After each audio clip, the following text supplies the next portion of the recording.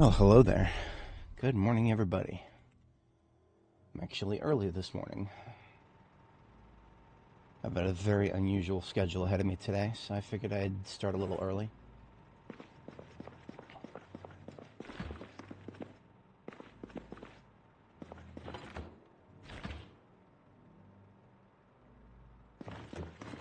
Actually, I have food prepared already.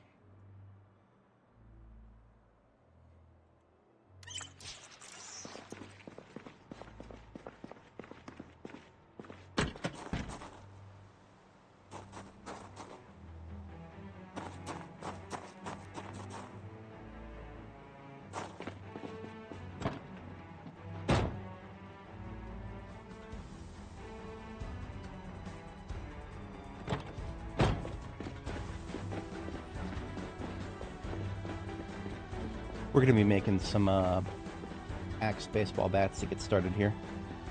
Got plenty of rail spikes, we just need large branches. For that, we will chop some large trees here. I'm going to take some sheet rope so that we can also pick up the logs that we're about to get.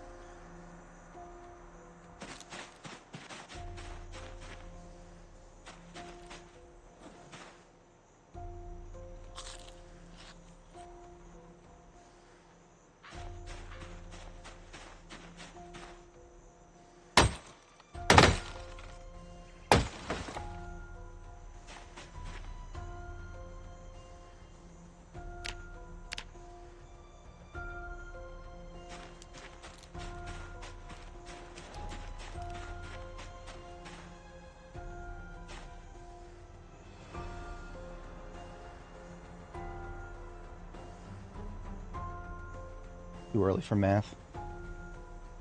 Okay, so even the large frame pack cannot fit 4 stacks of logs in it, and that's okay.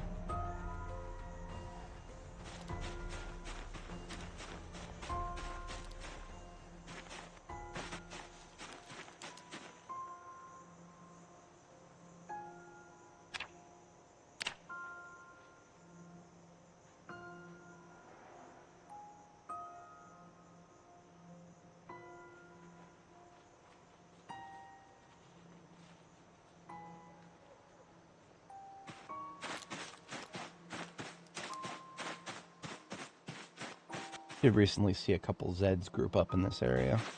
Like a lot more recently than I wiped out the area, so.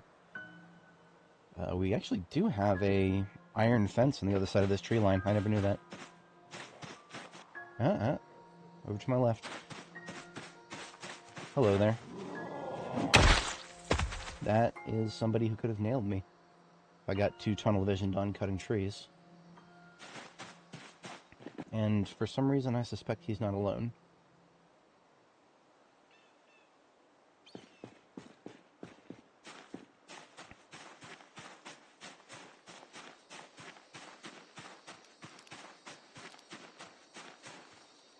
See?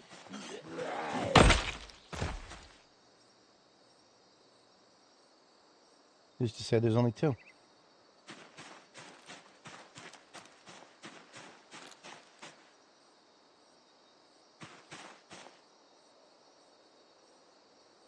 quiet bastards just hiding out back here. Right where all the big trees are, too. So at one point we ran the numbers. We do need a lot of large branches. Like, a lot. There's like 23 at one point. It's probably gone down since then. It's definitely gone down since then.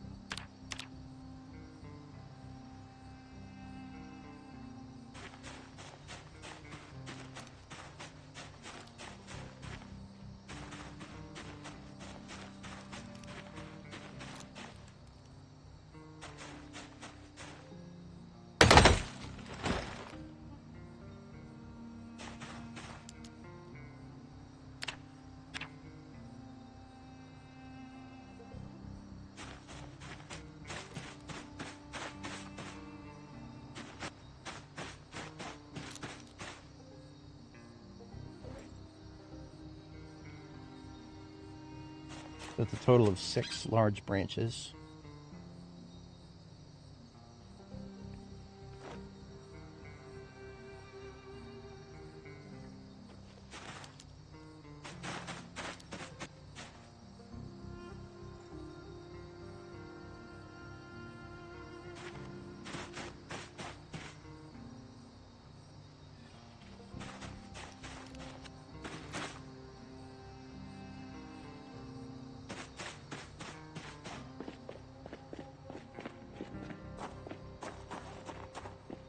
I'm not even going to carve all of them because we've got really good weather today. I don't want to be blowing it all on just housekeeping work here. We'll carve 2 of them and leave the rest behind for the moment.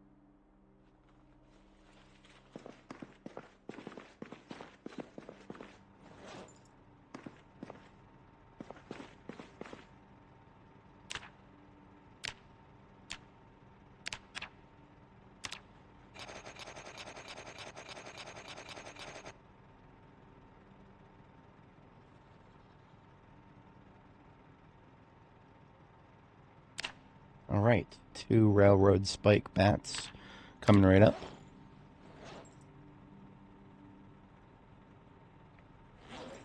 And those are our weapons for today.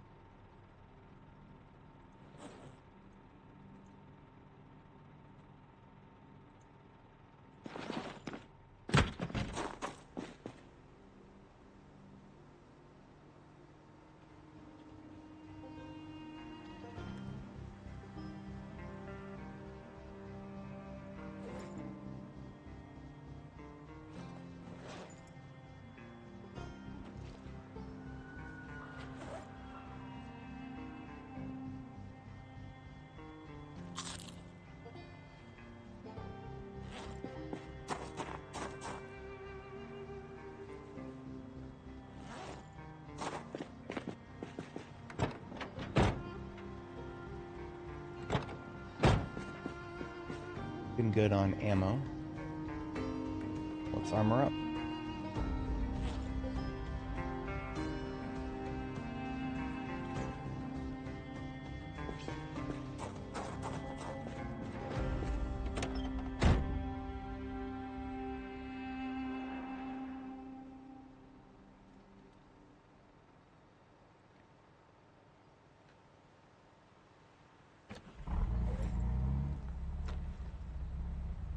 Did prone to illness get worse? I do know that the devs are working on rebalancing traits actively right now, so I want to say that that's the likelihood is high. I wouldn't know for sure. Um, I'm curious if it did get worse. If it did get worse, I'm curious if the effects will um, make me worse with corpse sickness. That might be why corpse sickness affects my character so easily these days. I do know that they've turned up corpse sickness a little bit, but that also just could be because they've made it more impactful to people with the trait. But I did not like fully get like a persistent sickness, right? It was just the queasy moodle, but then it went away when we were after we got ourselves sorted out.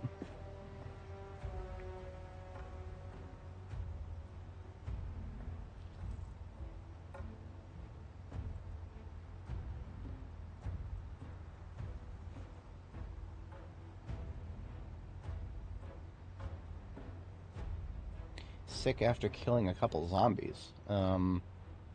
Yeah, that's definitely not what I've observed currently.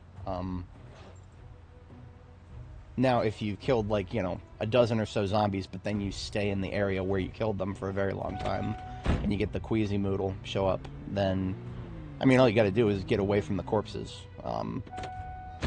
Like I can give you a really easy example of that if we go up here to where the whatchamacallits, where we did one of our big killing zones here. See all these corpses up here?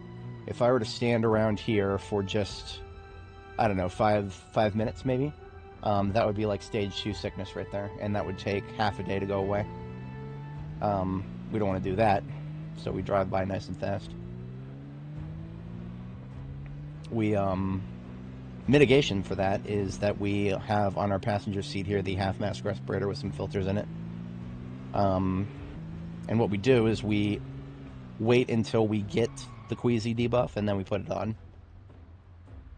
So the that eliminates the stink and allows us to get rid of the debuff.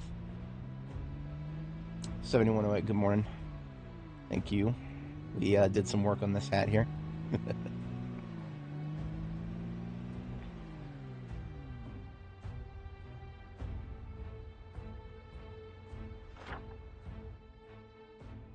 Little overview of our status in Louisville at the moment. For the sake of completion, I need to take a left and check and see what Chickasaw to Grady looks like here. And then maybe peek down Highland and Dunmore. Want to kind of fill in this little blank segment right here. Hey, Kraken. Solo barbecue in the woods. That sounds like fun.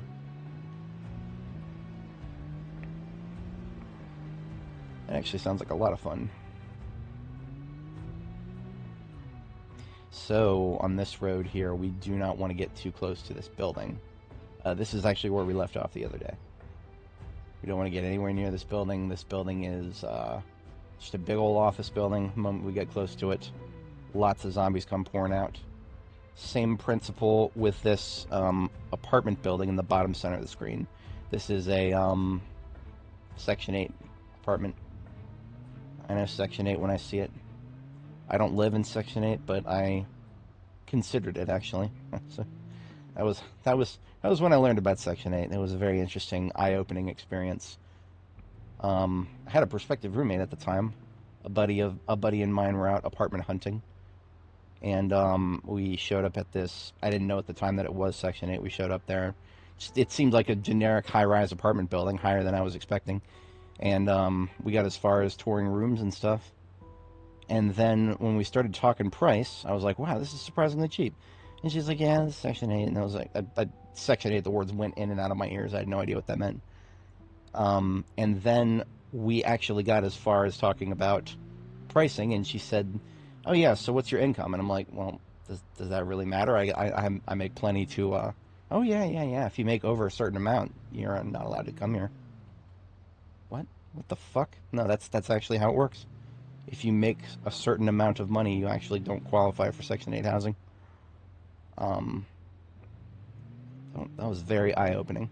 But what that means, though, is that you have a perpetually low-income housing environment.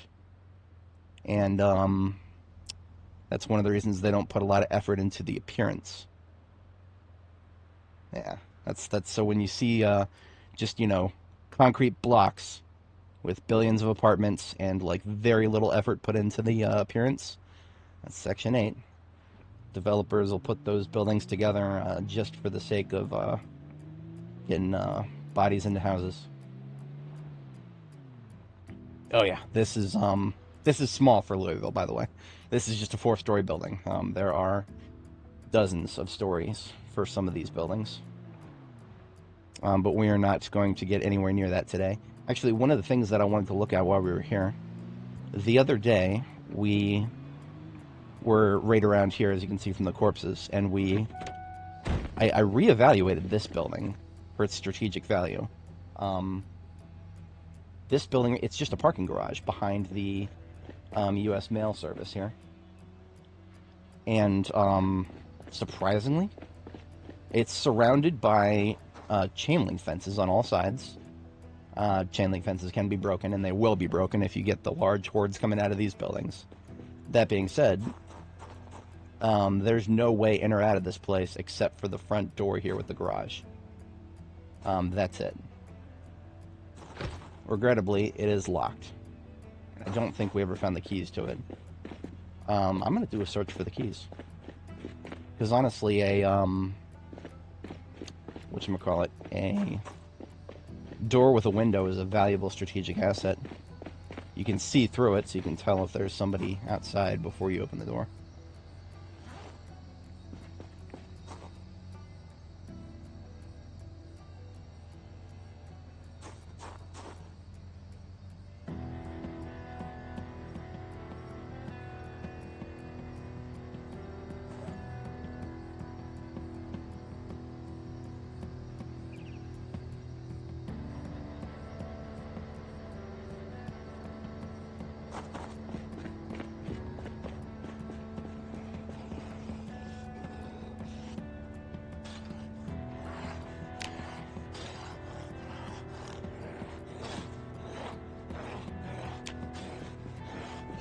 BTSS, good morning. Sometimes even new ones are totally botched. Yep. That is, it's one of those things where I would invoke conspiracy theories, but there's honestly no theories behind it. People really like, or sorry, not people. I shouldn't call these people people.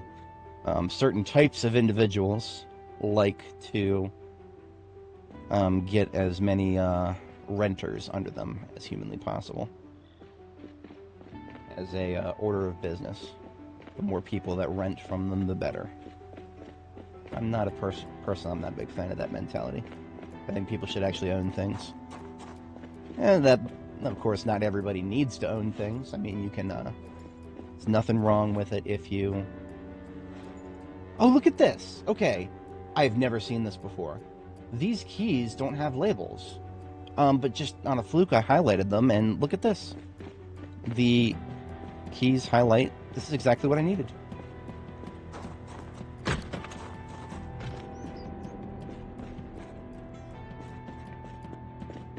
Boys, we've got a base here.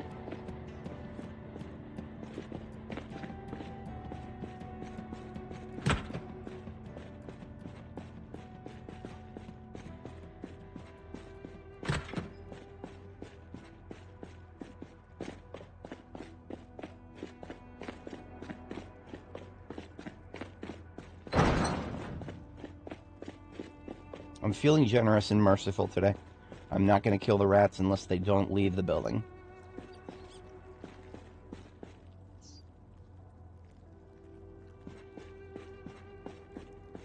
The keys have no label. It just says key. It doesn't say like key to parking garage or key to building. It just says key. And usually when I see something that just says key and it doesn't say what the key goes to, usually I just assume that it's just something that doesn't do anything. But if I mouse over the key, you see how the doors highlight red? Okay. I did not know that this even happened. key. So I'm actually going to rename the key myself to LV Garage.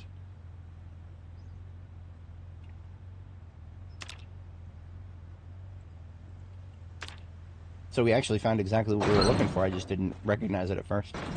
It's great. So we'll come back here in a little bit to make this a proper base. For now, we are still clearing the area out.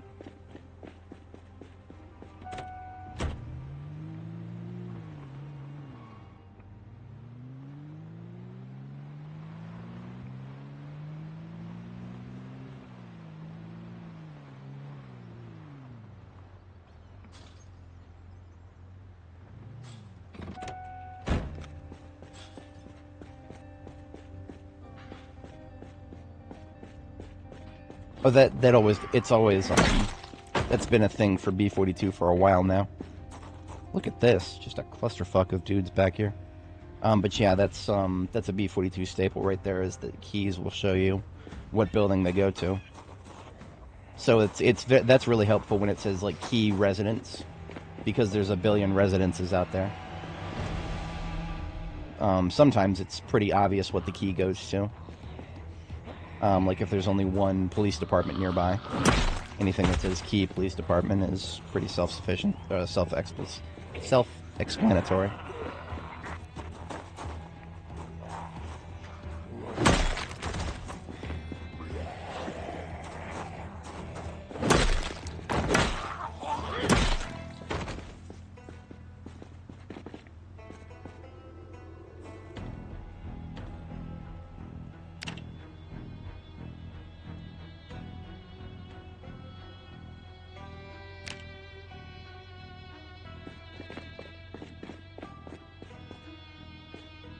The furniture shop right here.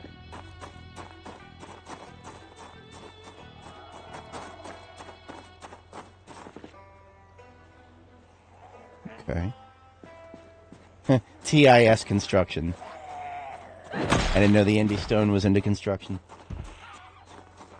Oi, don't break the window.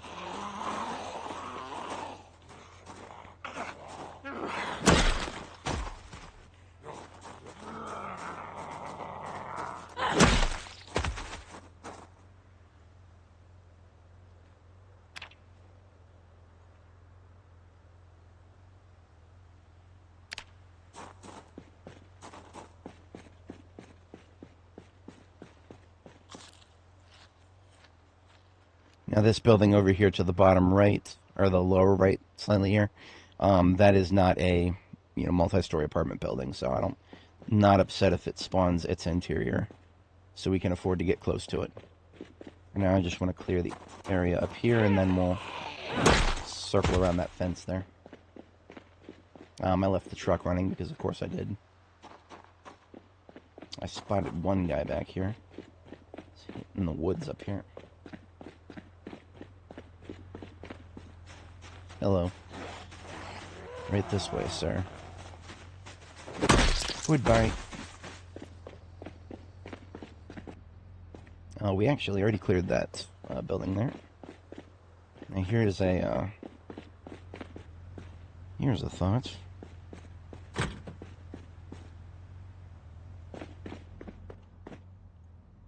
We got a mini fridge.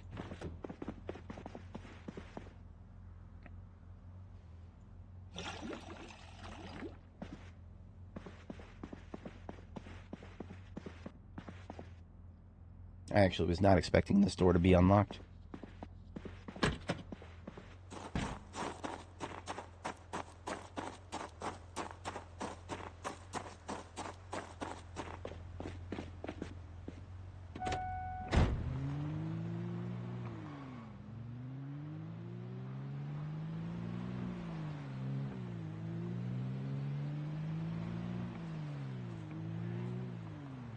Okay, so this is a, I think both of these are warehouse loot tables. I recognize this one here. When I was at this one on Annie, it was looted and trashed, but it was identified as a warehouse loot table.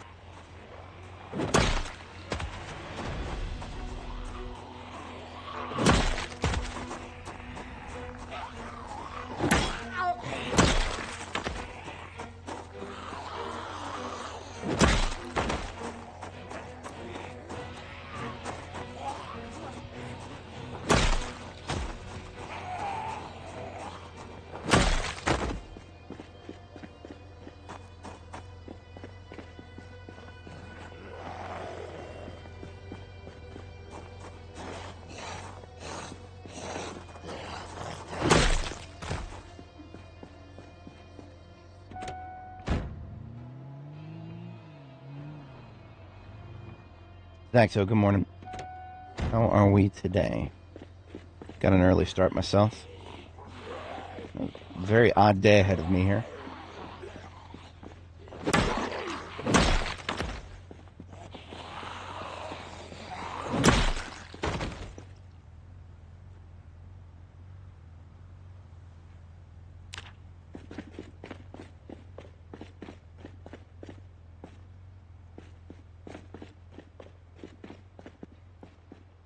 So a lot of this parking lot is actually clear because I was working on the road down here because we're linking up with cleared territory now. So on the other side of Jay's Chicken here, other side of Jay's Chicken, along with that gas station, that's all cleared territory for the most part. I haven't gone building by building, but we've done a number on the street so far.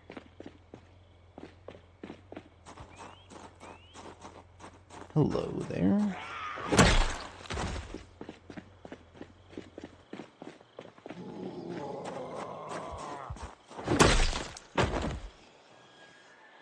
Hey!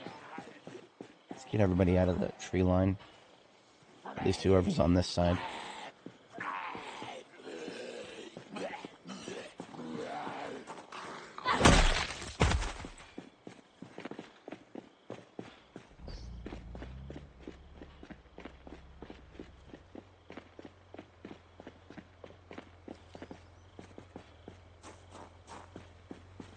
So this warehouse right here, being full of construction materials, that is a strategic asset. You don't get entire buildings full of construction materials too often in the festering urban heart of Louisville here. Especially not this close to First Street. This would have been great to have on Annie. Alas, it was looted and trashed for her, so relatively little stuff in it.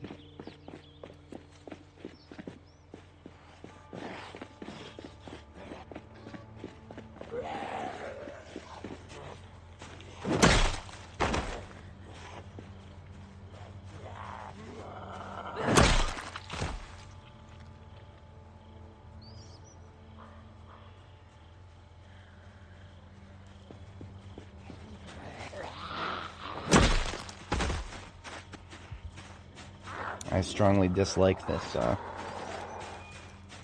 billboard here. I'm going to start swinging at these rats. My mercy is very quickly getting exhausted. And it's one of those things where it's actually not... Normally when I worry about small animals, I worry about my vehicles. When it comes to rats and them just, you know, scurrying around outdoors, they're actually unironically a tripping hazard. Your character can and will trip over small animals. That might just be a clumsy thing, but it doesn't really matter if it is. It's an actual threat to me.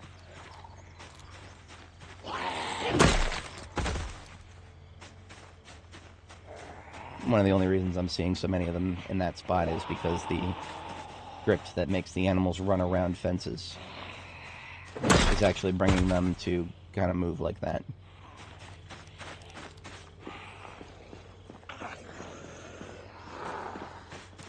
So on the other side of the street here, where we're getting some of these guys, it's mostly just office buildings. I think we've got there's a cafe. That's probably going to be where I get my stove for the base that we're going to put together here.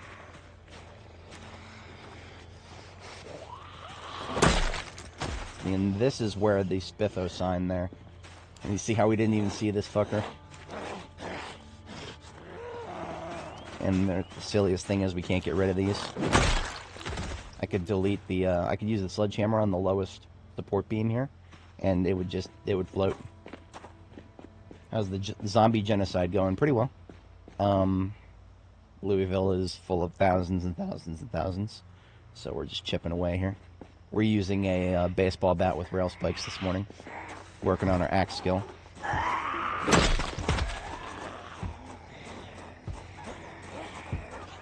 It might not look like it, but this baseball bat with rail spikes is an axe weapon.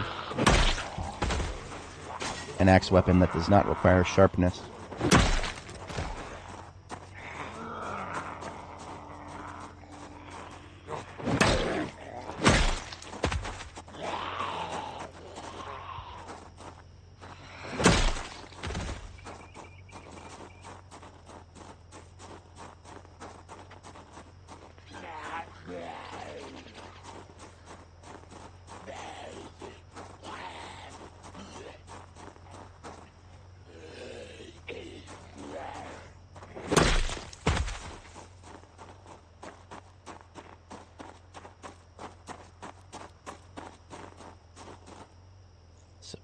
Down here we got office complex, 3-story office complex here. And then on the ground floor here we've got cubicle offices. This is the bakery. And this is a generic restaurant. And then more multi-story office building. So nothing overly impressive. On the second floor here, I think all 3 of these are basically just offices. I actually know this place pretty well because I was here extensively on Annie. We actually set up a base on Annie, and I would not probably do this again, especially since they nerfed it. On Annie, we actually built a sort of an outdoor base in this parking lot area up here. I called it Fighting Position Zulu because it was sort of our major point of ingress for Louisville towards 1st and Main. This inn right here is probably going to be our source of beds and or other furniture. I don't know if I've spawned in the interior. I should go ahead and do that.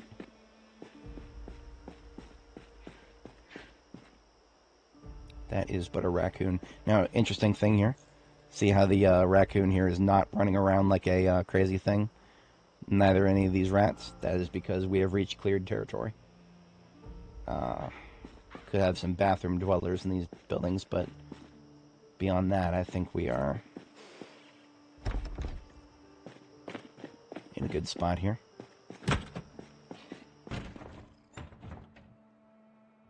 Cookware? Okay. Sure, I wasn't quite ready for it, but these raccoons are actually I'm gonna chase it away.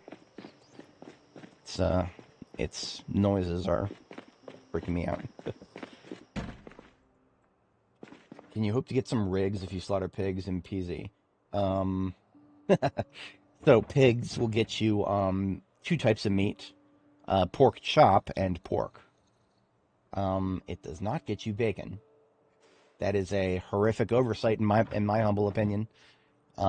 This game should have bacon in it. If we can slaughter pigs, we should be able to get bacon. But we can't.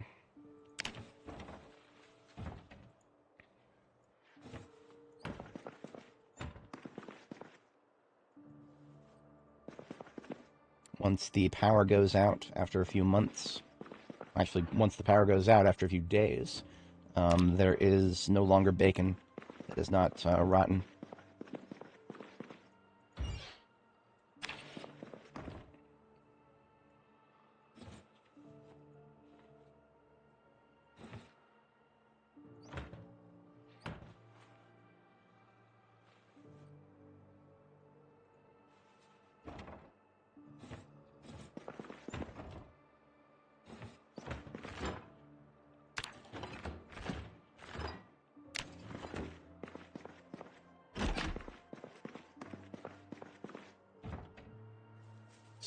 You use a sewing kit. Hell yeah.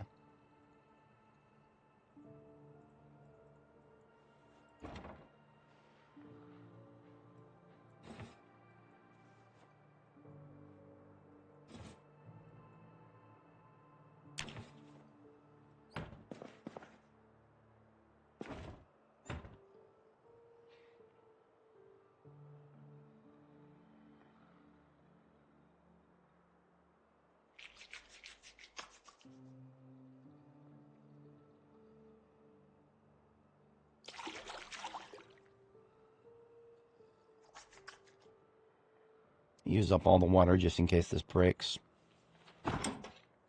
Yeah, it broke.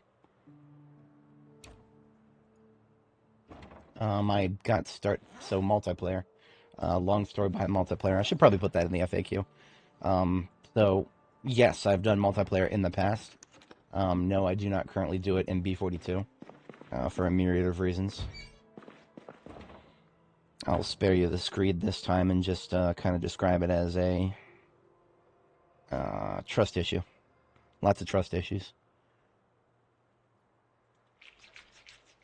Survival crafting games are games where you have a lot of things that you put a lot of effort into.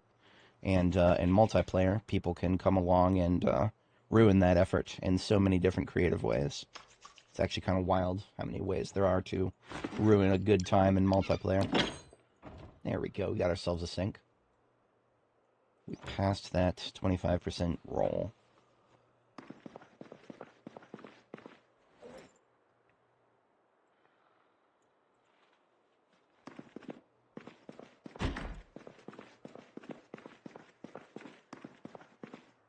Now this is interesting.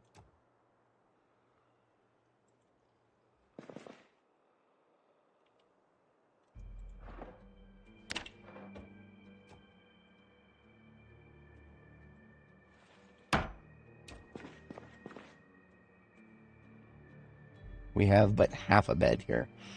The devs forgot to put the other half down, so I actually can't pick it up. Nothing happens if I try. Fascinating.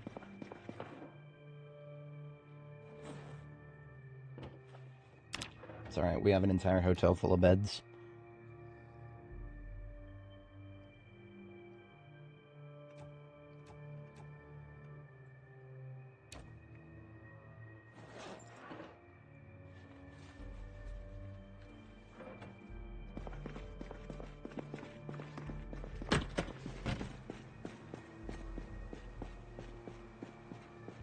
That raccoon that's making the noises, we already chased it away, but we still hear it.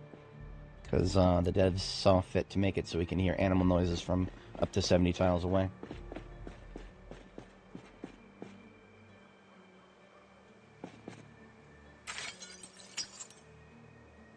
Ooh, there are single beds over here. Good, good.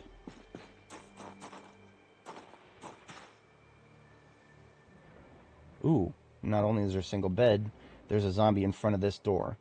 And I don't like that, because there's no room to back up. Even if that door is unlocked, I would be backing up into a staircase. I don't like that. So I'm actually going to go all the way around here.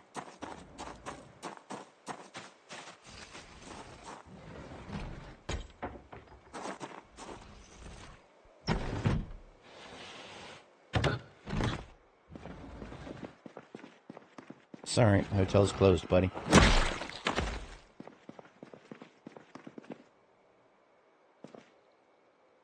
See, and the thing about multiplayer is you can have a lot of fun with it if you control who joins. And even if you don't control who joins, you can fly under the radar sometimes and not really worry about too much if you don't attract attention from anybody who wants to fuck with you. But that's just the thing. Once somebody finds out where you are and decides to fuck with you, it either becomes a, okay, let's ban them from the server because I can do that, or it becomes a, alright, well, let's start some rotating security shifts to protect our assets, even while we're not online. No, I put 2,000 hours into Ark Survival Evolved, where we had rotating security shifts to protect all of our tribe assets when everybody else was not online. It worked out pretty well for us at the time because I was I'm an American on the East Coast, and a lot of the people I played with were Brits. So there was a natural, time shift between us. It was, what was it, +4 hours, something like that? But it wasn't good enough. We still got offline rated at one point, and vast majority of our assets were annihilated while all of us were asleep. So even when you have the rotating security shift, sometimes it's just not good enough. Sometimes people come along and break your shit when you're not there.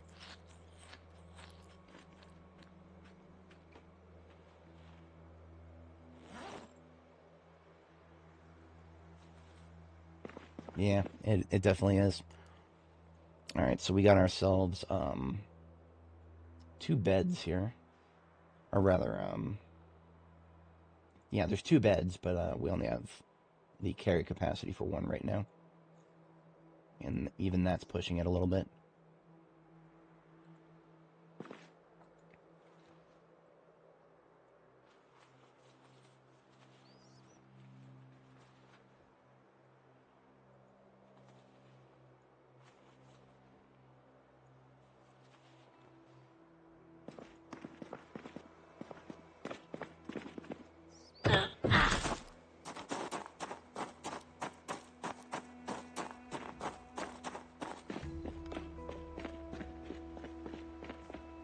should have remembered I parked way back up here.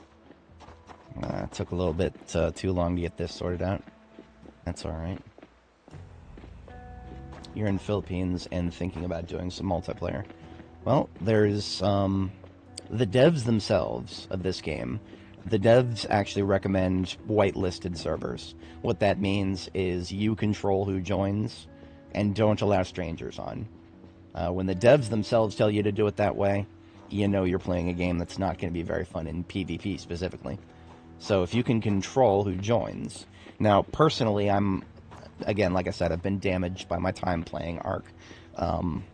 My policy, when it comes to multiplayer and survival crafting games, is that I will not do multiplayer with anybody unless, one, I know them in real life, and two, I live far enough away or close enough to them that if they break my shit, I can go punch them in the face in real life. That's my policy. Which, I mean, you know, I have a small group of friends that I could do that. Even my buddy CA technically counts as that because, well, that would be me driving from Virginia to Minnesota. But I know where he is if I need to go punch him. Not that I recommend going to punch a fucking Marine if you're a humble civilian like myself. It's the point of the thing, right? It's the principle that matters.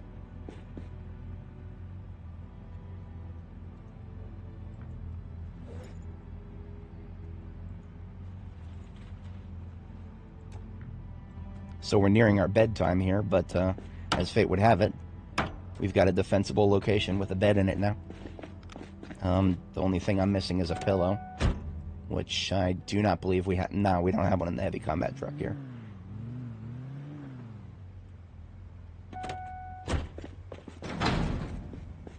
Fed employed civilian. Yeah, no, that doesn't really count for much. I am but a desk jockey at the best.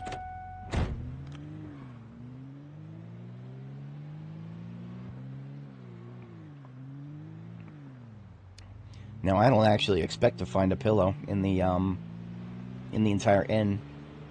I could be wrong. I hope to be wrong. But I have seen in this game entire hotels without a single pillow in them. That is a thing that can happen and does happen.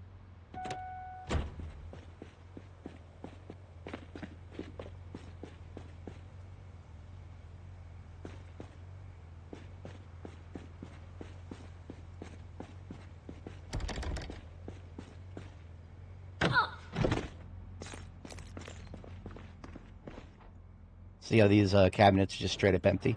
We might see an entire building full of those.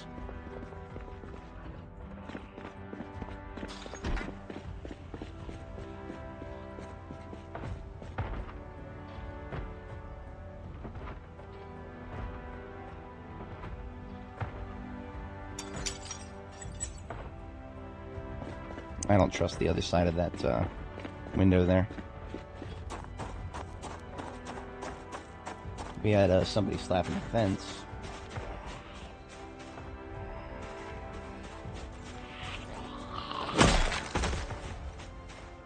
And this window is broken.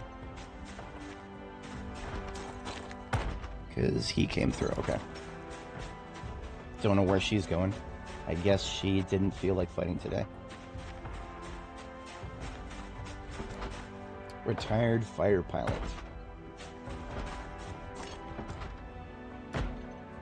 You know, pilots tend to be type A, so is he really retired?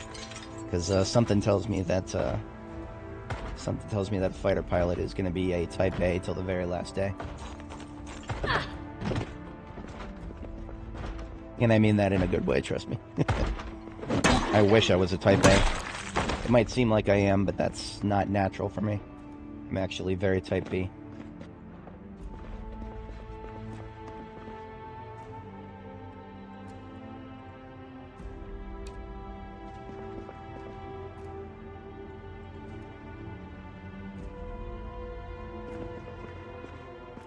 Yeah, so that's 3 cabinets in a row with absolutely nothing in them. Yeah, this is not happening. We'll seek a pillow elsewhere. Wakes up 6 a.m. Still, there you go. No, that's That's how that whenever any, this is true probably for any military on the planet, whenever they pick somebody to be a pilot, they're almost always going to be a Type A with really high energy. It's just a natural thing the militaries have learned to do. So actually, at this rate, we're probably just going to go back to Jericho to sleep.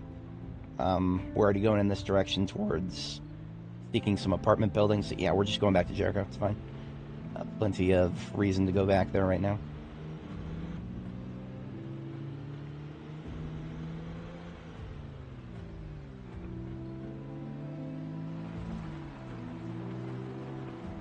So if anybody's not familiar, Jericho is my power center for Louisville, and it will remain so for pretty much the duration of our time here.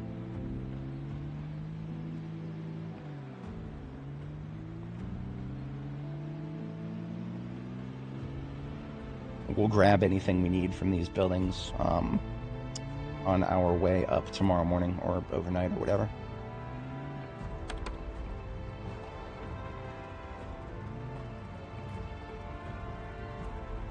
Parking spots could use some work.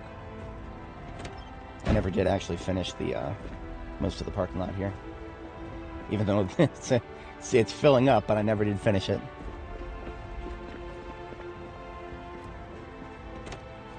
Oh, Godspeed with finding a new PC at reasonable prices. I pray for the decline of the AI bubble by that time.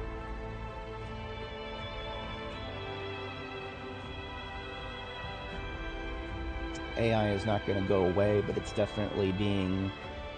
there's been a lot of money spent on it by people who don't understand it, and so a lot of people are going to be losing money on it. And that cannot happen fast enough, because that's one of the big things contributing to the cost of computing parts right now. Canada mentioned. Alright, so we took off our heavy armor. We are ready for bed for the most part.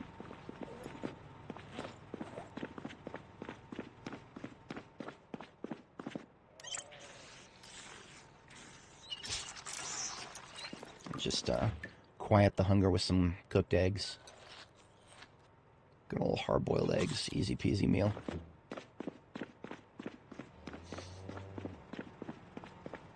Now we actually have tons and tons and tons of beds right here. We do not have tons and tons of pillows. We don't even have a ratio 1-to-1 for beds to pillows, so that's no good. We'll need to go harvest some. Speaking of harvest, the kale that's planted outside, we are going to wait until it blooms to harvest it, because we only had 15 kale seeds, and all 15 of them got planted. So if we were to harvest all the kale right now, we would not have any more kale to plant, and that's no good.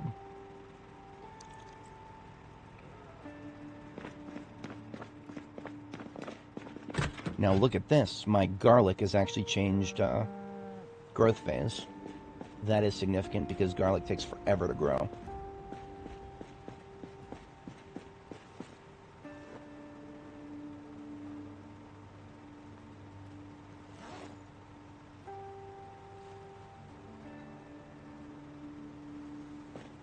We might not have enough compost, though. Probably not, nope. We have 2 bags of compost right now. We need 5 for a full 2 rows here.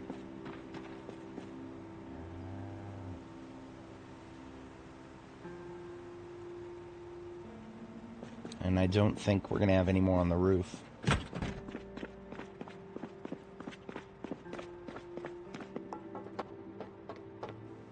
Yeah, AI is a very useful tool. That's all it is. It's a tool. It is a tool that you can do some really cool things with. It is not the second coming of Christ. It is not going to, well, it is going to change the world to a certain extent. It's going to change the world as much as the cotton gin did, right? We're not looking at a, we haven't invented the next wheel. We've invented the next extremely useful piece of technology that's going to make certain things much better. But until we understand exactly, or until the idiots with money who don't understand technology Until those people fully understand what it's capable of, we're in for some rough times. Because right now it's just a fucking gold rush. Everybody just wants... All they want to do is get a data center and get their fucking ChatGPT chatbot going. Which is not how any of this works. AI is... what's the best way to phrase this? Anything that requires parallel probabilistic-based modeling. Probabilistic-based modeling AI is going to be useful for. So that's even things like the climate. You can get some very amazing use out of predictions and stuff like that. Looks like we have all the compost we need over here.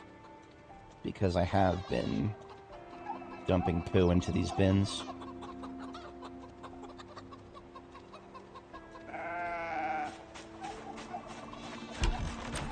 And yes, there is a deer in my animal yard here. It takes a little bit of effort, but you can steal them. They don't become tame, though. They'll always run away from you.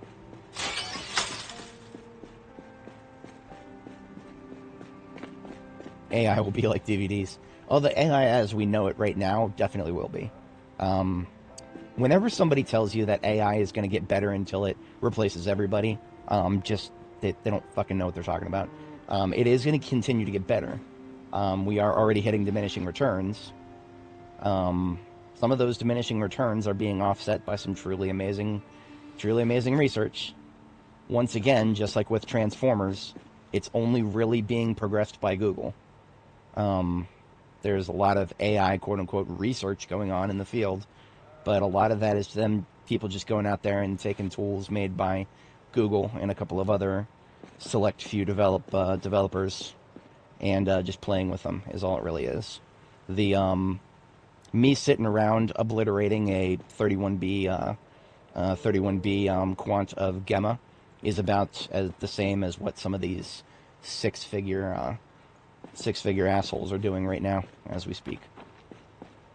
Now the reasonable question would be, why don't I go get paid six figures to do it? Well, I value my job security. I really do.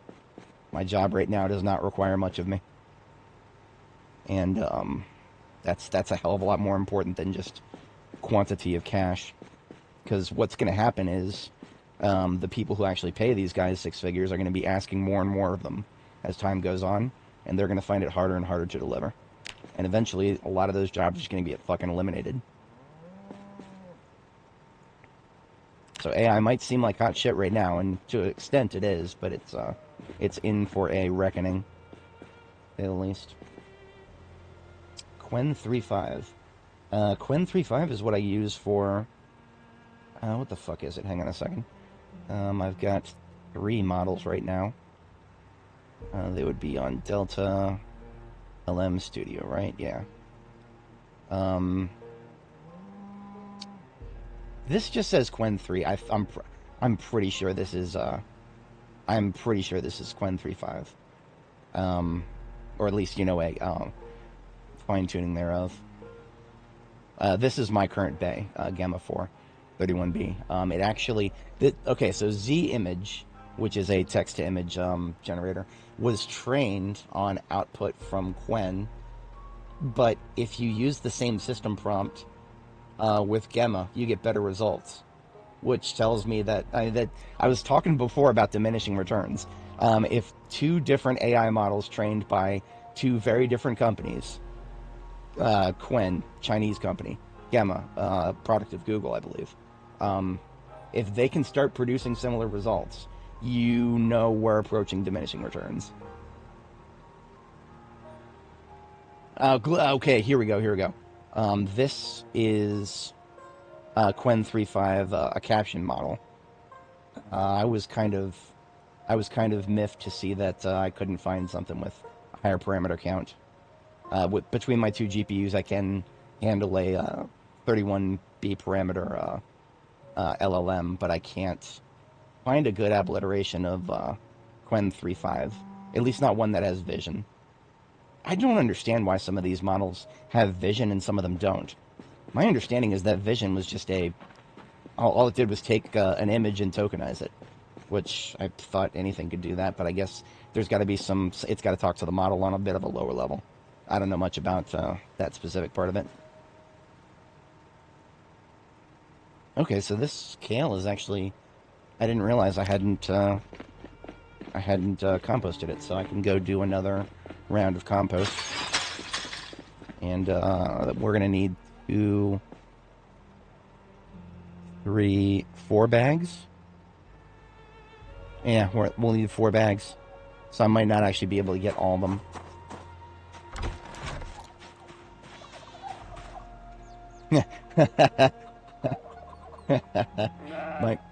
Doyle, I should probably disclose, I am currently a bag holder of, okay, what's a bag holder and what's a responsible owner?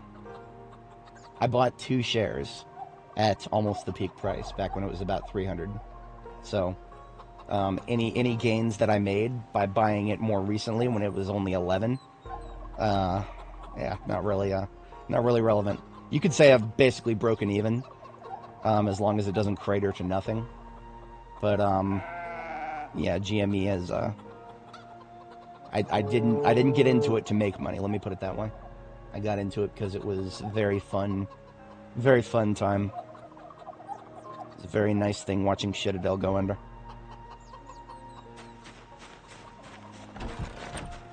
I actually was going to take a screenshot at one point of my positions. I got too much embarrassment looking at it. I am not cut out to be an investor. My overall, anything that I've personally invested, has been about a 60-something% loss. A lot of that in part due to the stupid FOMO purchases I made of GME at its height. I fully bought into the hype that it was just going to keep mooning.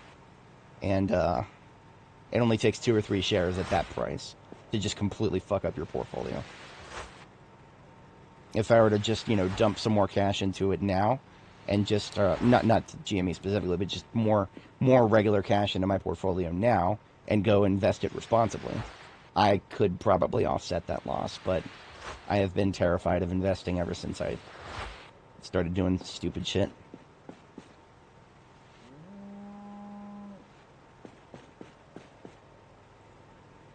So this should all be under a week now. In fact, it should just be a few days out. Just going to check and see if any of them are down to hours. This is kind of important because I'm pretty sure all this kale will die as soon as November comes around. At least I think so. So I need to make sure I nab it within the next 12 days. Shouldn't be a problem. Yeah, no, Kraken, that's probably a great policy. Like I said, I'm no expert, but public attention, I feel like that's just a force multiplier for what's it called? Volatility, good or bad. I'm curious now. Didn't SpaceX have an IPO? I never even looked at it afterwards. This is one that I own, and actually forgot exactly how many, but I bought this. I bought into GSIT when it was $1. So I've made a healthy profit. I just didn't buy that much. Should have bought way more. How the fuck is it?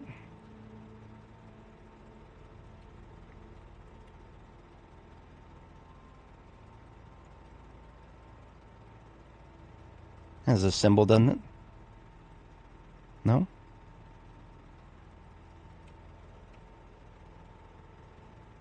Is expected to have an IPO in 2020. Okay, so it hasn't had the IPO yet.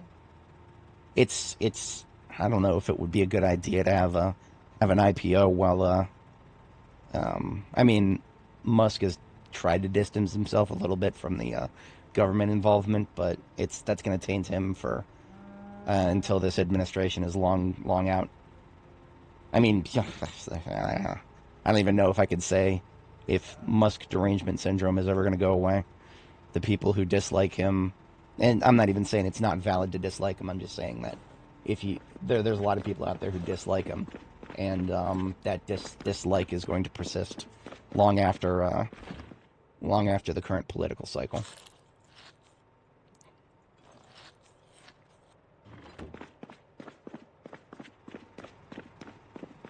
Yeah. See, the thing with me is I never paid attention to Tesla because I have always been under the impression that electric car manufacturers, as they currently are eventually going to crash. I do not believe that they are a sensible long-term investment unless they improve their practices a lot. See, right now, let's just say that you're coming at it from the environmental or the green lobby, for example. Lithium. The fuck is wrong with you? We have lithium batteries right now. There is no green whatsoever in that. Lithium is absolutely fucking horrific for the environment. Mining it, processing it, relying on it for stored energy. No, we need some form of carbon-based energy storage. Whether that happens in the form of graphene, which is what I would really like to see happen. I don't know. We need something that does not require rare earth materials to store energy.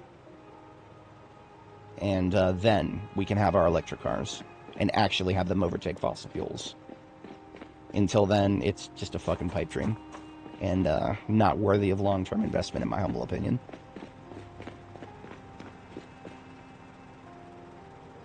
What else do I need from Jericho right now? I feel like I need more than what I have. Oh, let's make some axes. I love being a blacksmith. I can just make an axe just because I want to. We're going to make some wood axes first. That's going to require a few pierced steel blocks. Resin, good morning. We are having some fun today, and we're talking stonks, as it were, just for the sake of it. But we're also making some axes. What I'm going to do is saw one of these ingots. We have a few ingots laying around here.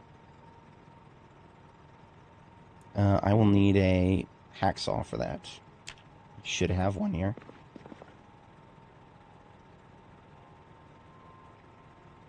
Somehow I don't have a... No, I do. Of course I have a hacksaw.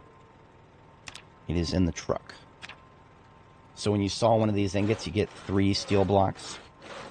I'm going to get that, and then we're going to turn around and pierce all 3 of them.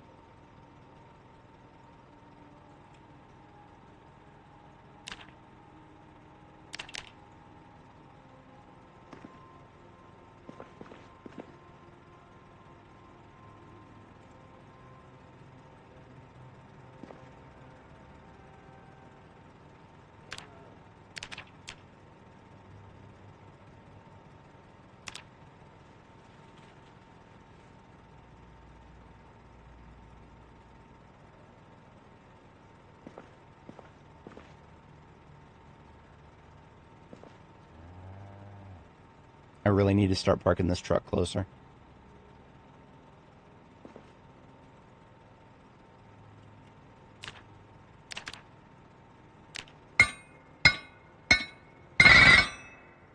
Oh, we're out of charcoal. Ah, that's why. All right. I should have known. Well then, there's not much I can do with the rest of this.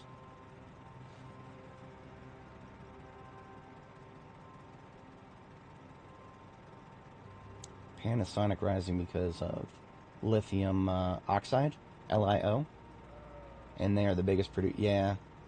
Well, so lithium oxide, not a bad technology. Back when I was younger, I was a huge glazer of lithium air, that would be specific to like what's it called? Lithium air would be like EVs that have the batteries in the front. The air passes through the grill while the car is moving, and the air ionizes the battery and gets it a little bit longer life. I was a huge glazer of that technology, but that was long before I understood the complexities of relying on lithium. Lithium batteries are a non-starter for global sustainability. They're just a fucking non-starter. You cannot rely on lithium and have your beautiful future with everybody having electric vehicles. You just can't. There's literally not enough lithium on this planet for it. I don't even think there's enough lithium in this solar system for extremely long-term prospects like that.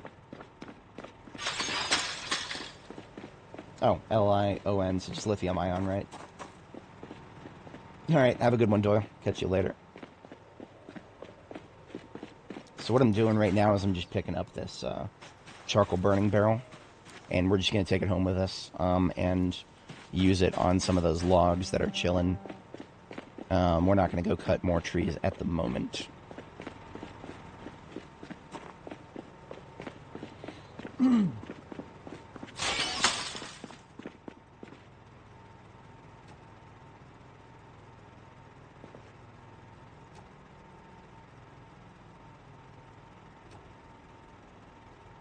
Hey, good morning. How are we doing today? Currently burning some wood for charcoal.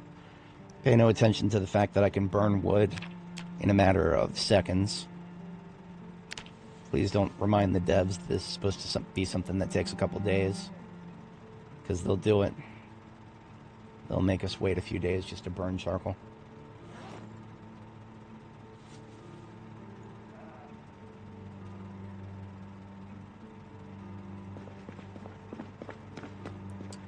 Charcoal into the trunk. Okay, something went dumb there. Something went dumb because there is plenty of charcoal. I don't know what happened there. I think there's problems with the trunk range. I'm gonna back up the vehicle. That shouldn't have happened. That should not have happened. This is a 100 quality engine. What is going on here? Engine quality 99, so that was a 1% chance. Fuck you. That's some bullshit right there. I'm mad about it. I'm really mad. Alright, we should have absolutely no problem running the forge now. Yes, good, good, good. So, piercing 2 blocks.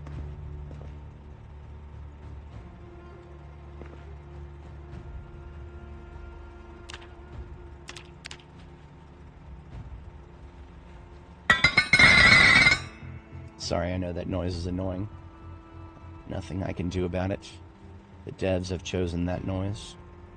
And, well, I can zoom out.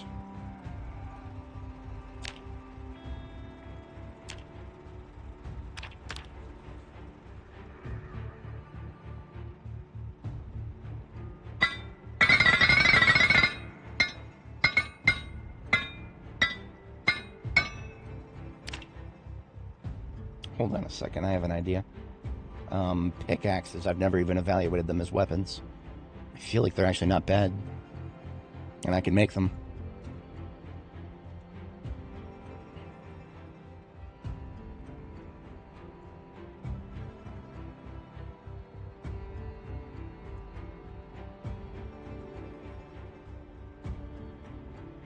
Lower damage than... Okay, so pickaxes actually have the highest baseline damage of all axe weapons, except for the ones that have the absurdly extra high stamina cost, right? So wood axes and cudgels have this 3 times stamina cost, so I usually don't even think about them in these tables. I wish I could just delete them. Now, that being said, we've got a 9 times crit mult, but only a 25% crit chance, which is actually better than the fucking axe. Wow. Well, what's my swing speed? Swing speed is much slower. That's, yeah, that's a major factor. I don't really care about something with that low, the swing speed.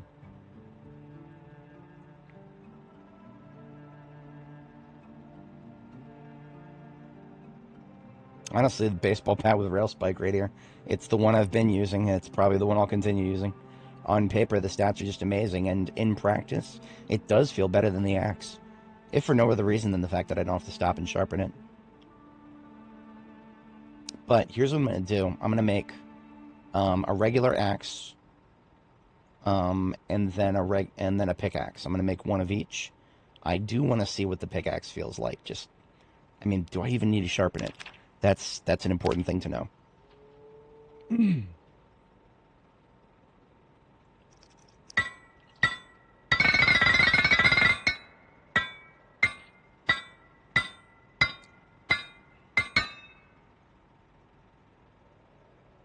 You don't have to sharpen pickaxes. Okay, so my calculus that said that the baseball bat with rail spike was one of the best ways to level your axe skill once you had a lot of resources for it. That might be challenged. Because if you don't have to sharpen a pickaxe, the only thing holding it back right now is the swing speed. Otherwise, that crit rate, we'll see. I want to see what it feels like. Yeah, we're going to have to mess with it.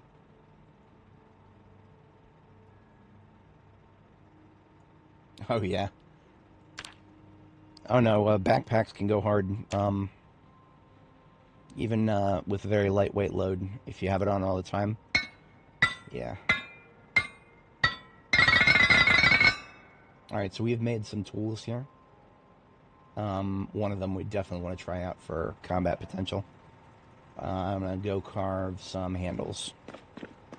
Do we have handles already? No large ones. So we're going to turn some of these planks here into large handles.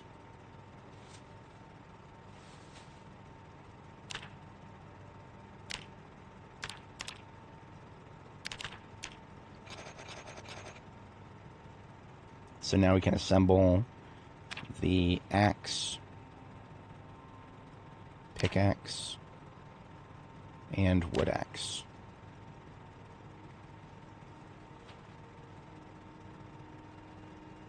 And then sharpen them. Yeah, no, that's in real life, definitely. In game, well, I'll do things that are convenient more often than healthy.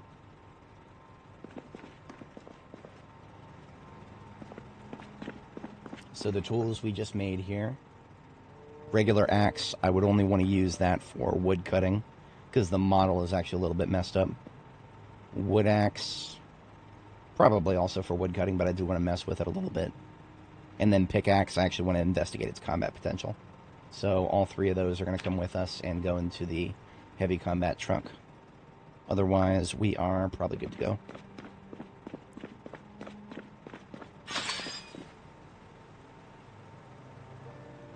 There's no more room in the truck. Oy.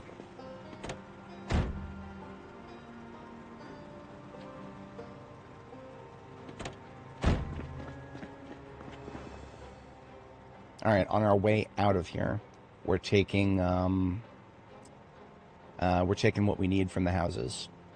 So that could be anything from a stove and fridge to a, whatchamacallit, to a, we'll need some pillows.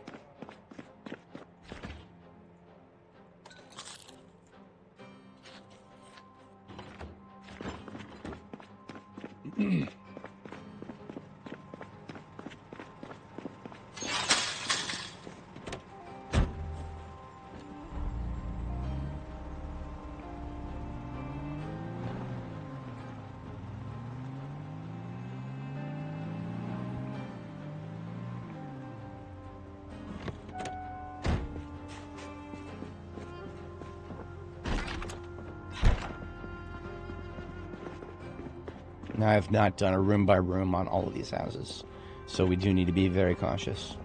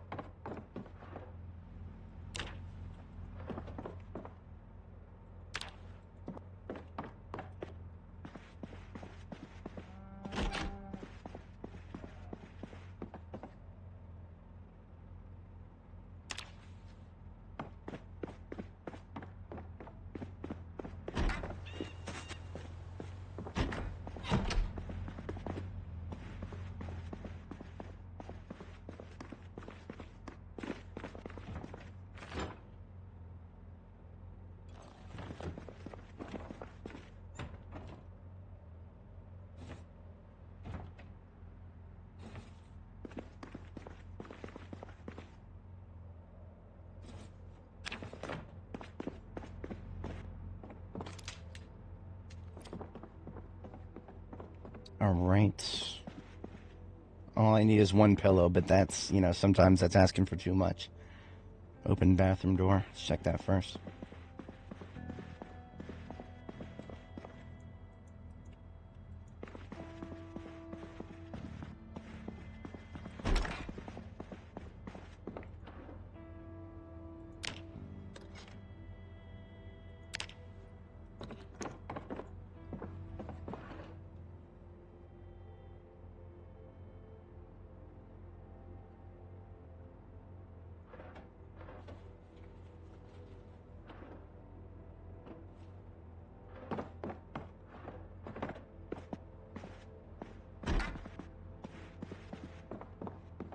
Not even a bedroom.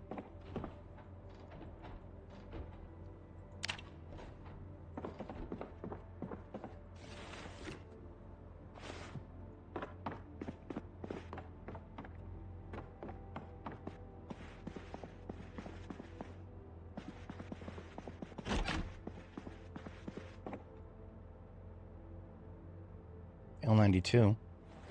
Sure, why not? I'll take it, but I'm just going to leave it outside because I don't need it right now. It's unironically too heavy for me.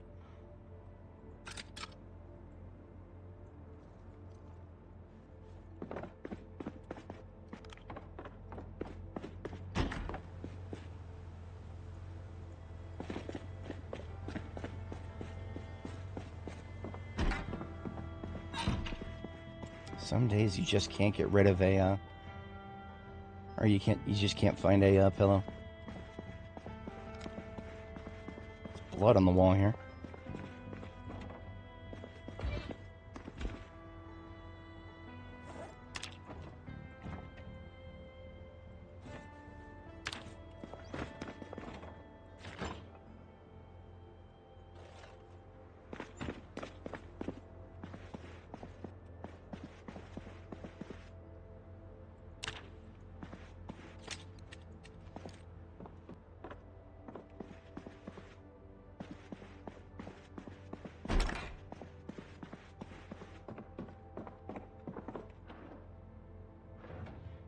It's a toy cat pistol. And some firecrackers.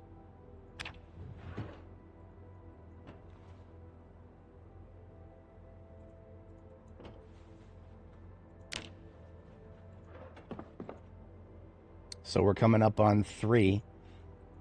Again, three entire units that we have looted without finding a single pillow.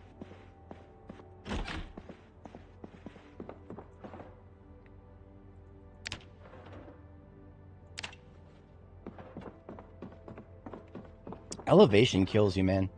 I can confirm from very personal experience that I can go so much farther on a regular, flat, even terrain than I ever could with just a slight incline. I don't know what it is. Maybe I'm just a out-of-shape dork, but I feel like incline is just a very easy way to wreck yourself.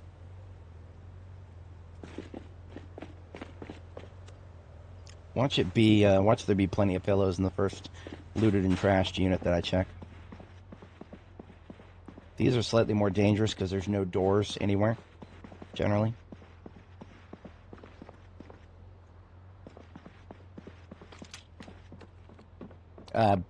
Setting up another base, another field outpost. I've got all kinds of assets, but not enough pillows. Increases your quality of sleep, and it's more important for a restless sleeper such as myself. There we go. See, look at that. First looted and trashed unit I find, there's 2 pillows. Glorious.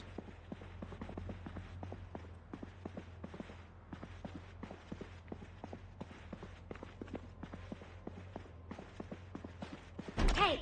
You know what? I didn't intend on hitting Q, but yeah, it's fine. We're out of here.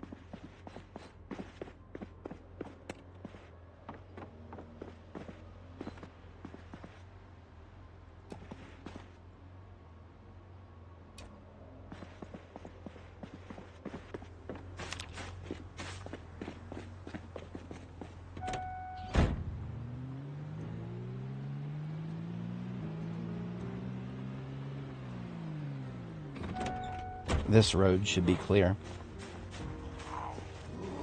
It's really cursed that it's not.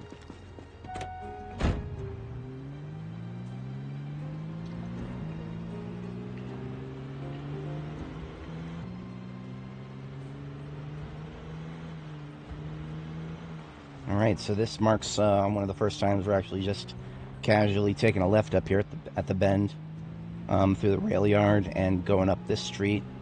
And we've actually got a concrete destination. We're not just exploring.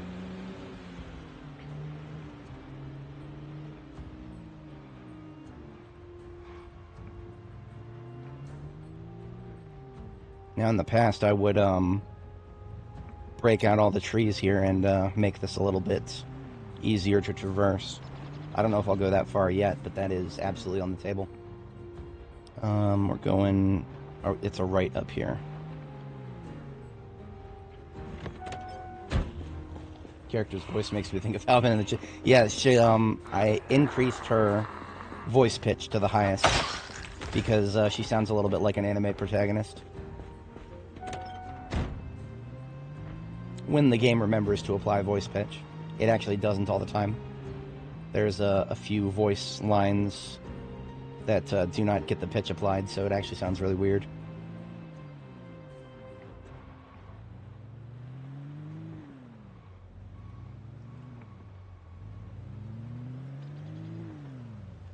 Alright, so this is our new field base right here. It's not overly impressive, but it's extremely well defended. And now it finally has a proper place to sleep in it. So the bare minimum functionality is required.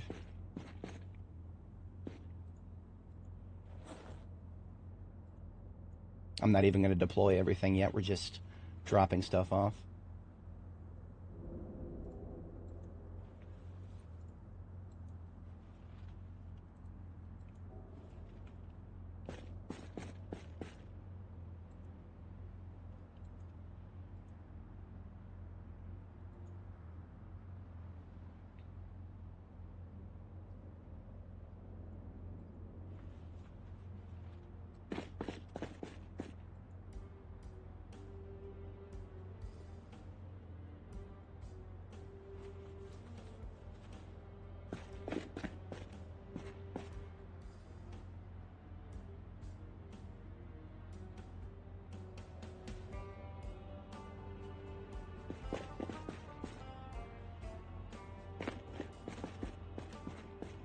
Separate piles, so I don't have to go back and sort through these.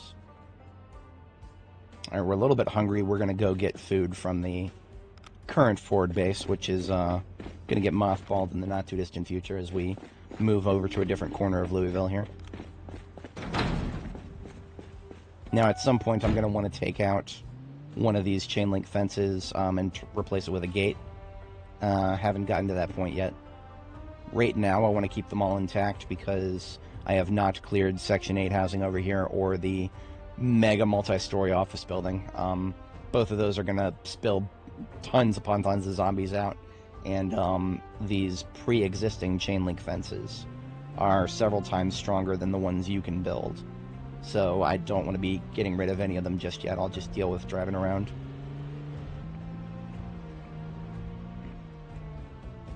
Now, I don't want to get too close to this apartment building, but I have no qualms with making some noise out here. In fact, we'll do some donuts to get everybody's attention.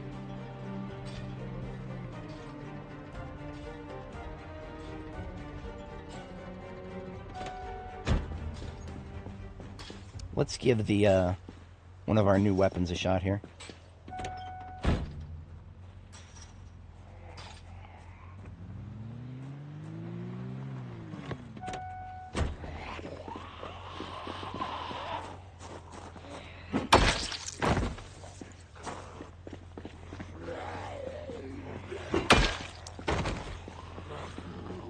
So the pickaxe here is an axe weapon that does not require durability, kind of like the rail spike bat on my back here.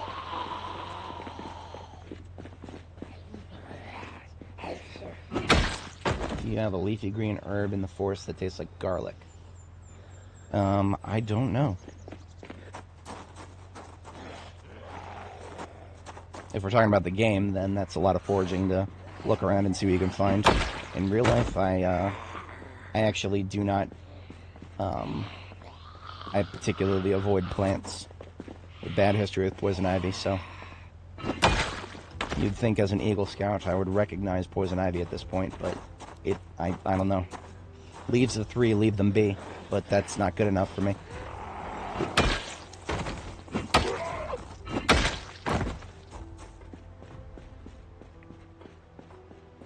So I'm just trying to clear the parking lot. I do not want to get anywhere near the building. Hey! And if that guy won't react to me shouting, then so be it.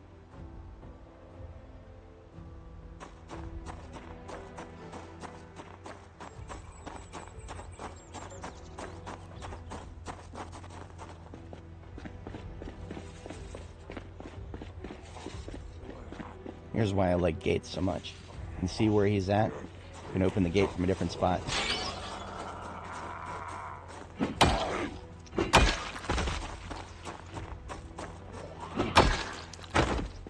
The swing speed on this thing doesn't feel bad at all.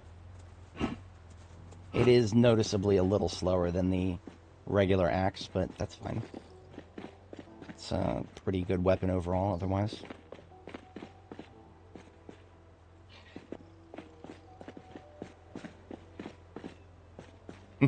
Yep. I have heard that comparison once already. It is a very valid one. Hey, listen, wake up.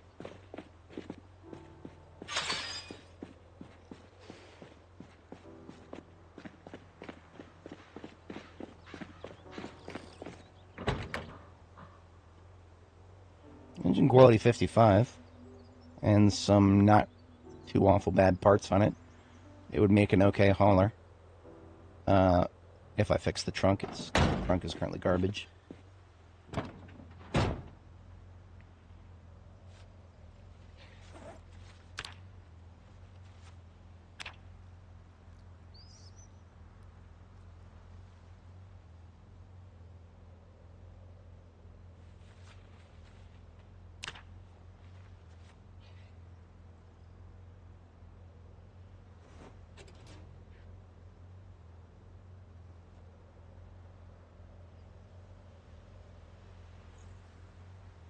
That, the seeds we found in this toolbox were one of our few chances for some of those super elusive, rose and or lavender seeds. We unfortunately did not find any. Because they don't spawn anywhere else right now. Only in toolboxes labeled as agricultural.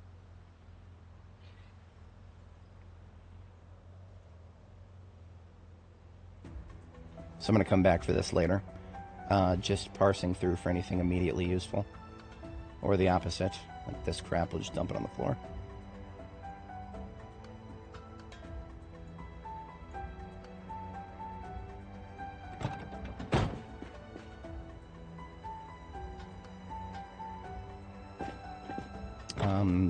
Leaving the key on the driver's seat.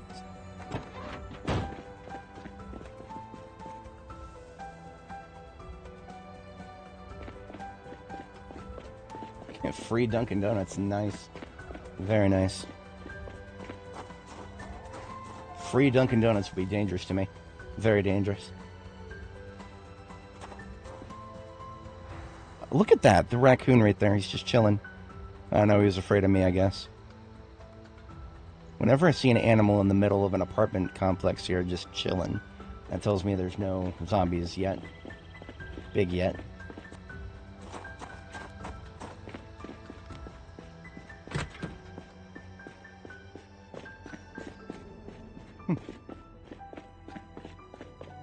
So there's no Zeds, but there's also very few crates. I actually expected a lot of crates. That's no good.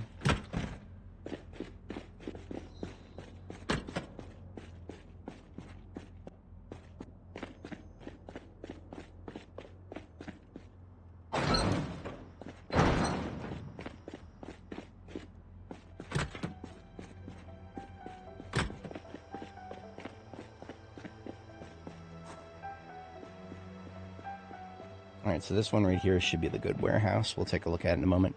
Otherwise, we're getting really hungry right now. I shall bring her back to the Ford gas station base, and we'll have a bite to eat.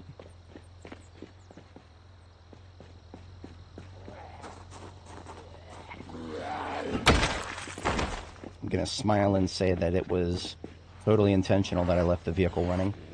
I wanted to bring these guys out, and I wanted this free firefighter axe. Yeah, it's very intentional.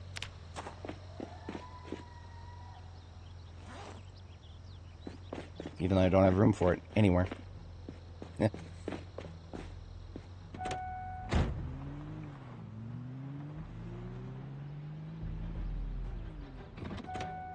Okay, some of these guys are migrating from a substantial distance.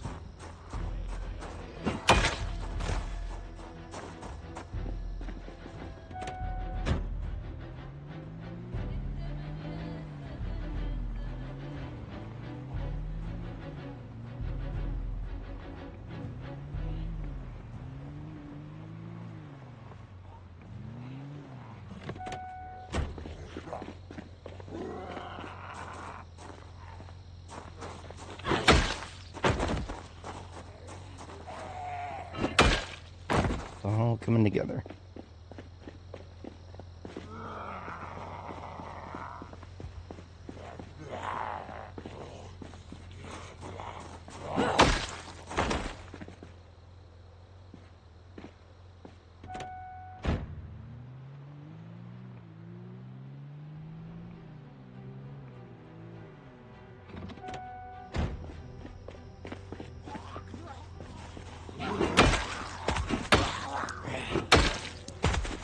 You know what? I'm gonna go ahead and eat some jerky. This is why I have it here. I'll shut the hunger up for now, so that I can keep doing what I'm trying to do here.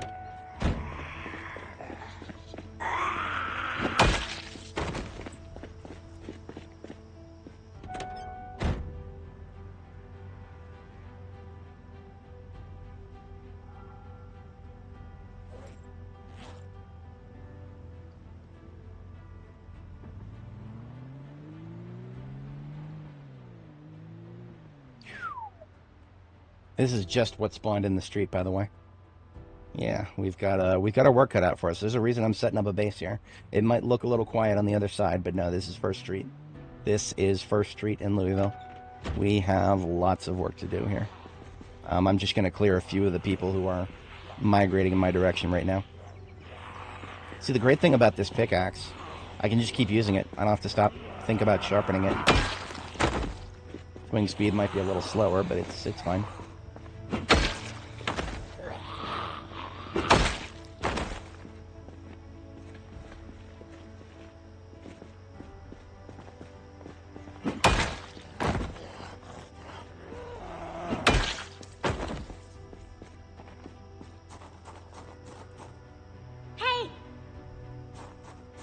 See if that brings anybody out or further up.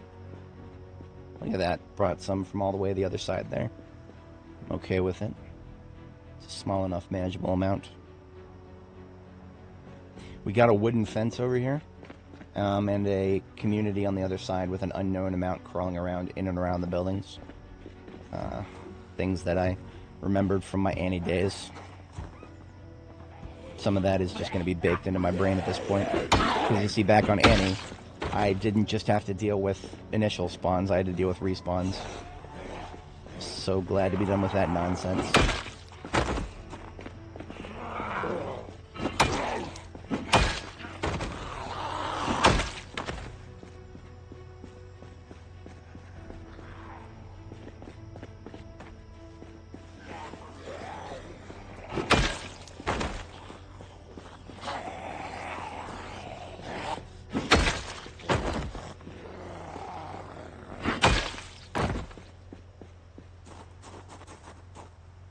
So we got some neat looking furniture in here.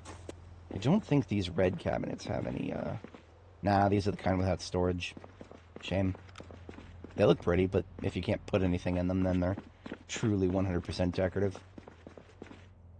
Steel is perfectly fine if I decide to go for that. We could do orange.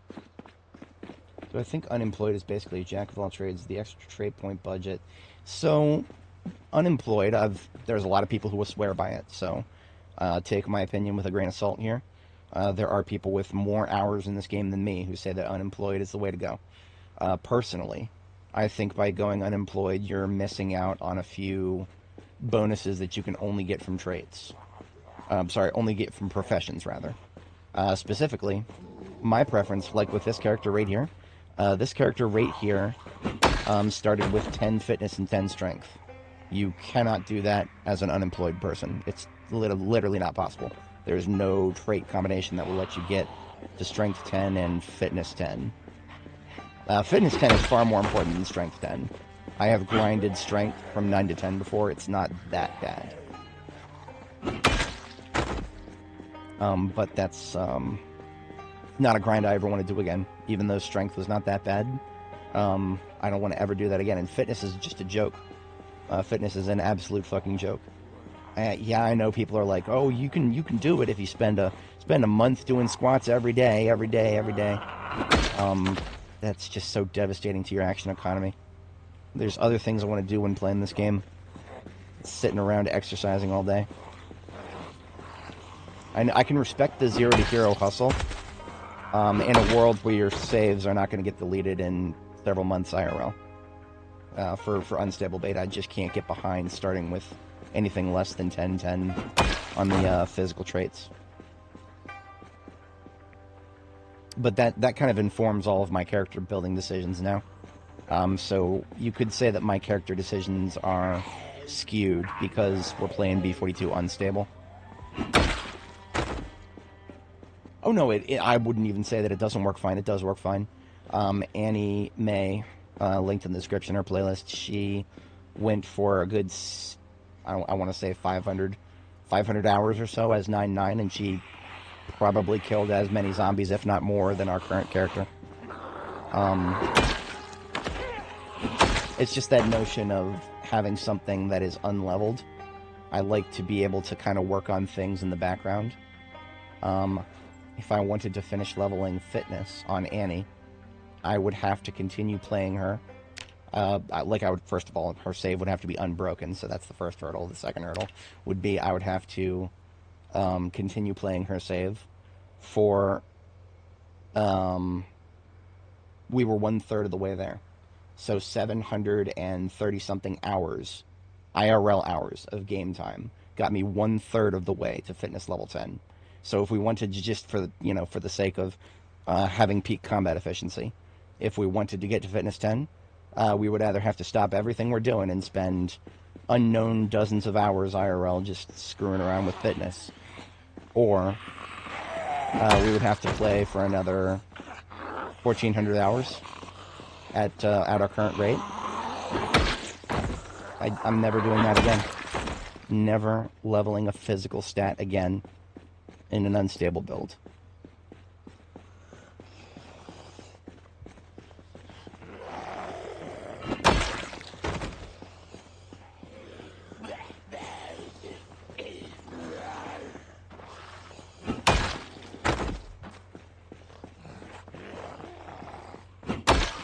And we got to very carefully avoid the right side of the road here. We do not want to get anywhere near this building. This is another building. Well, actually, no, this is all the same building. What is it, 6 stores? 1, 2, 3, 4, 5, 6, yes. It's the same one as the one we were looking at the other side there, across the street from the Section 8 apartments. So we just want to keep our distance from that. That is a 2,500 Zed building, easily. And if we get within the sidewalk, the interior will spawn in, and this entire area will be swarming for God knows how long.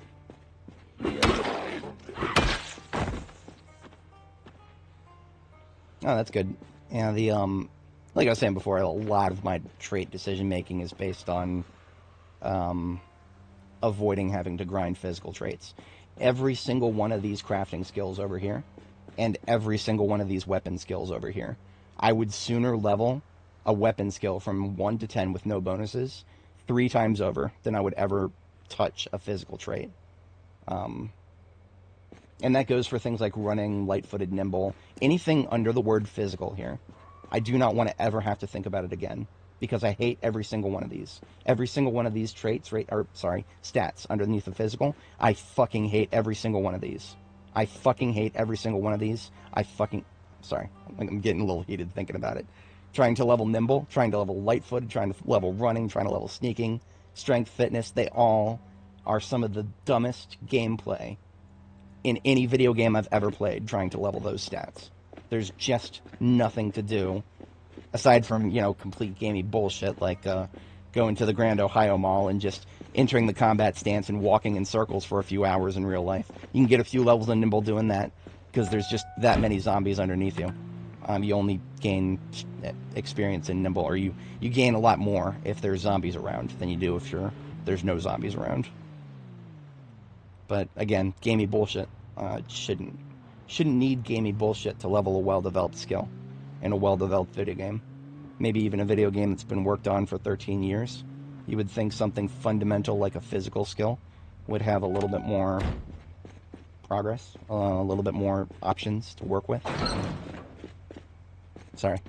Like I said, it gets me a little heated when I think about it, because it's one of those things that just the horse has been put so far in front of the cart that it's laughable. I can't believe we're thinking about blacksmithing and crafting in this game that has only like 4 ways to level your strength and fitness. Oh man, that's a commentary right there. That is definitely one of the things of all time.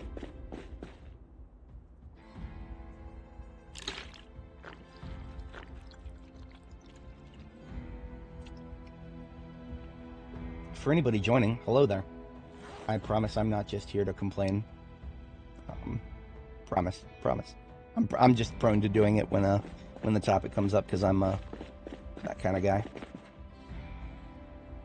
So I was gonna set up a base here, ideally with a trash can, but I ain't seen no trash can. That's cursed. Yeah, I mean, honestly, running. Okay, so running, this is obviously, you can't really, in real life even, the only way to get better at running is to run a lot. I mean, honestly, in real life, your ability to run is much more tightly linked to your overall stamina. Sure, there's a technique to it, and that's very true. That technique is not worthy of 10 levels in a video game, in my opinion. Yeah, if the +1 to running that I get from being a fire officer, I would trade that for almost any other skill right now. Almost any other skill. There's some that are slightly more useless. It's still about an hour early for bedtime here. I actually have to step away briefly, IRL. I will go ahead and do that, and then when I get back, we'll catch our sleep and we'll start putting a few things together here. I just don't want to mess up my sleep schedule by going to bed too early. All right, I will be right back, folks. Just about a minute and a half here. Yeah, I know, right? No, that's that. Yeah. BRB.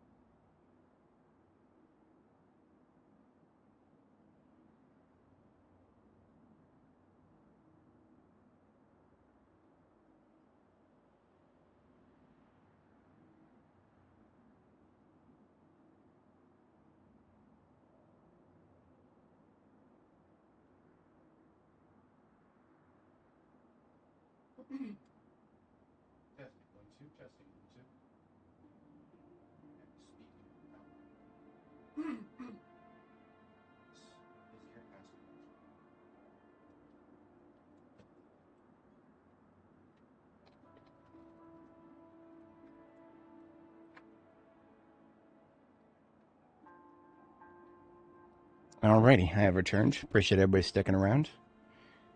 Good morning, KTO. Alright, when I stepped away, it was because we are passing a couple of moments before we go to sleep, and I think we're about ready. Just gonna grab a drink of water, refill our bottle.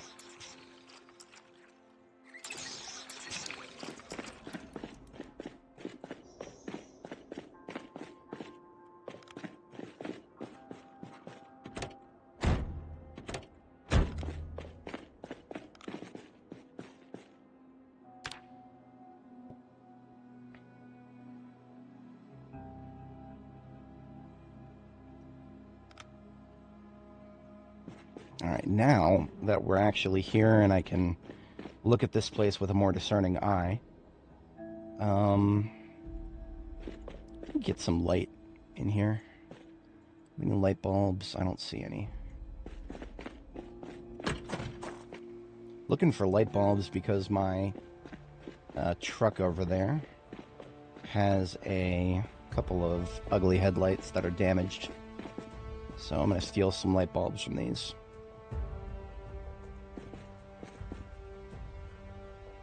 We'll have a generator soon.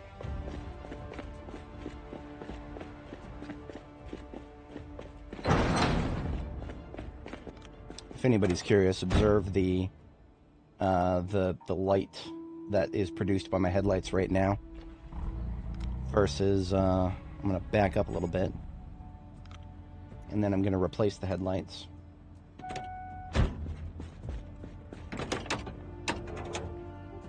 We're only getting like 15% or something like that.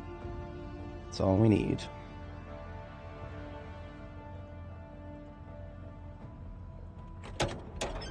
Much brighter. More importantly, goes farther.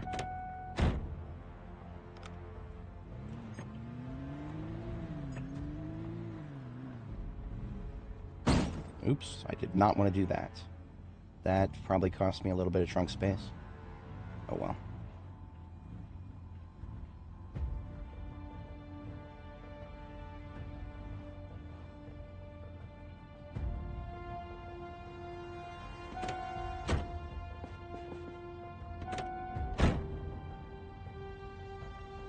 Of course, in our truck here, we always carry around a sledgehammer.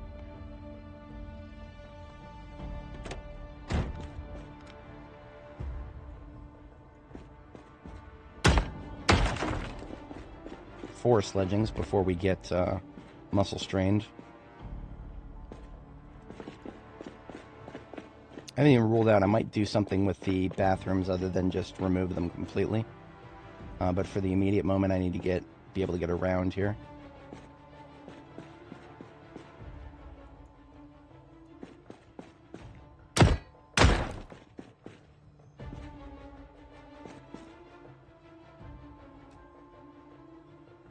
Crowbar needed to pick that up. Oh, we do have a trash can here. What am I saying?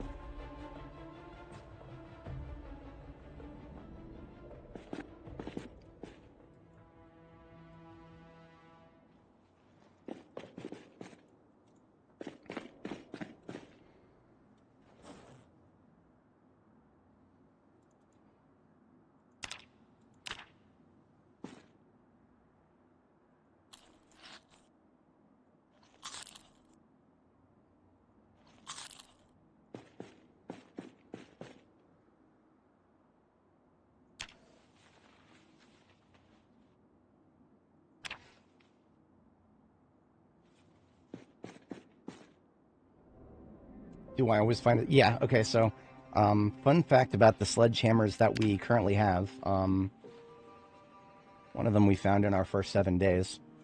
Don't tell Luchador. I don't know if it was this one or the one that I found in the first like 7 days probably made its way into my the Expedition Ambulance, which is probably what should be with me right now, but it's currently back at Jericho. This one is probably one of the ones I found in the second or third week.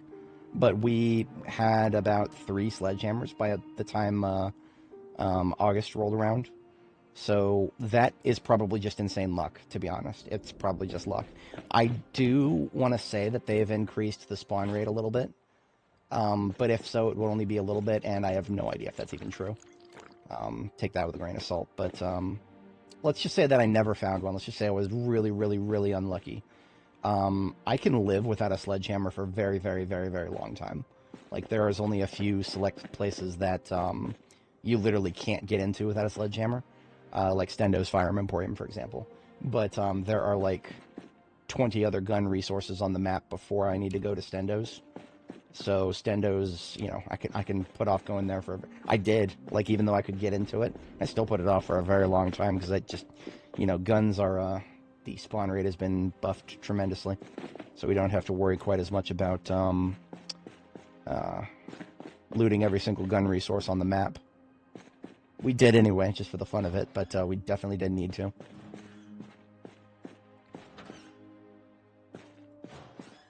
So we got plenty of lockers here, but not much of use in any of them. Yeah, literally nothing of use. So in terms of local resources, there's not much here. Just what we brought and what we're going to build. Don't know if I'll need the sledgehammer anytime soon, but it's there for when we do. Where would I put a bedroom if I was going to put one? Sometimes I like to do bedrooms, like, proper. Like, nice-looking bedrooms. Sometimes I just want something functional. A bed in the corner is just as functional as a bed in a lavish bedroom. The beauty of your bedroom does not make you sleep better, unfortunately. It's not like RimWorld. RimWorld is a game where every place that your pawns are, there's a stat called beauty, and you can add decorations to make the place more increase the beauty of the location, and your characters will get increased happiness if everything around them is more pretty, and that actually turns into objective bonuses. So there's actually an objective purpose to decorating stuff in RimWorld. I don't know if I would say that I want that in Zomboid. That's actually a difficult question. I don't know if I want a beauty stat, because, man, the beauty stat would not be very high right now, and my character's happiness might be going down if she was living in a garage, an undecorated garage, for a little while. But RimWorld is so much more fleshed out, where it's like, maybe for the first couple of weeks, you are in that we're in survival mode. We don't have to think about pretty things. But that starts to fall off and your character's expectations go up.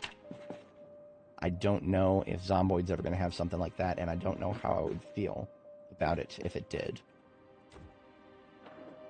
Because what it would really do eventually is it would just slow me down. Having to beautify every location that I go to, yeah, that would slow me down after a while.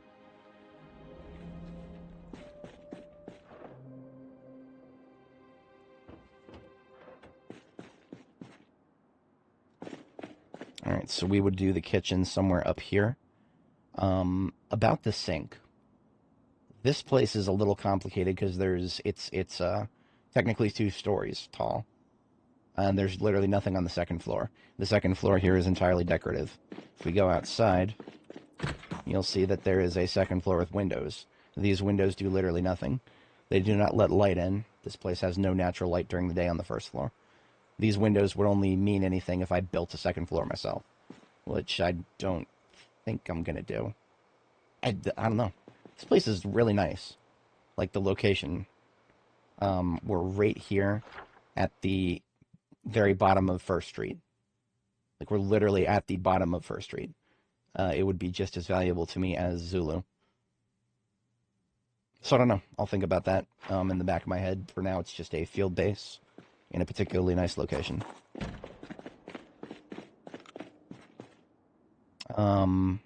We don't quite have time to go out and get cabinets and cabinets and kitchen stuff right now.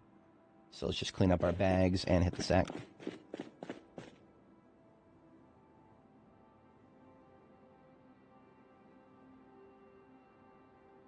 Yeah, sledgehammer heads in the garbage can is something that some of my viewers will swear by.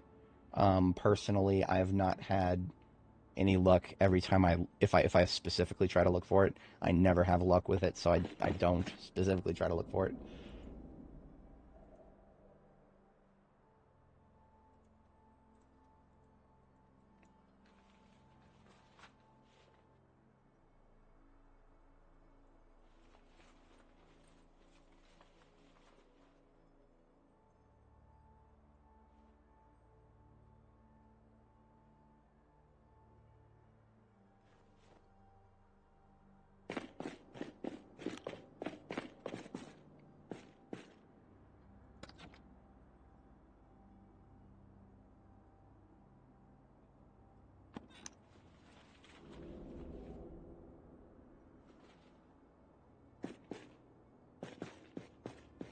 Okay, I'm gonna go cut the lights, catch a sleep, and then we will grab some furniture tomorrow.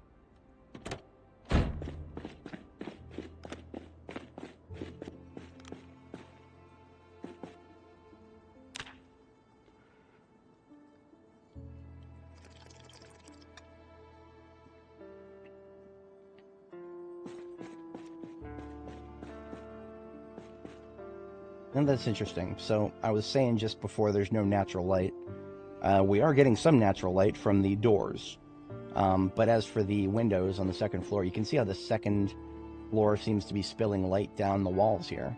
But almost none of it is reaching the ground floor here, so it's not entirely useless, but it's still not very useful. Especially not right now.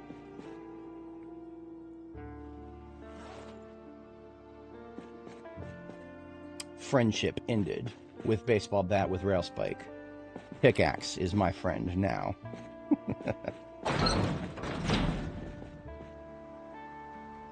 I need to bring the truck for this.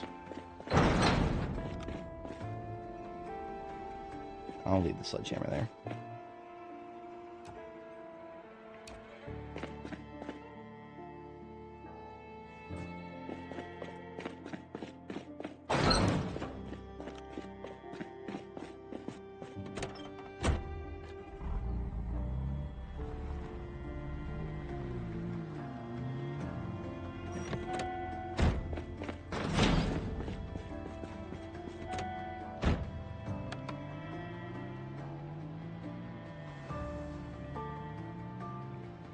Alright, straight on over to the restaurant here. I don't know what... Oh, Taco de Pancho? Taco de Pancho? Taco del Pancho. That is a, See, I looked in it, and I thought it was Spiffos at first. Because it had the Spiffos signature, orange with green stripe.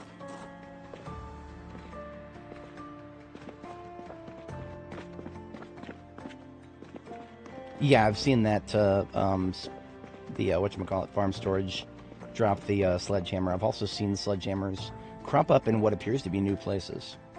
I did not see this in previous characters, but it seems that we can get sledgehammers on the passenger seats of a number of different vehicles now. Found one on the passenger of the bright yellow modern mechanics van, and I saw one on the passenger seat of another van that I forgot which one, so that's not very helpful. But check all of your vans, heavy duty vans. Check the passenger seats, because it is now possible to find sledgehammers in passenger seats. 2 of them on our character here have been sourced from passenger seats. We've got our fridge right here and our stove. I'm going to need to drop some stuff to be able to pick up a fridge. I don't know why I'm finding hair dye on the floor in a looted and trashed Mexican food restaurant. Let's just say that they were spicing up their tacos with something very interesting here.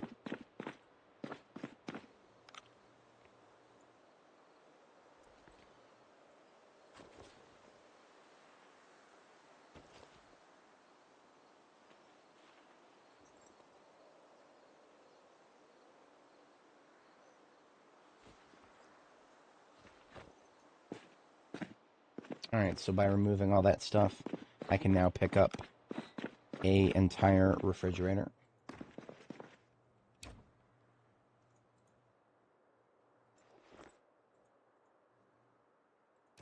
And then I can turn around and pick up some more stuff.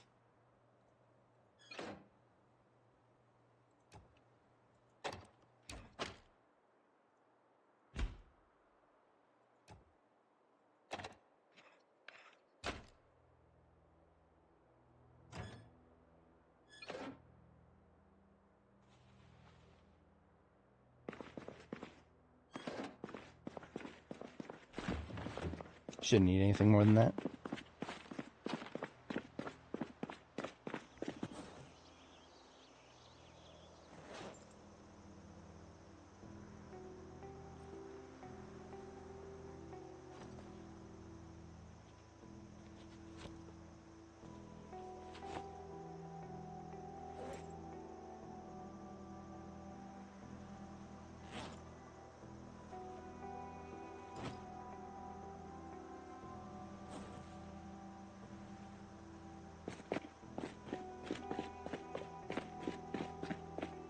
Five sledge heads in the trash. Interesting. Yeah, that's definitely going to just scale with not just luck, but how many trash cans you check. There are a lot of trash cans that I just don't even check anymore. Trash cans, lots of things that you would never expect to find in there. Rare books and whatnot. Some people find their first generator magazine in a trash can. But once you are past the point of any sort of literature or sledgehammer or anything like that, then trash cans start coming up slightly limited in their range of possibilities. Speaking of ranges,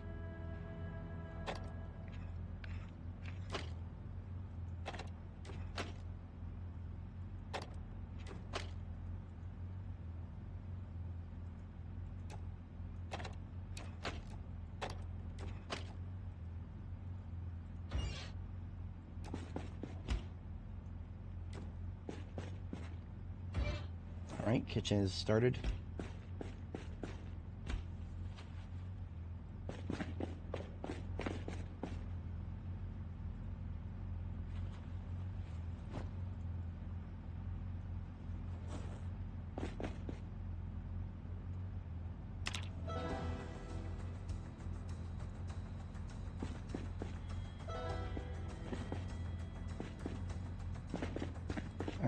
I think I'm just gonna settle on steel.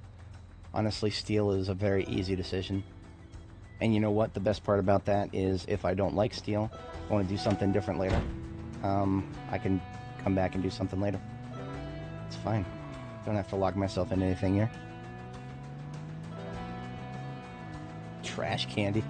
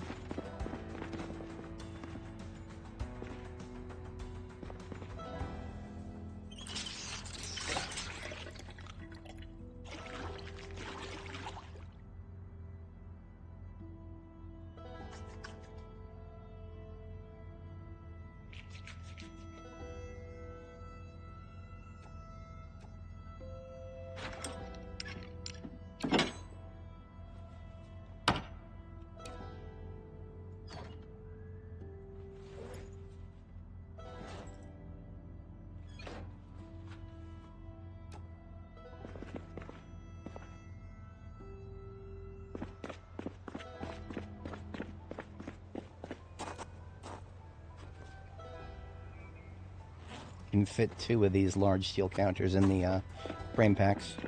I can also make these, but that's beside the point.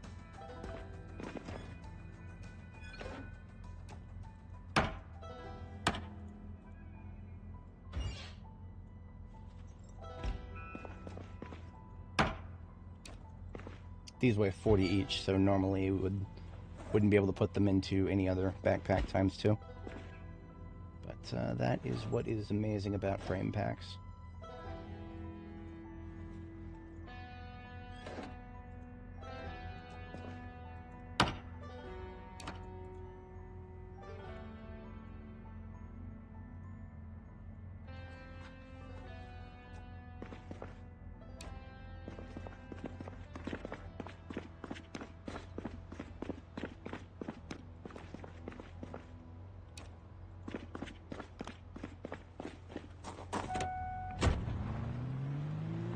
4 days of fog is cursed.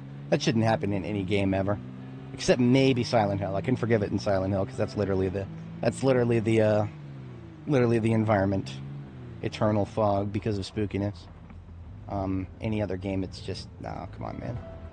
Do something else. You got this beautiful weather system, use it.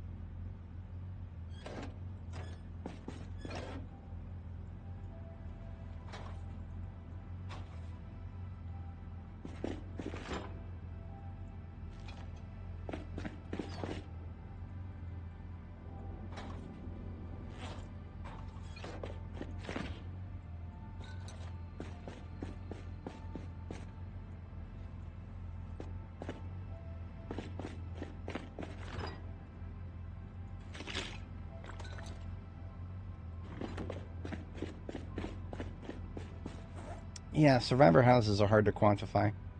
I do know that the chances go up over time. That's as far as I can take that idea. I do not know by how much, and I do not know if it is even worth considering. All I can say is I feel like I've gotten more on this character than I have on previous characters, and this character I deliberately waited for a little while before doing residential. But yeah, that's all feels. I have no idea what the reals are on that. All right, we've got everything we need for, or at least at the beginning of the base here. We need to establish water infrastructure, but that doesn't really matter while there's no rain falling. If there was rain falling, I would continue working on the base and getting roof access and getting water infrastructure. But for now, it's fine. We are good for the immediate moment.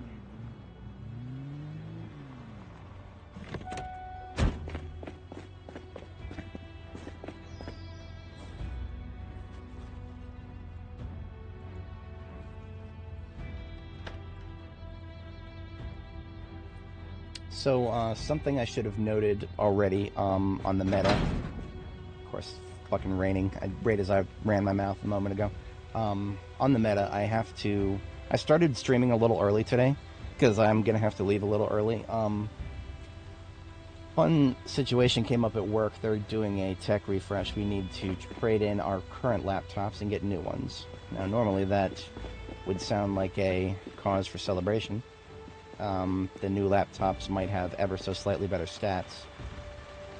I'm far more concerned about the email threads that I've been reading about them not having the correct drivers for their USB-C monitor ports. At this point, they're not. It's not like we're gonna get more RAM. Do I really care about a few more gigahertz in the fucking CPU if I lose my ability to connect it to an external monitor? Priorities, folks, priorities. But we have no choice. I have to trade in now so that we meet some stupid arbitrary deadlines. And that just has to happen sometime today during business hours. There's no hard requirement when. I would prefer not to go into... I have to drive from Dulles Airport to Fairfax. That is not a fun commute. Usually I would prefer to do it at 5 o'clock in the morning or earlier. But if I'm not going to go in for a full shift, then that's not happening. So it's just whenever today.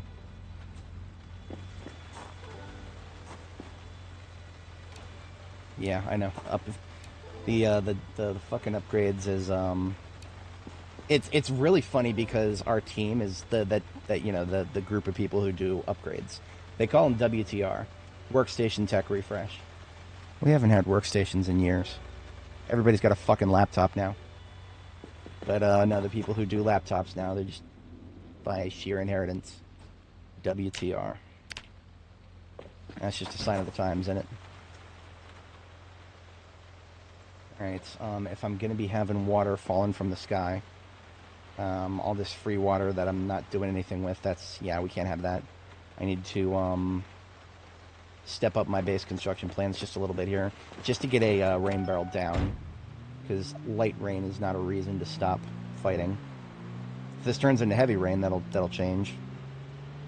I will have to contact the police and become a protagonist in a thoroughly mediocre Sony game with lots of QTs and start yelling, "Sean! Sean!"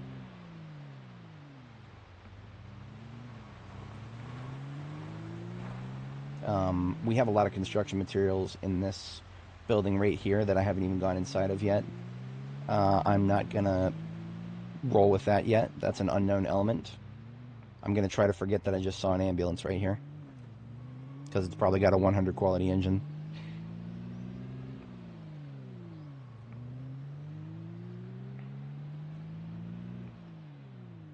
This is the hospital area here. Surprised we still have lone stragglers for all the fighting here. Son!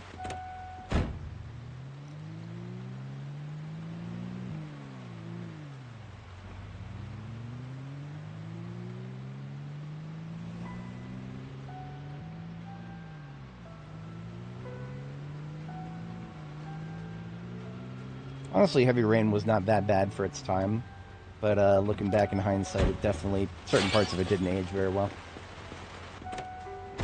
I could deal with about 1,000% fewer quick time event-based narrative games. Unfortunately, the popularity of Heavy Rain really made those take off, and I'll never forgive Sony for that. So here's our current forward base. Nothing particularly wrong with it, but it's just one of many stepping stones here. When we start going down First Street, I'm going to want a base on First Street. I'm not going to want to be coming down here. I'll have no problem coming down here for gas, because I'll need to.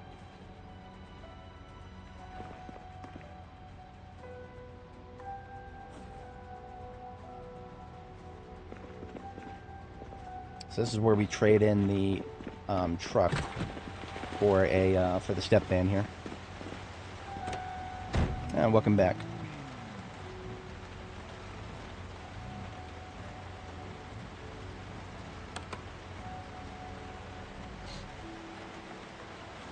Machete. Everything for current construction projects goes into the trunk of step van here.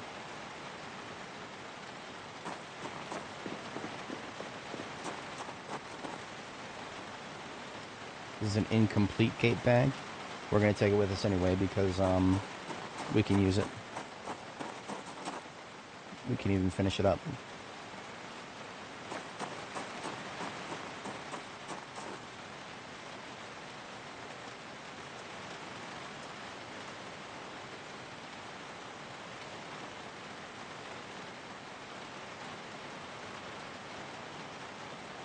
What if I just took this entire truck with me?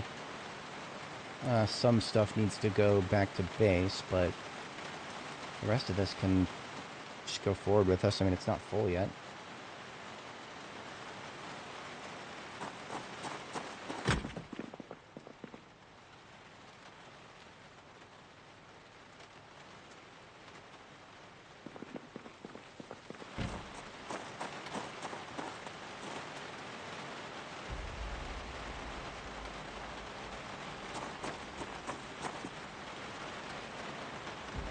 Everything in here is garbage.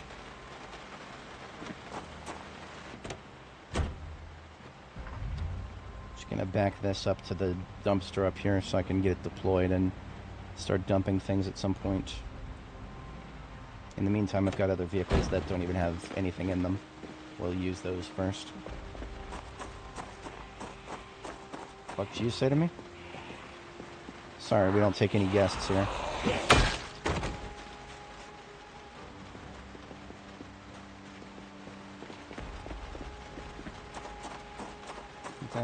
Yeah, no, honestly, if I could have a porch with a fire pit on it, I would have very frequent fires. Probably once every other week. It's just deeply ingrained in human nature. We've got to see something on fire every once in a while to feel alive.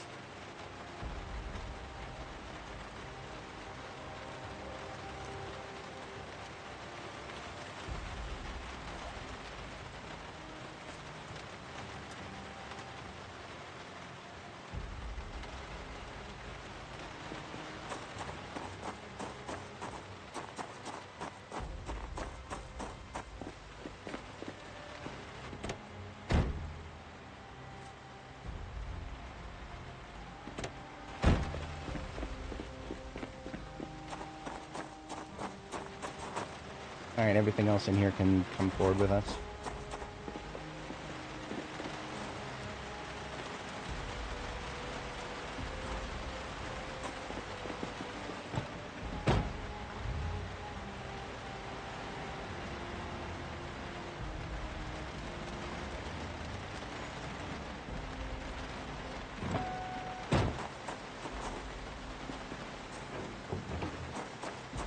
So earlier in the stream, we chopped down some trees. It's on my playlist. At some point I will be playing The Walking Dead. That is absolutely something I'll be playing someday. I've somehow managed to avoid a lot of spoilers. There's a few things I've seen and promptly forgotten about, but by and large I actually have insulated myself from spoilers despite how old the game is. So everybody in chat, be kind and do not spoil anything. Because I am kind of actually looking forward to it. I've heard enough good things about it that it'll be fun at some point. So earlier when we cut down all these trees, I mentioned that we'll have a use for them, and here it is. We are loading all the logs into the vehicle here, and we're going to turn those into rain barrels at our destination.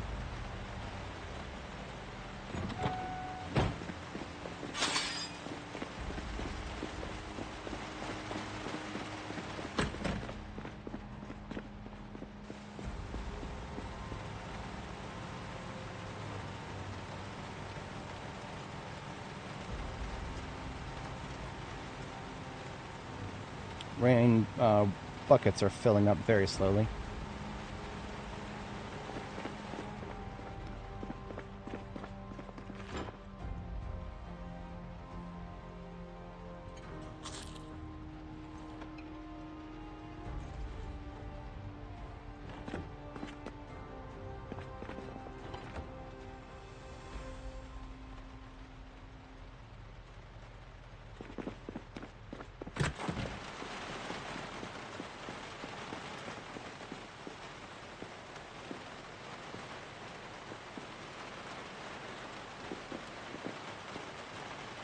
There's something else I could bring with me, but it's okay that I'm blanking on it. We've got multiple trips back and forth here.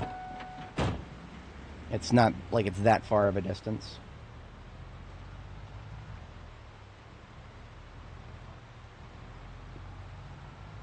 I'm definitely an outsider on recent mainstream media.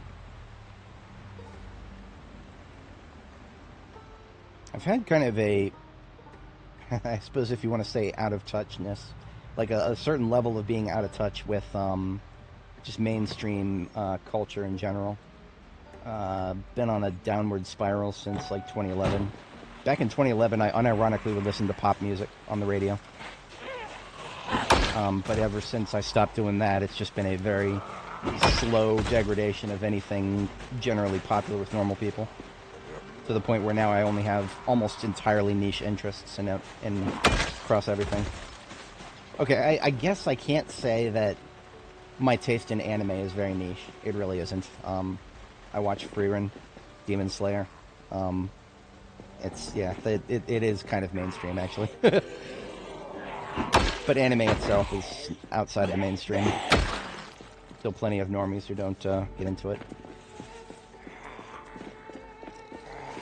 Hello. Didn't see you there because of the tree. Yeah, I would believe you. I actually did catch a few episodes of The Witcher. The pilot. My buddy convinced me to watch the pilot, and I can't remember how far I got into it beyond that. I actually didn't mind the storyline they shoved in there for Yennefer. That was different from many of the games or books as far as I recall, but it didn't seem like a particularly bad development, but I don't know. Something about it, my suss-o-meter was going off, and I felt very vindicated when I heard that Henry Cavill had quit, because that meant my suss-o-meter was being correct. They were fucking with it.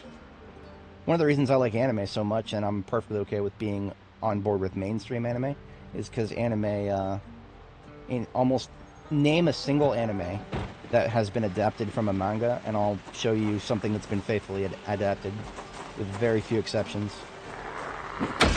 Like, one of the only exceptions that I can think of was, or at least off the top of my head, was Soul Eater. I'm sure there's other examples where the anime deviated from the manga in a way that is significant. But not a lot comes to mind. And Soul Eater, it was just because the studio had contracts to get, seasons completed, and this completed, that completed, and the mangaka was going way too slow. So they didn't really have much of a choice. It was literally just a question of time. And the actual ending from the manga was not that different.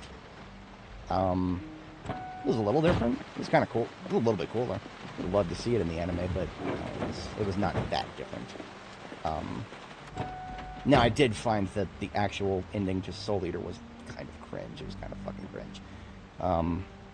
Would have been nice to meet Maka's mom at some point.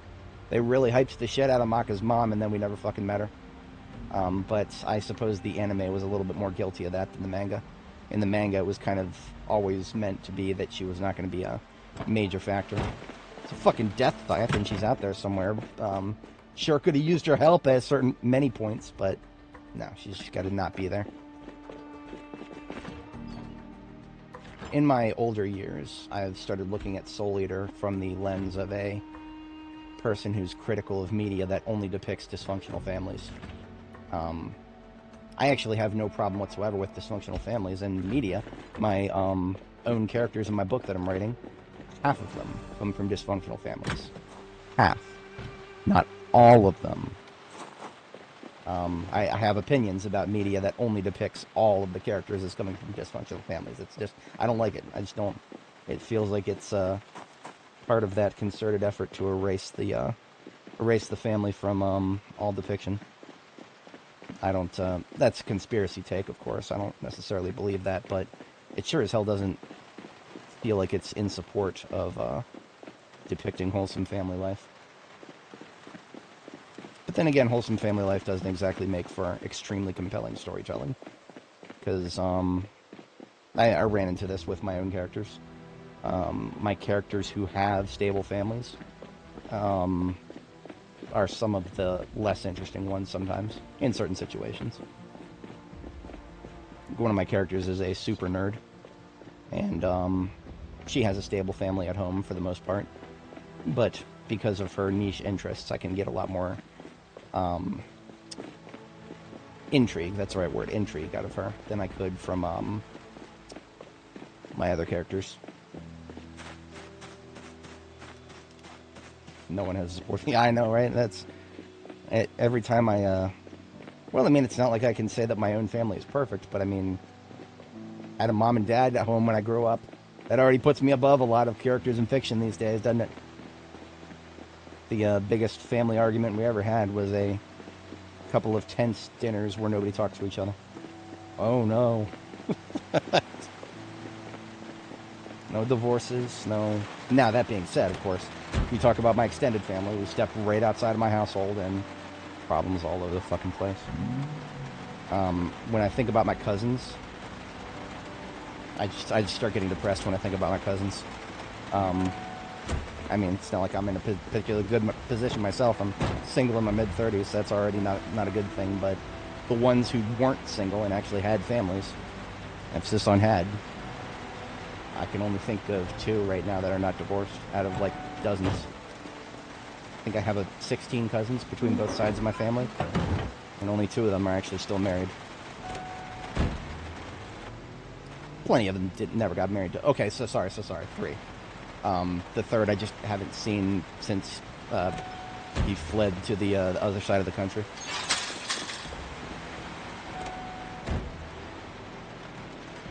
Right, yes, and that's a good point, Kraken.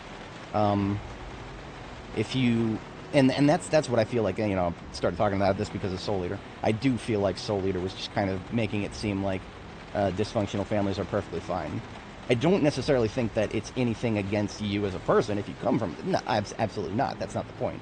I think they've just... Like, especially the way they portrayed Maka's dad.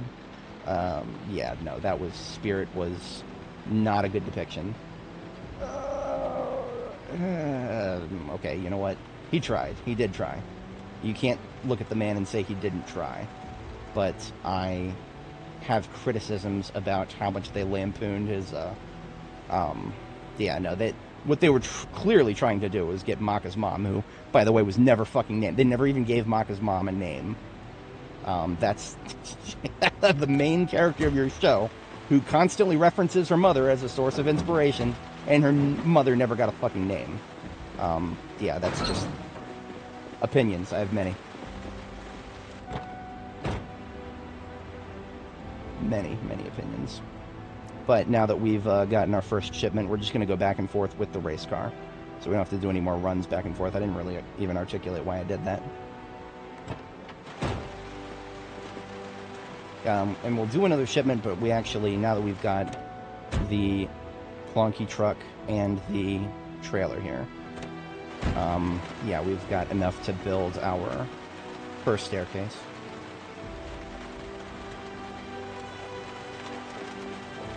Oh god, no, I don't want to think about Nolan's Odyssey right now. It's depressing.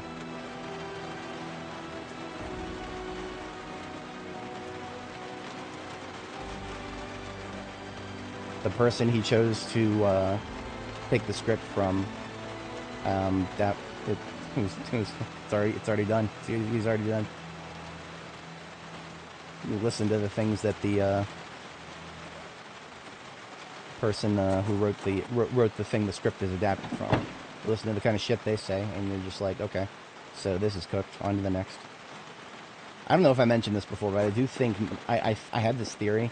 I think Nolan is just going for an Oscar.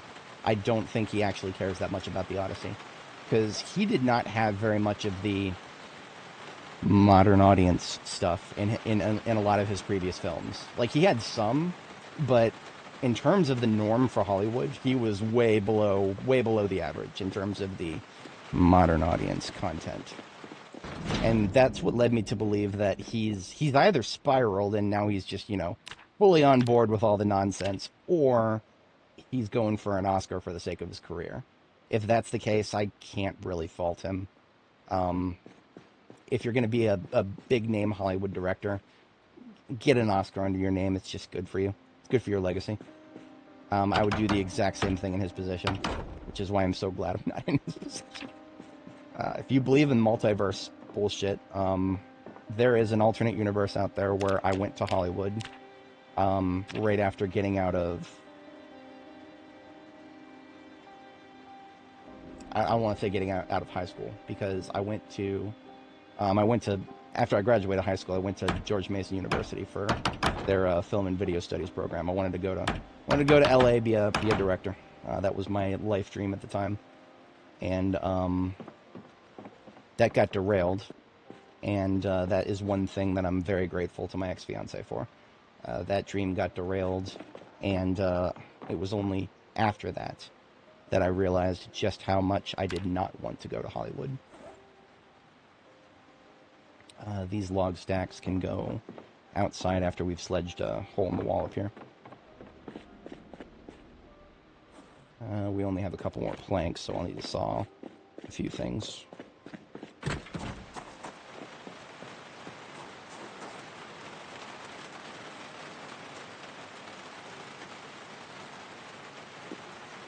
We don't have any more loose planks, though.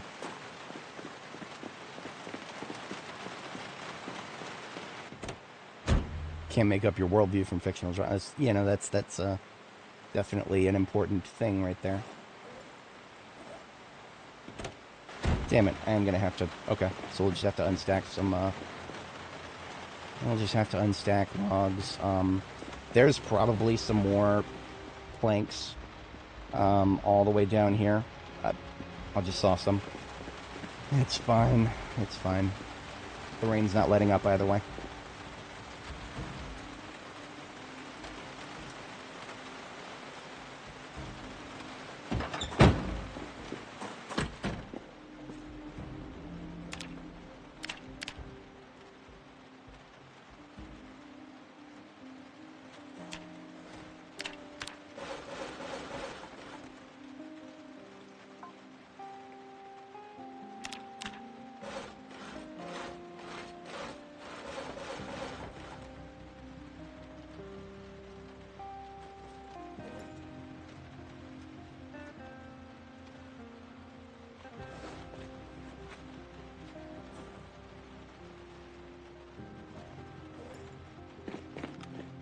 Alright, so we've got access to this. I don't know if I'll leave this staircase here. I just put it here as a...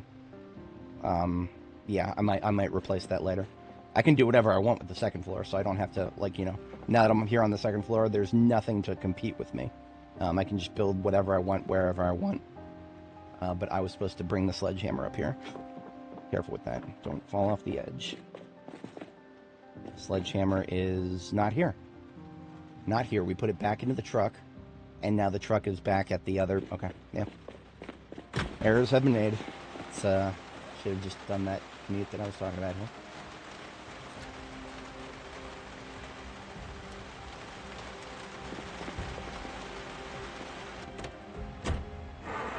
It's nice to see puddles on the ground. That means the rain is probably going to continue.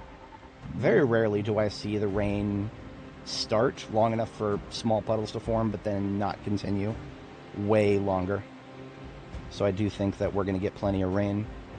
So this is definitely worth it to do it now. I'm going to kill it. I'm getting a little tired of these things. Get out of my road.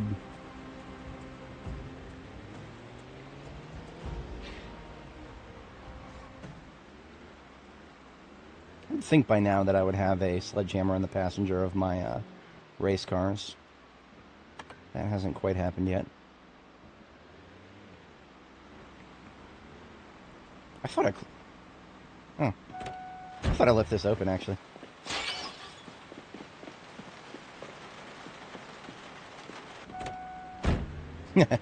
Yeah, I have sledges in almost all of my regular use heavy-duty vehicles. It's the... whatchamacallits, the vehicles that are not heavy duty, that don't have enough room in the glove compartment. Those do not have sledgehammers.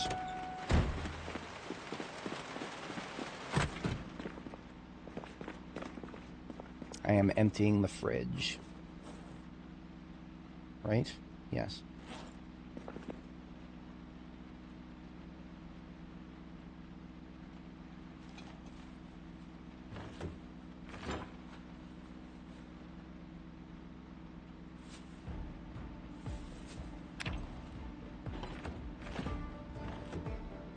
I don't actually think I'm going to need another box of garbage bags, but I'll take it anyway. It ain't going to do me no good here. Not when I'm moving forward.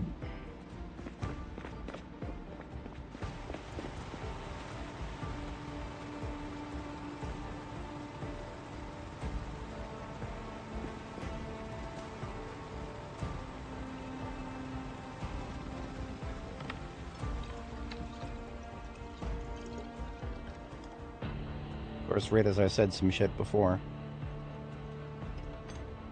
That means the rain might stop after all.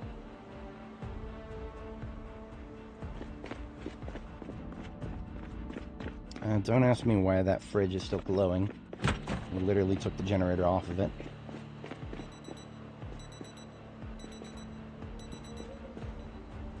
So I do want this place to be powered still. Not constantly, just, you know, have a generator here so that I can turn on the gas pumps when I need them. So that's why I moved it out here.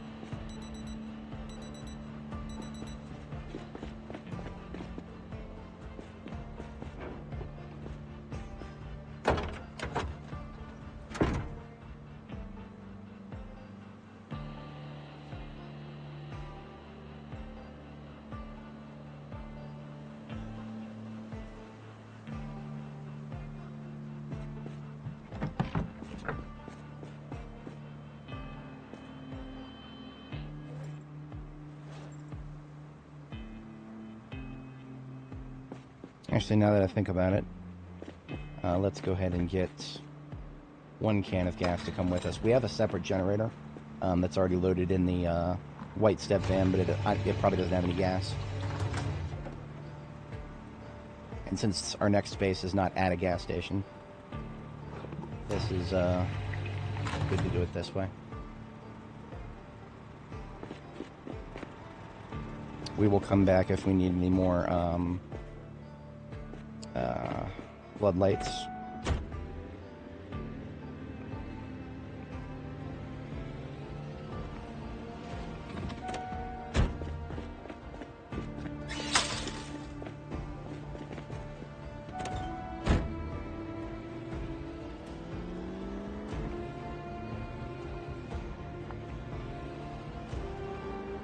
Yeah, see, the rain ain't done yet.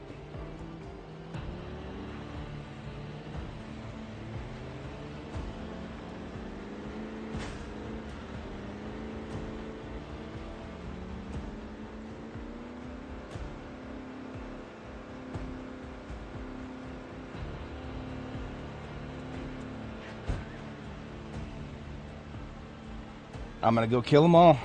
I'm gonna go kill them all. They don't stop running out into my road. My cortisol levels are increasing. Hey, Luchador, congratulations on 11 months.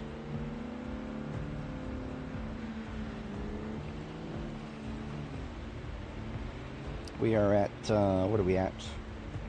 A certain amount. Ooh. The demo for Bolt Gun 2 is out. Interesting. This is why I don't turn off emails from Steam. Sometimes they are actually genuinely interesting.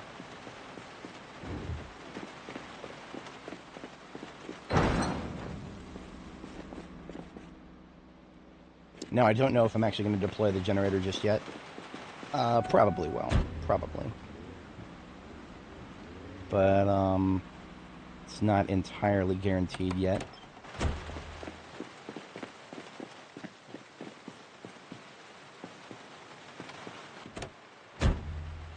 Form of discipline. Right, no, that's, yeah.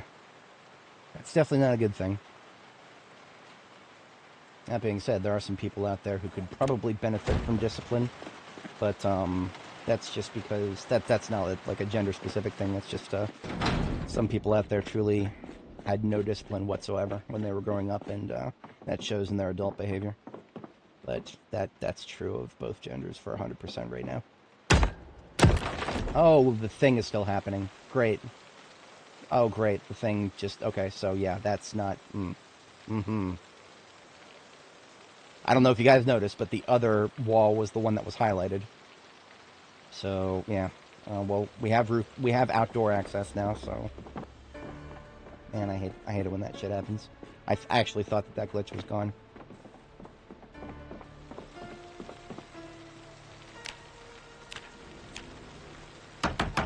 Maybe I'll do my laundry machine on this other wall. But I've already placed the sink here for the kitchen.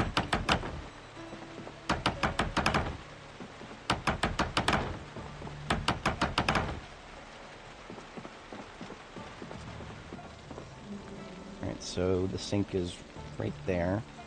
So that would be 1, 2, 3 rain barrels right here. And so that means I would prefer to have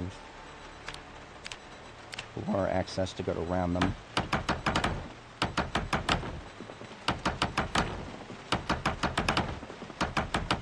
Make the most of this garbage situation. I shall build... Oh dear.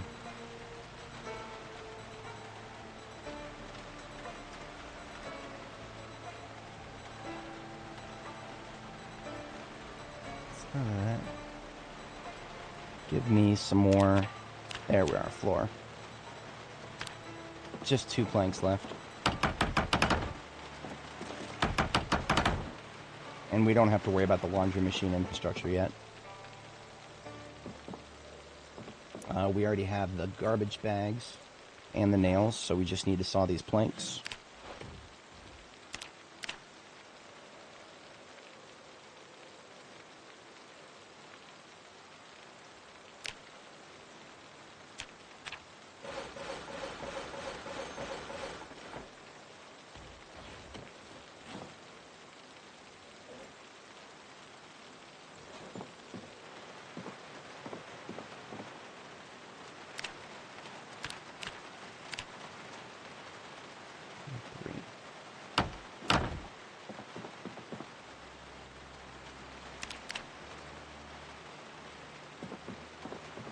Just 12 more here.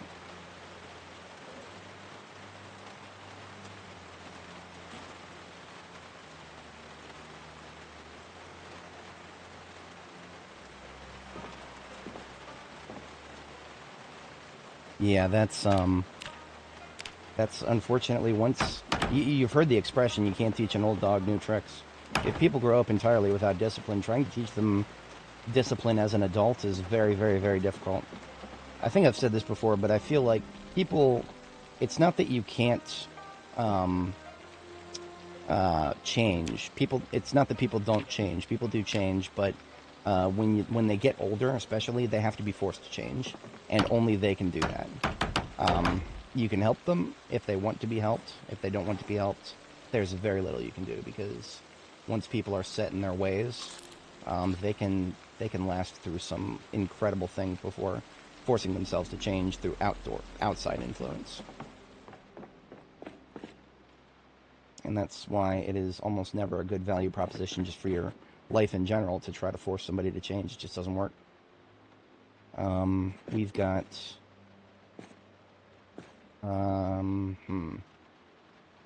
Okay, so I am going to power up the generator. But I'm not going to put it on the roof yet, because that's going to take some work. Let's just go ahead and put the perishables into the fridge. The rest of them are in the race car.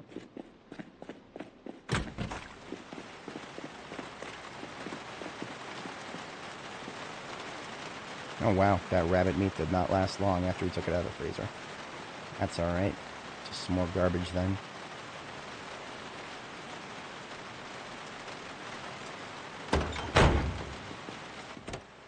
Right.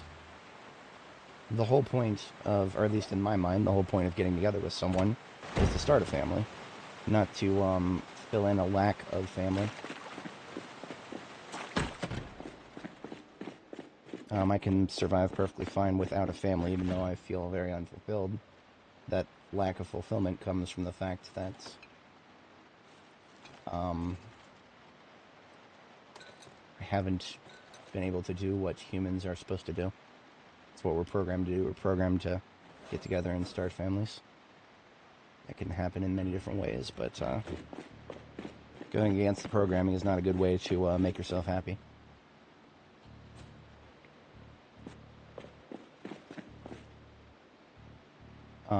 We're going to put the generator off-site because I do not want... this area is not secure, not by a long shot. So if I put the generator somewhere like in the middle of the parking lot out here, that's not going to bring any zombies up to my doorstep, per se. It just means I have to be careful when I step out front.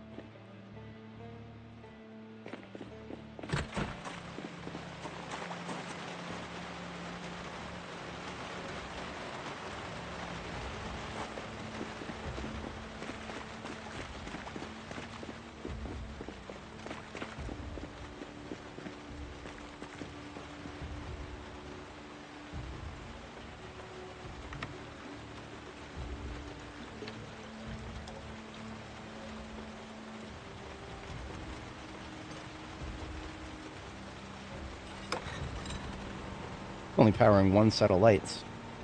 That's impressive. That means it's not reaching my fridge.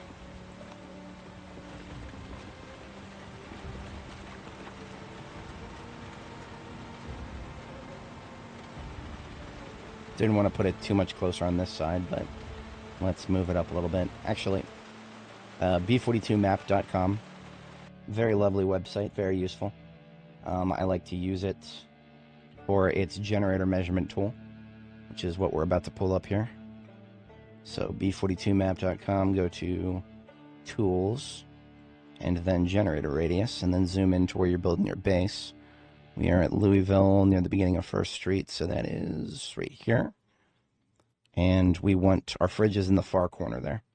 Possibly not the best placement. So if I place the... yeah, I was just literally 1.5 tiles off, thereabouts, so right there. That is 1, 2, 3, 4, 5, 6. Yeah, 6 tiles up.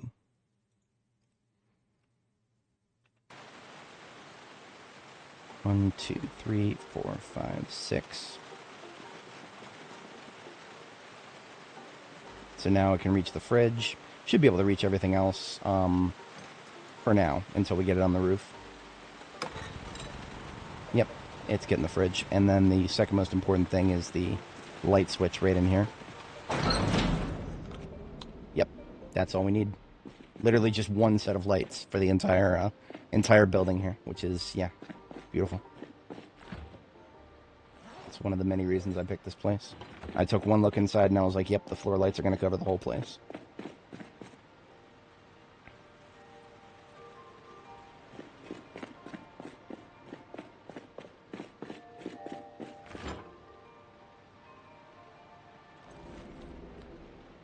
Alright, we're already staying up late here, so the damage is more or less done on that front.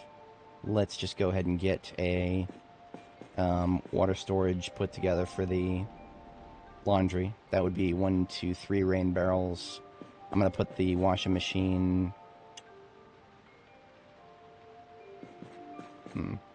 Where indeed? I could just put it over here. Yeah, this wall over here on the right doesn't feel like a good prospect right now, and I don't feel like overthinking it. Right? Well, if people are going to act like it, then sometimes you got to treat them like it. I mean, there are days where I feel like acting like a child, even though I'm definitely not, and I shouldn't. I mean, sitting here playing video games all day is hardly the most mature thing to do, but it's, people who say that video games are an immature hobby are probably just not understanding it. There's a lot more to maturity than what you choose to do with your time. It's a lot more how you choose than what you choose to do.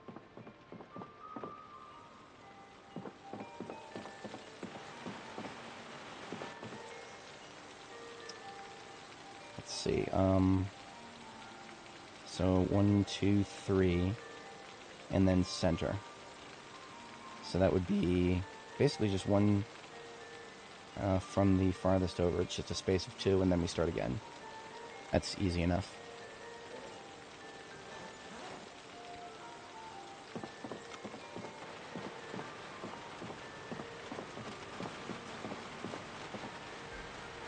Oh no, where did my character go? Suddenly I can't see. Honestly, it is, isn't it, KTO? This is, and it's right here at the mouth of First Street, which is we're going to be spending a lot of time on First Street on this character, because we are interested in hitting the skyscraper, which means we are doing the entire First Street slog because we have to secure the exterior. So yeah, this is non-negotiable. We have no choice. So the first rain barrel for the laundry will go here. That means that one, and then that one, and then backfill to get around it.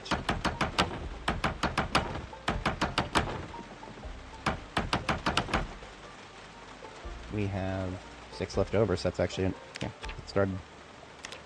Space of 2, and then start.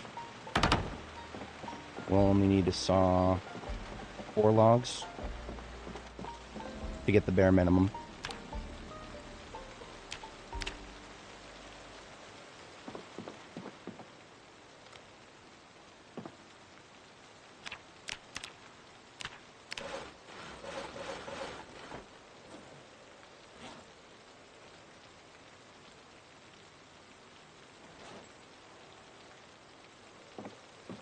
Do I have enough garbage bags? Yes. We're cutting ourselves close on garbage bags, but we actually had enough loose ones for all these. So this is 3 rain barrels for the sink, 3 for the washing machine. And we still need to sleep twice.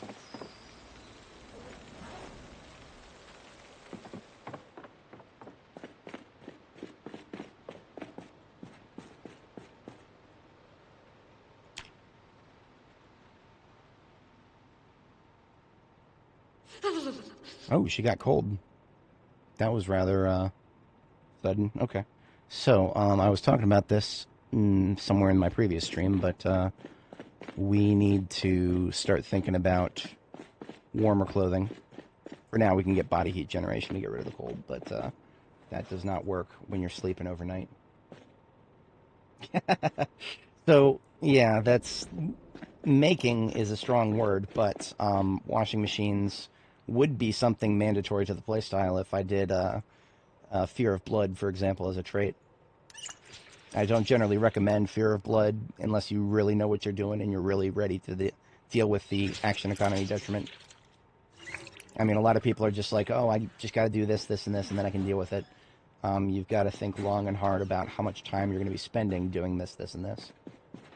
Because sometimes it's just not worth those 6 points. It is 6, right? Yeah. Or is it 5? I actually can't remember.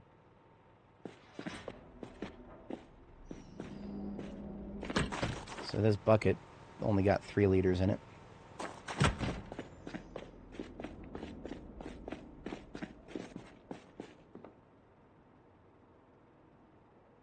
Right, yes.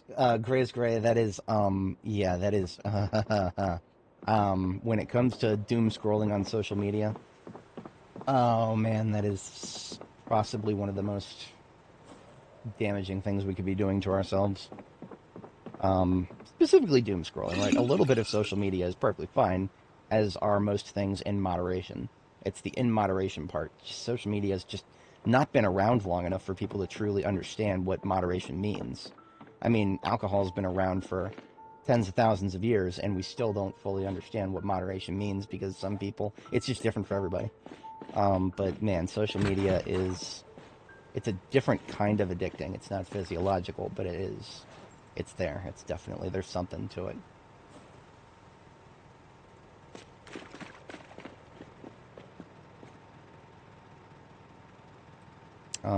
Order of operations. There's a couple things we could do.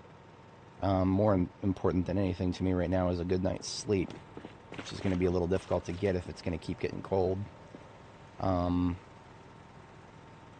first thing we should do is go get one of our proper leather jackets that doesn't have holes in the chest, and see if we can tolerate wearing that full time.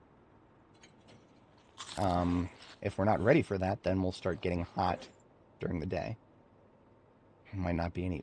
I hate it when this happens, but sometimes there's a awkward middle zone where you're gonna get hot during the day and cold during the night, unless you constantly change your outfits. I hate when that happens. Doesn't happen too often. You can usually come up with a good kit, but it's right in between seasons where that gets annoying. I'm going to take the race car instead of the fire truck.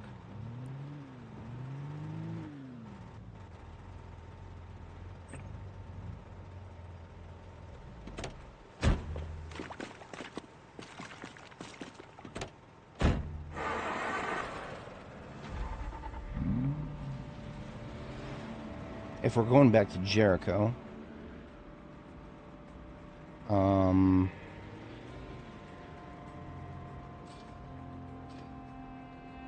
I'm not too worried about that guy up there, but I do need to deal with him when I get back.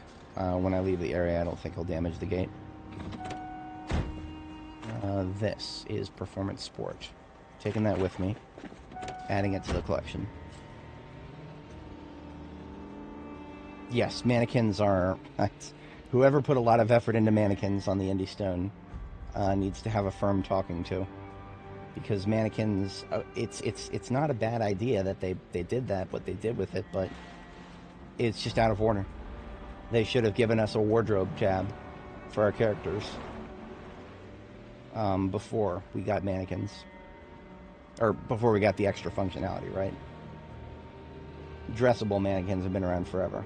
Being able to swap outfits with them hasn't.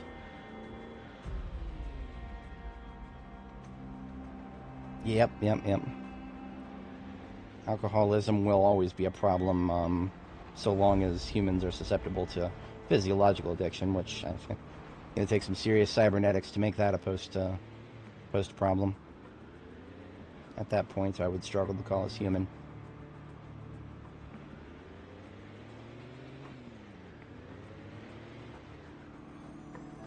Dopamine addiction is probably something it's going to take a little while for people to truly figure out. Because dopamine is one of those things that you wouldn't normally consider it to be a physiologically addictive substance, right? It's a natural brain chemical. But if you look at people who doom scroll on social media, you would probably reconsider that statement a little bit.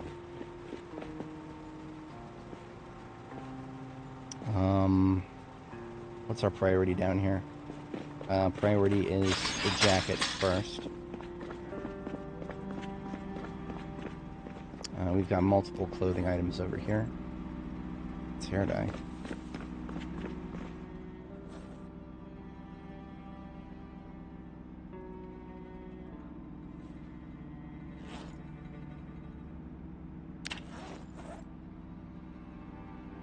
Okay, so there's a set of coveralls here.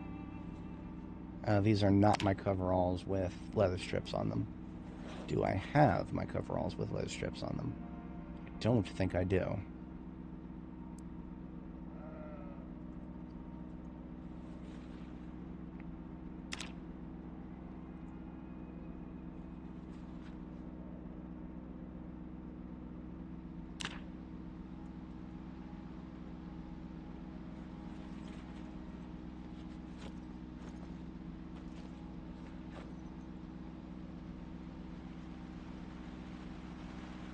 There's the rain coming back.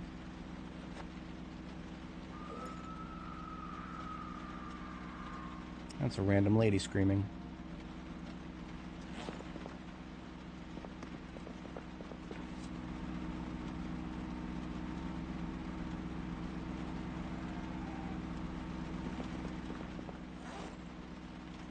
To be honest, I don't know if I have an appropriate jacket available. So what we're going to do is take these jockey silks and these coveralls, and we're going to take enough leather strips to fully patch them up, patch on every slot. We actually have more thread out in the field than we do here. So we're just going to take this stuff with us and use the thread that we have already at our destination. So that just leaves me with...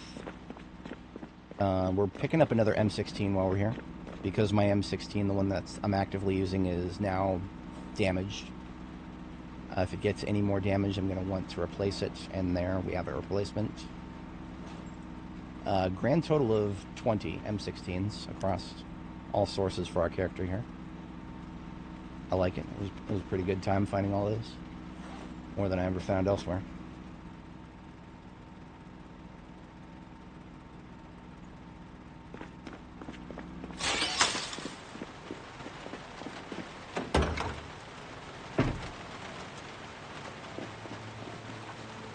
I'm storing sports car parts in one of my trailers as a temporary measure. I don't have a permanent measure yet. If I did...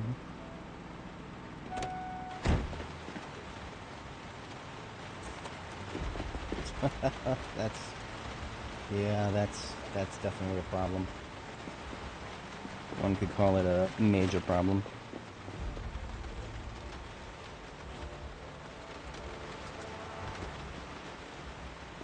How are the generators here? Oh shit, that's the generator. This generator got down to 19%. I shouldn't let it get that low normally. That's not good. Okay.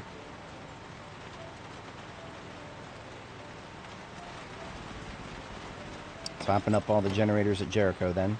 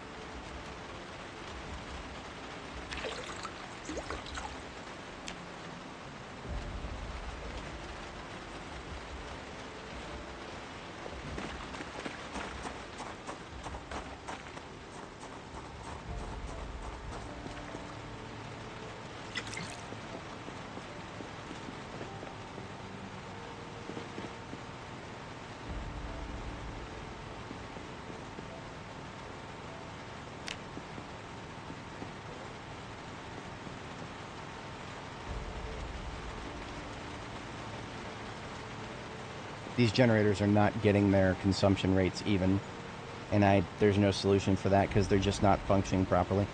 For some reason, when there's multiple generators in the same area, the game just doesn't calculate the gasoline drain properly. Some of the generators don't drain as much as they should be, and yeah, I don't know what's going on there. It's a glitch in our favor, which means it'll probably get fixed sooner than anything else. But for now...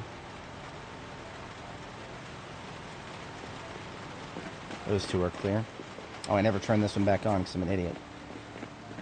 Patched it up, but we didn't... There we go.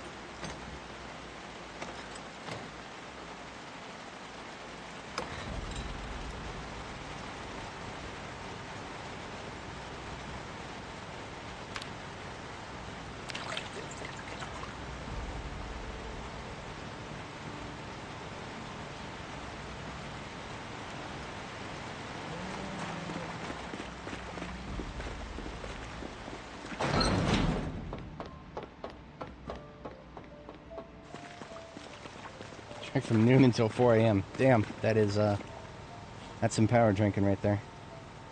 That's more than I've ever done at once. The funny thing is about when it comes to things that, like drinking a lot, I don't remember any of the specifics. Don't remember when I started, nor do I remember exactly when I stopped. I do remember being driven home and then waking up the next morning. That's about it. But, most of that is behind me now. I am not as young as I used to be. Hangovers hit me harder now, so that is, you can get ahead of hangovers if you hydrate yourself enough, but that's a lot of work. That is a lot of work. So all the generators up top are good, but we're actually out of electrical parts in several of the bags. So I'm going to split my current stash into 4 and then distribute them accordingly. It's a nice round number of 10 each.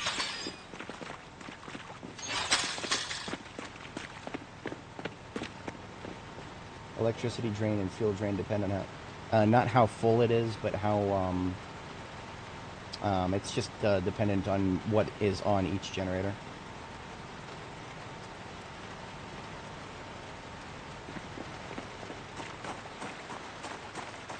So if we right-click on the, this generator, it says power consumption, chest freezer is 0.008 liters per hour, 5 lights is 0.001, 2 popsicle freezers is 0.016, and then the generator itself is 0.002. So we have, in effect, 3 freezers on this circuit, and that is the same for each of the 3 that are on the ground level out here. The one on the roof has 1 freezer and the fridge for the main base on it.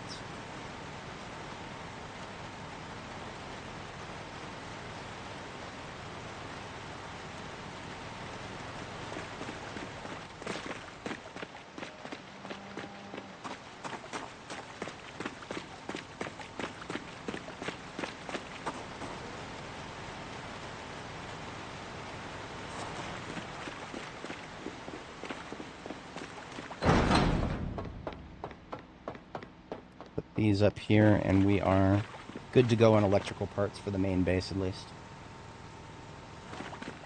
I do that every once in a while. See, this is an example here. This freezer, it doesn't look like it because this side is the one that's powered. Actually, this side is the one that is within the very edge of the radius of this generator here. So this generator here has a radius that ends up here, and yet for some reason whenever you do that with these freezers, it's always the opposite side that seems to get powered. I don't know why that happens. The point is, only one side of this freezer is powered. So these, what is this, 180 some odd potatoes that are in this freezer, while the other side is not, doesn't have anything in it, because yeah, don't need to power it.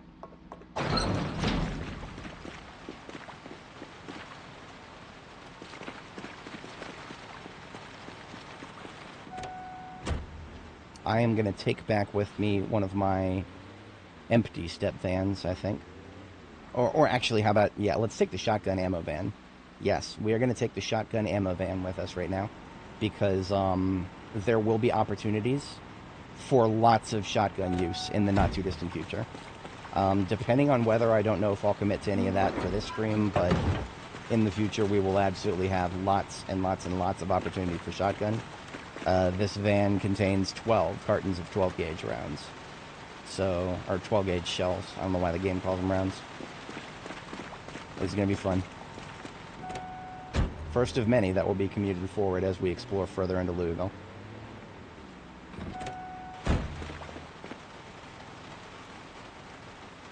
Taking the next gate bag as well, and let's also take some buckets of water, because they're right in front of us, we could use them.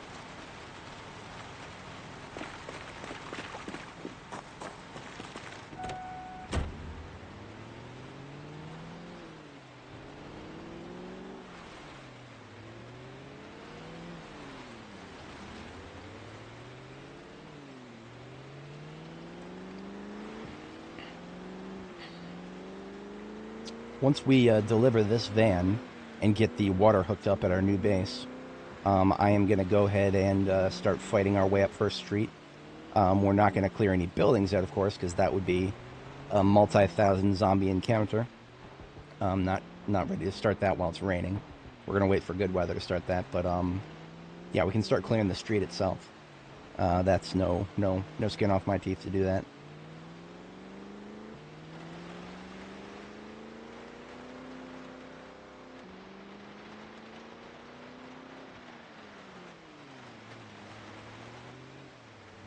Speaking of skin on teeth.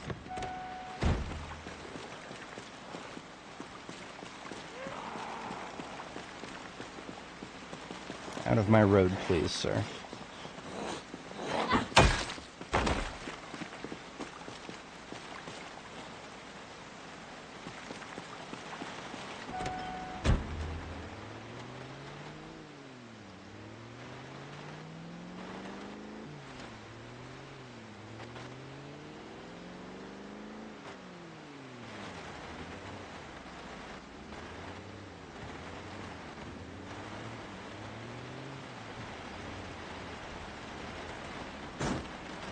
Yeah, this is not ready for towing yet. I can make it work, but it's not ready yet. I force it through.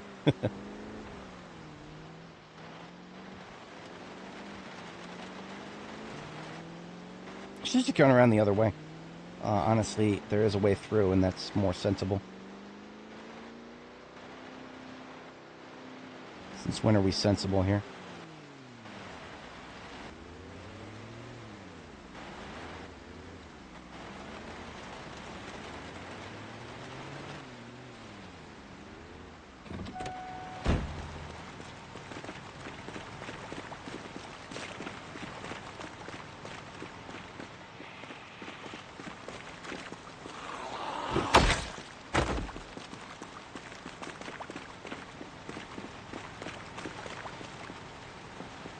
Big capacity fuel storage mover in vanilla, so fuel can be stored. Yeah, I mean, this right here, this is my fuel transport. It is a 75-liter big gas tank that drives around. Step vans are my gas storage. And then, of course, the gas pumps themselves at my bases. Those don't necessarily count, because that's just the game telling me where to make bases. But if I don't have a gas station at my base, then these step vans are my gas stations.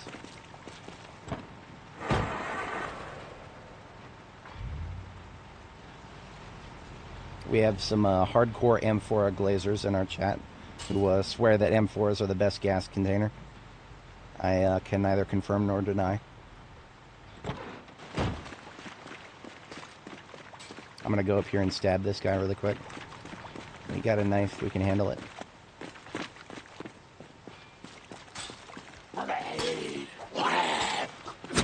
Really do not want to get any closer to that building yet.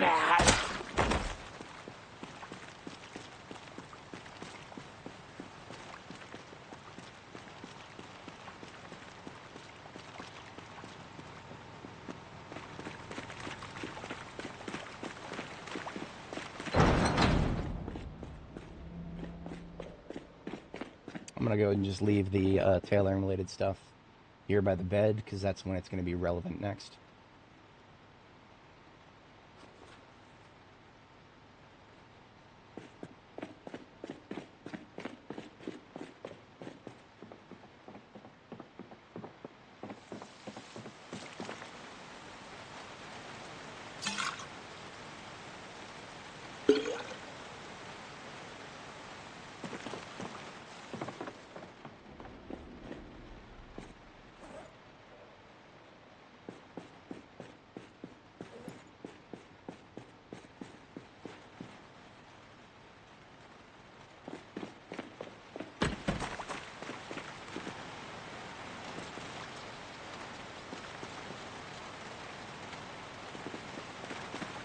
Sledgehammer into the truck.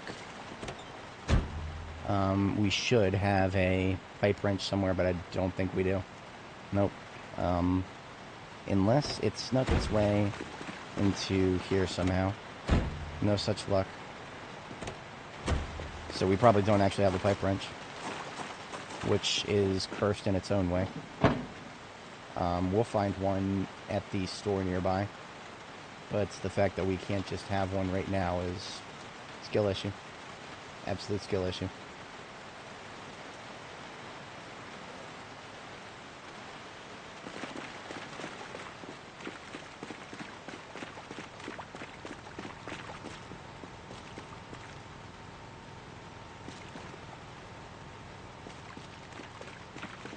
Let's get some food, and then we can deploy and start wasting some zombies on the street. Do they do this? Ay, Dios míos.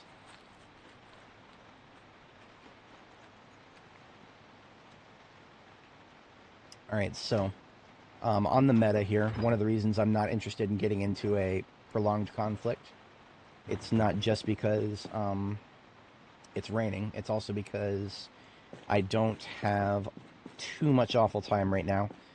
It's currently 10:30. I would like to be down in Fairfax by a little afternoon, I suppose. I don't care about competing with the lunch hour traffic. I care about getting everything I need at the office done before I have to compete with the school traffic coming home. I am never going to get stuck behind a fucking school bus again. If I can plan around it, I will.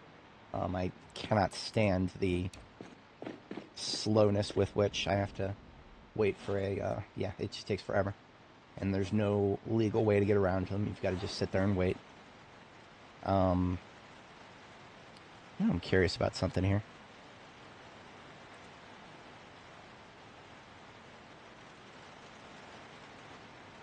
A general eyeball of my commute would be from IAD to, where is it?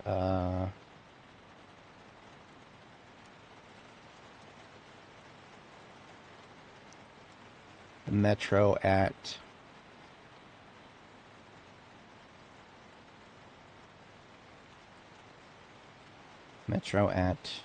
there's a lot of them, unfortunately. There's one like right, yeah, there it is. No, that's not it. Damn. That's close enough. Yeah, that one right there. Whoa, that's Vienna. That's not it.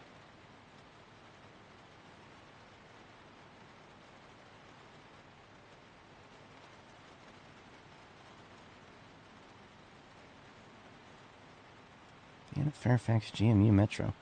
Why does that sound wrong?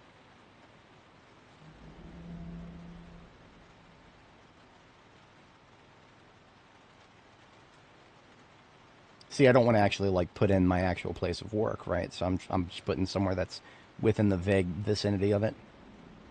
That's not easy.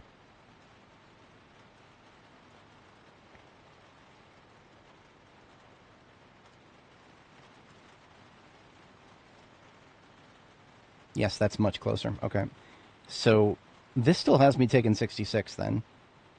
So even at this time of day, now that being said, does what is this, Apple Maps through DuckDuckGo, does that take into account traffic? I don't think it does.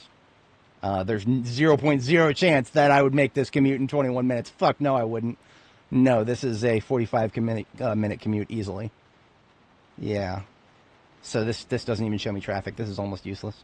I was hoping that it would show me traffic. Damn it. I don't usually commute at this time of day, so that's why I'm curious. The last time I did a commute at this time of day was... I go up very far out of my way to avoid it, let me put it that way. But yeah, that's... let's just call it... Let's call it an hour. Honestly, that's the safe budget. If I budget an hour for the commute, then we're good. So the reason I'm thinking about that, of course, is I do have to go at some point closer to 12. So this is probably me packing up at like 11:30. So we've got another hour, and that's fine. I'm not... I never got a second sleep. That's why I'm tired at 12:50. Shit. Well, it's raining outside, so I'm not missing much. Let's go ahead and just sleep now then. Get rid of that.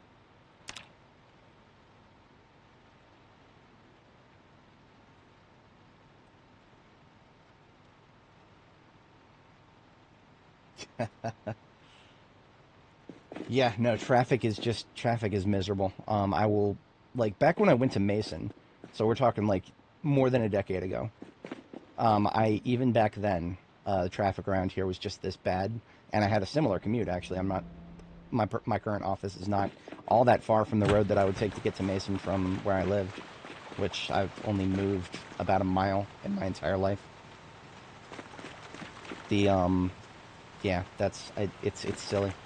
Silly, the traffic around here. Downright silly. So we are now gearing up with our heavy armor. and we are putting the half-mask respirator into our backpack. With the pickaxe in our hands, we are not over-encumbered, which is exactly how it should be. Right, so it's probably not going to be worth it, and that's the thing that really irks me the most. It's probably not going to be worth it. But maybe I can... I mean, I don't know. I haven't seen it yet. Like, everything... All I've heard are people in one of the email threads that I'm just an observer in. I've seen people going back and forth about missing drivers for plugging a DisplayPort monitor into your USB-C, which is such a basic problem that I'm baffled we're still having that bullshit. But, so that doesn't inspire confidence, but I do have a little bit of jurisdiction as one of the technical people in the enterprise. If I want to go get drivers from the vendor, I am allowed to do that.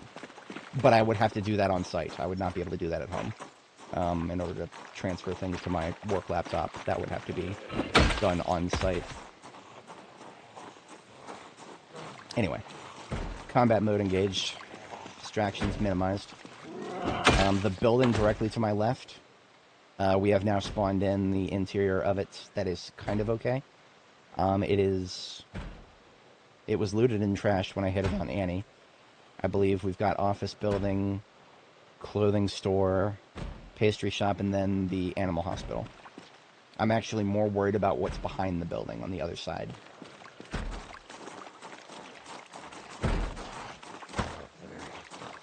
Yeah, that's a trap. Don't ever do that. If you run in there, you're giving him a free hit. So I'm literally not doing that. I would sooner break this window and jump in.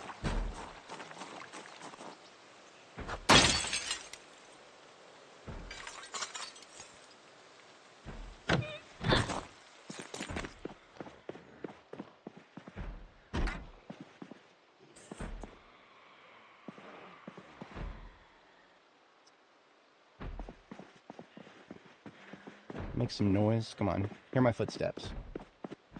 Don't make me yell. Alright, you know what? Hey!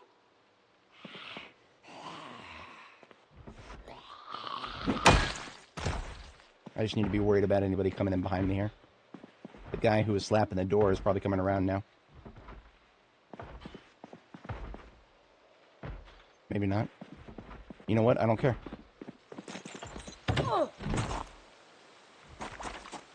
He stopped slapping the door. That's the important thing.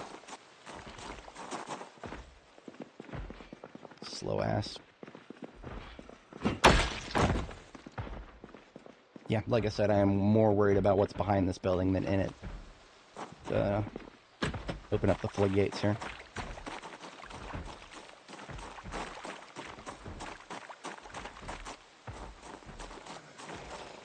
Alright, there's not much I can do about... Oh, wait a minute, there's a way around here. Okay, let's start with this then. Check around this parking lot, deal with these two down here. Then we'll proceed up there.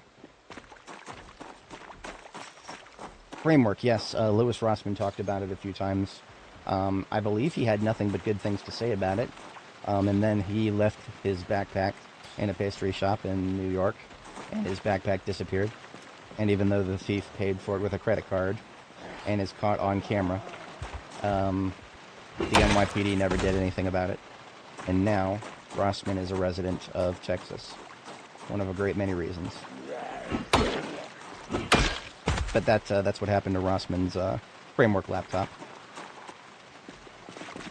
Probably would talk about it a little more if he still had one. I don't know if he ever bought another one. Maybe he did.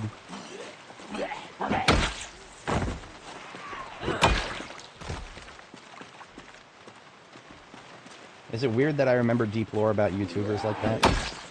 I generally like to say that I'm not the kind to get into parasocial relationships. But, that factoid is making me question that. Yeah, absolutely.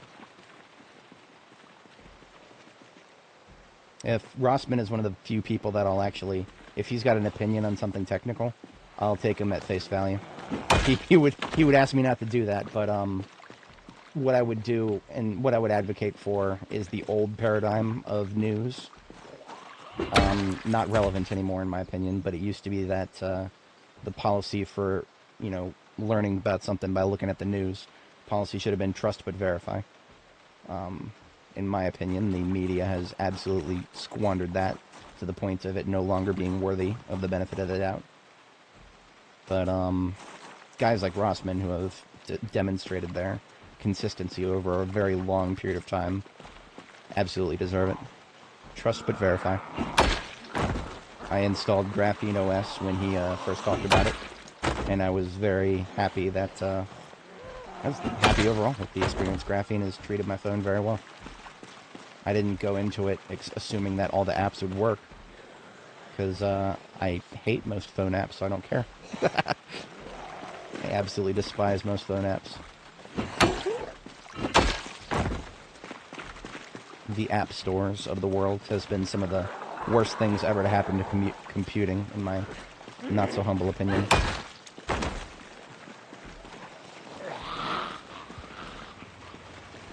Okay.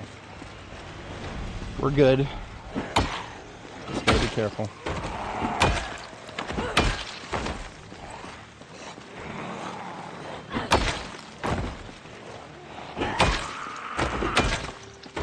I don't believe we've actually spawned in that building to the top center of the screen.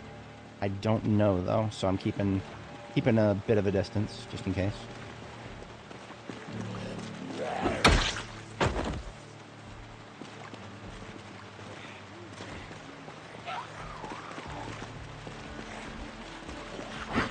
I haven't remarked on this in a while, but if anybody else has noticed this, after 42.15 came along, and our new game director started fucking with the sandbox settings, I have noticed that the zombies' propensity to group up has been severely diminished. Prior to 42.15, I don't know if a single one of these zombies that are just standing around out in the open without being in a group, I don't know if we would see a single one like that prior to 42.15. Like, it used to be that zombies would just group up, or they would be alone for like 40 tiles. Or they would be like migrating between groups or some shit. Now it seems far more likely to just have lone wolves not be a part of the group. But it's nowhere more apparent than really high density places like here in Louisville. That's why I bring it up. How was the install for Graphene? I did not need a jailbreak. Whatchamacallit, I did not even need to do anything particularly special because it's a Google Pixel 7. Pixel 7 natively supports dual booting operating systems. That is the one good thing that Google has ever done in the hardware space, in my opinion.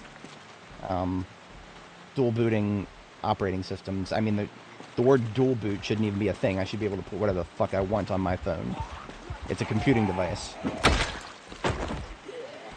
All of my other computing devices, I can put whatever the fuck I want on it. At least the ones I own. And, my work laptop, I can't just put Linux on it, but that's because I don't own it. The American taxpayers own it. And the agency I work for is the custodian of it. So I gotta follow their rules, which says, no putting Casio OS on our work computing devices, regrettably. Give a little cue here and see who comes our way. It's a nice little chunk. Split them off from everybody else. Well, that's not true, KTO. My Google Pixel XL from a very long time ago is, in fact, rooted, but it is not bootloader unlocked. In order to unlock the bootloader, there is some cryptographic bullshit under the hood there. In order to get the bootloader unlocked, Verizon, who I bought the phone from, needs to do it.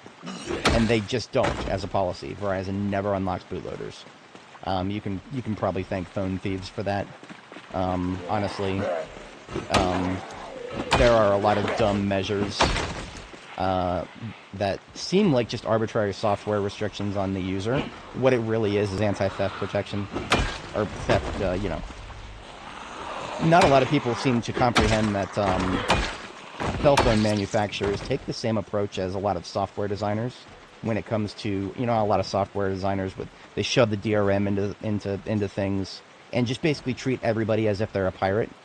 Phone manufacturers have been treating including their paying customers, everybody as if they're a thief. That's one of the reasons phones are so locked down, because there's a direct economic incentive to lock down your phones to make them harder for thieves to go in there and steal. That is one of the many reasons Apple is a $1 trillion company, because iPhones, just every year they get a little harder to flip after they've been stolen. And that in and of itself just makes the hardware more valuable. So it's not just that they want you to own nothing and be happy, it's also that when you feel less like an owner, it usually translates into fewer economic losses for the people designing it.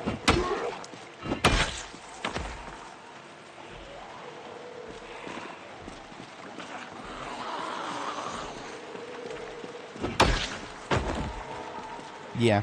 See, I didn't buy my Pixel XL from a shop, but I did buy it from Verizon online. So, like, I went to Verizon's website. This is back when I was on a family plan, still living with my family. That's how fucking long ago it was. Oh, you're ready for an upgrade. Yeah, thanks. I got an upgrade, but now I can't fucking do anything with it. Even though the manufacturer stopped releasing updates years ago. I could have a safe and secure operating system on almost a decade-old phone. Yeah, 2027, it'll be a decade-old phone.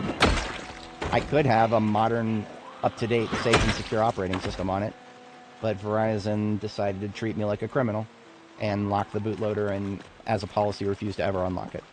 Hey! I haven't tested that policy personally in a long time. I called a Verizon rep once, and they weren't cooperative, and I didn't push it.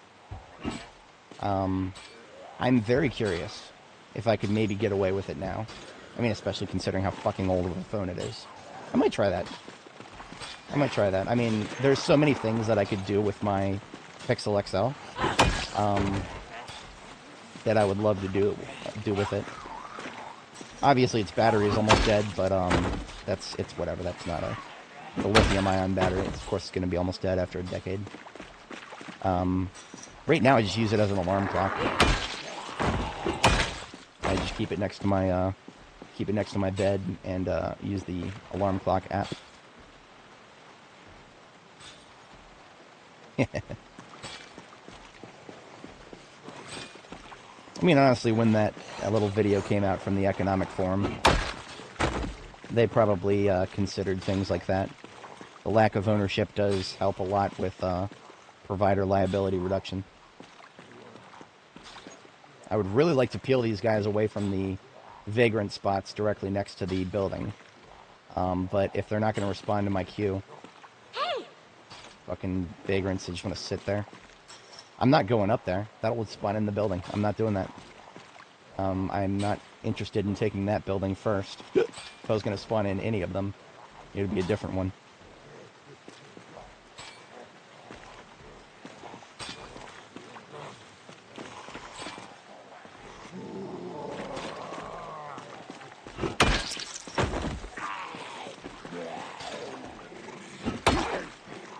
What really sucks about phone operating systems is just how many different aspects of the phone are just completely outside the control of the operating system itself.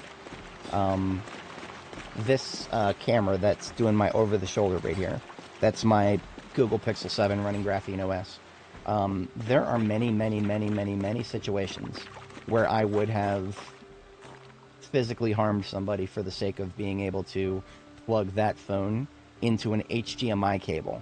Just a simple USB-C to HDMI, or DisplayPort, whatever the fuck. And just hook the fucking phone up to a screen.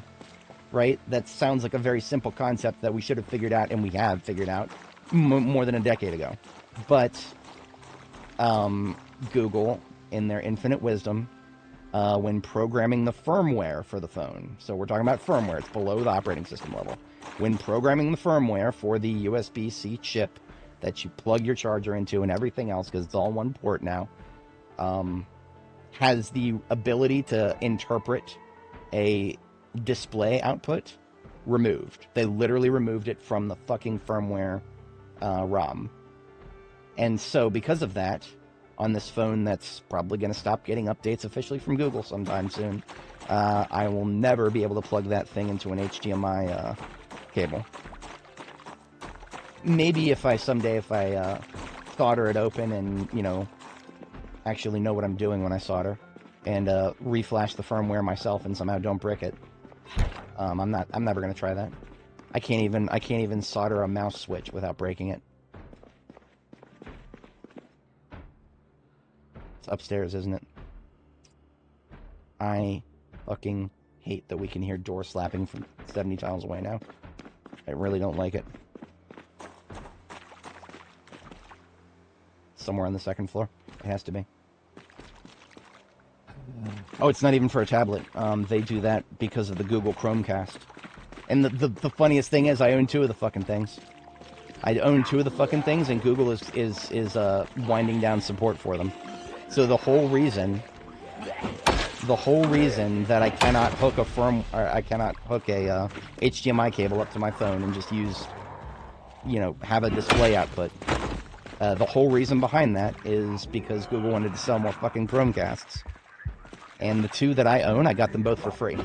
So not only did they fail that, well, you know, is anything free, right? I got it, my parents got one for free because of something, and then I got one for free because of something else. So, yeah, okay, nothing is free. But still, it's just the principle of the thing. They didn't extract a single cent out of me for this Chromecast specifically. And now they're winding down support for Chromecast, as far as I know. I don't know if they're going to get much more in terms of updates. So someday they'll all be unusable. Meanwhile, any basic-ass USB-C chip in any phone out there other than a Google Pixel will continue to be able to put out display outputs until the heat death of the fucking universe. But I digest. Alright, I can no longer get any closer to this building without spawning it in. And we've done a pretty good number on this one. This one I'm going to have to do the second floor. But we're now running out of daylight. Let us have a bite to eat. Alright, you know what? I'll go ahead and go to the second floor. Why not? Let's see what's going out there. I do use it occasionally for other things. I would be using it right now for other things if I actually had a separate alarm clock. Somewhere in my closet, one of my mom's old Kindles, like a really old Kindle, is in there. I had been meaning to pull that out and see what I can do with it, because that would probably be... You can do even less with that, so if it can become an alarm clock, that would be much better.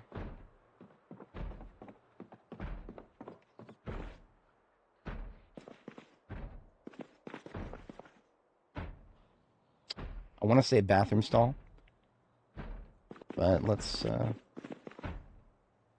yep, bathroom stall. Probably this side. Yep, here it is. Congratulations, you got out of the bathroom. Thanks for fucking annoying me from 70 tiles away. Chromecast gave us IPTV, so... Well, I haven't gotten a lot of use out of IPTV. Now, was that Chromecast 1 or Chromecast Ultra? Chromecast Ultra is the one that fucked me over. I have never actually owned an original Chromecast. But, I mean, you know, that's just good old-fashioned enshittification right there. Of course, if you have a product that does well, you've inevitably got to make a 2.0 and then lock it down so you get more money, and then fucking ruin it. Which is exactly what happened with Chromecast. I mean, who the fuck wants to buy one now? Not me.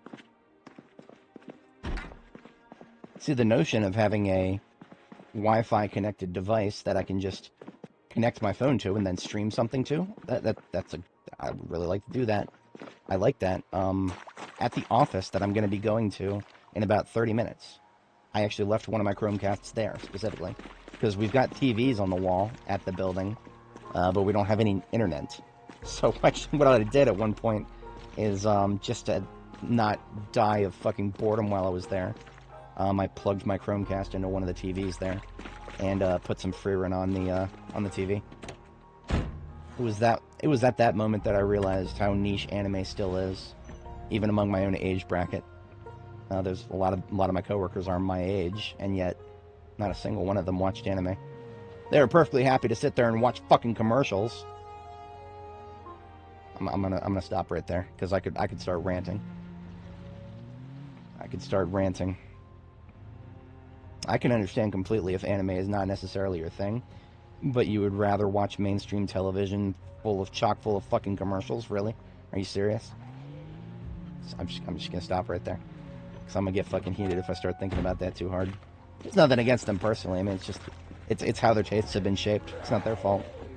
Tastes are things shaped by availability. A lot of people have grown up without anything other than commercial fucking block commercial stocked television.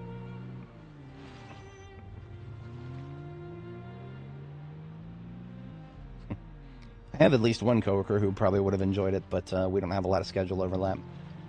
He's in on Mondays and Tuesdays, and I'm in sometimes, very rarely on Tuesdays. So that's neither here nor there. That was the guy who got me into freerun. He actually works on Mondays and Tuesdays, so every once in a while I'll run into him at the office, but not as often as would be nice.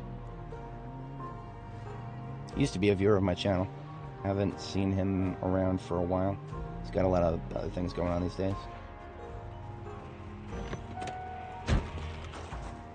Just one guest here over here.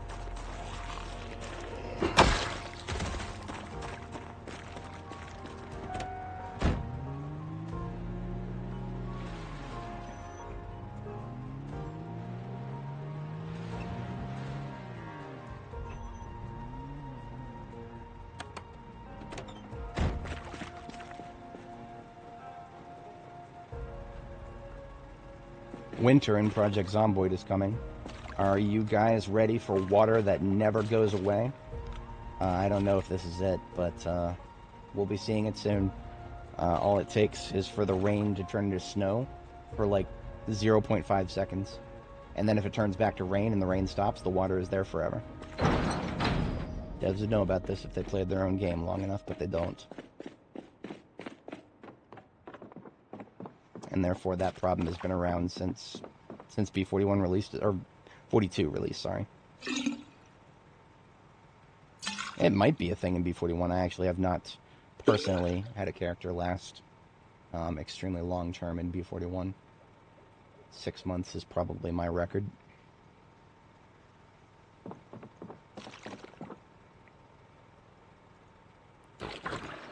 Oh, look at that, it is going away. Good. Good. So we can fill up from it, but who knows, maybe this will be the last rain for a while.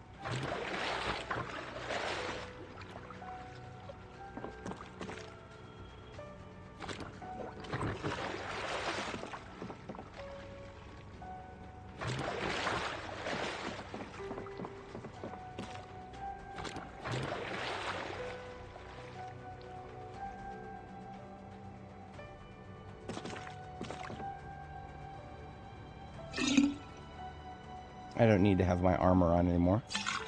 Should go take that off. Now all that water, and of course I still can't use it. I have not, I still don't have a pipe wrench. That will be our overnight task after we catch our first sleep here.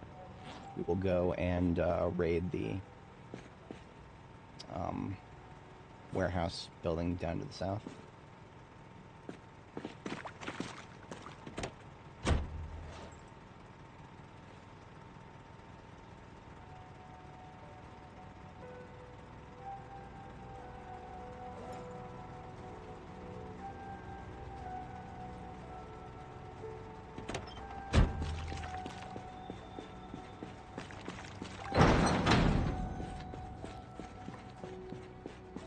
Okay, so I have not yet patched up these coveralls, but they're clear to be worn. Oh, they're coveralls. Oh, I actually thought that those were I thought those were long johns. Well then. Um, hmm. This would not, that would not help my insulation situation very much if I were to just put those on. But I don't have very much else that I could wear right now. And we are now officially getting cold at night. There's a bunch of zombies out here, of course. I could steal clothes from one of them, but that would be truly scraping the bottom of the barrel. It's an apartment complex full of clothing right here, but there's also 2,500 zombies in there. I would like to not deal with that right now.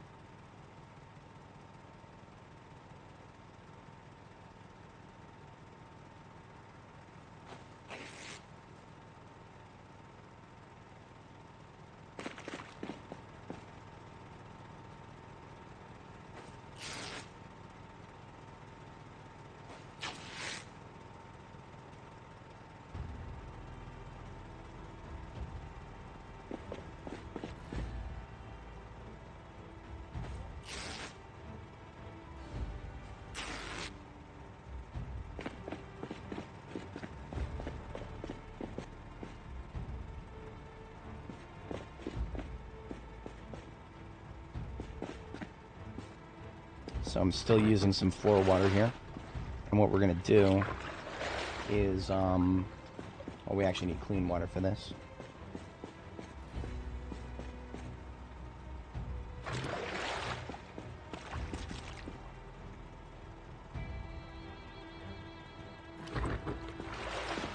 We're going to stick this entire paint bucket full of water into the oven, boil it so that it's 4.5 liters of clean water. This is the best we can do until we go get a wrench.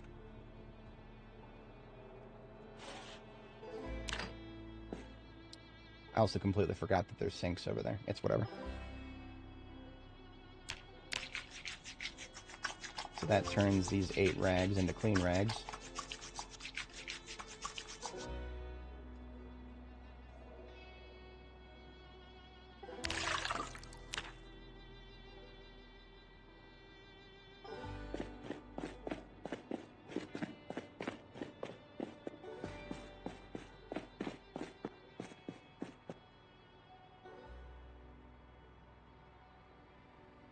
Wow.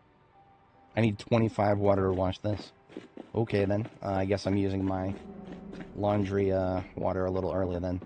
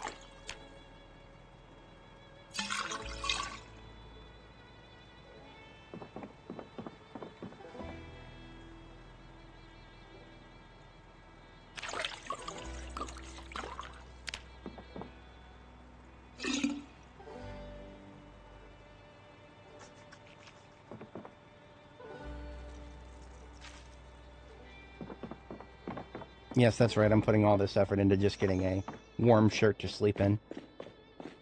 And you know what else? I'm actually an absolute literal idiot. The lockers over here. I completely forgot about the lockers over here. It's alright. I'm not going to get mad at myself over that. I'm a little scatterbrained right now.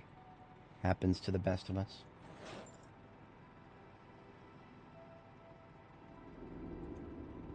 I, too, am a fan of colder weather over warmer.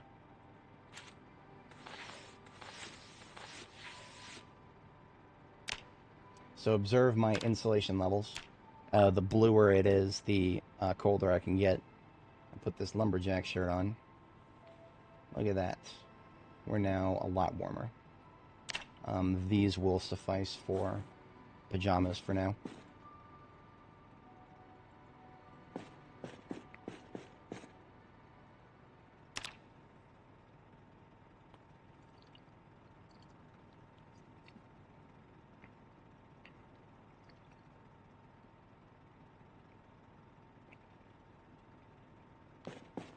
Man, it's regrettable that I have to leave a little early today, but we've still got another half hour or so here.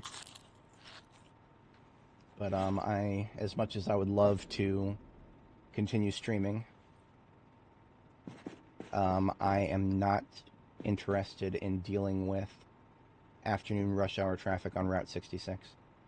We were just looking at this, but from a distance, this road might not seem like hell on earth. But if you've been on Route 66 in Northern Virginia, one trip down this road during rush hour, you will never want to do it again. It'll be the worst mix imaginable of a parking lot and a 40-mile-an-hour jockey for position between a bunch of absolute assholes who have no consideration whatsoever. A lot of which who don't even know how to use their fucking blinkers. Speaking thereof, I've actually got my soup reaching out to me now. Checking what time I'm going to swing by.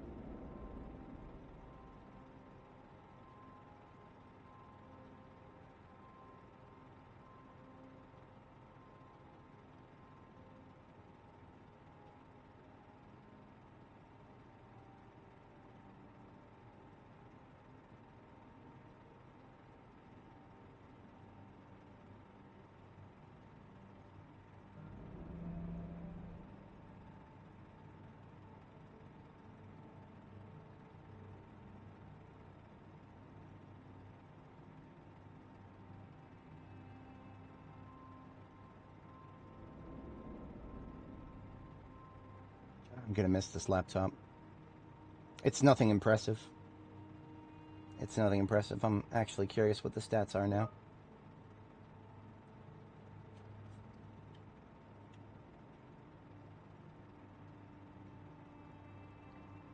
It is a Intel Core i5-8365U. 4 cores, 1.90 gigahertz. What a humble little thing. 16 gigs of RAM. A M2 SSD with 256 gigs of local storage. You would think that, using OneDrive and whatnot, we would not have storage problems. No. Our local machines are constantly edging themselves on storage space. Constantly going in there, deleting temp caches and shit just to free up room. Of course, there's no discrete GPU, just the onboard garbage. That's all I need. I mean, it plugs into my 4K monitor here, the 44-inch, and it gets 4K at 60 hertz. That's minimum for me.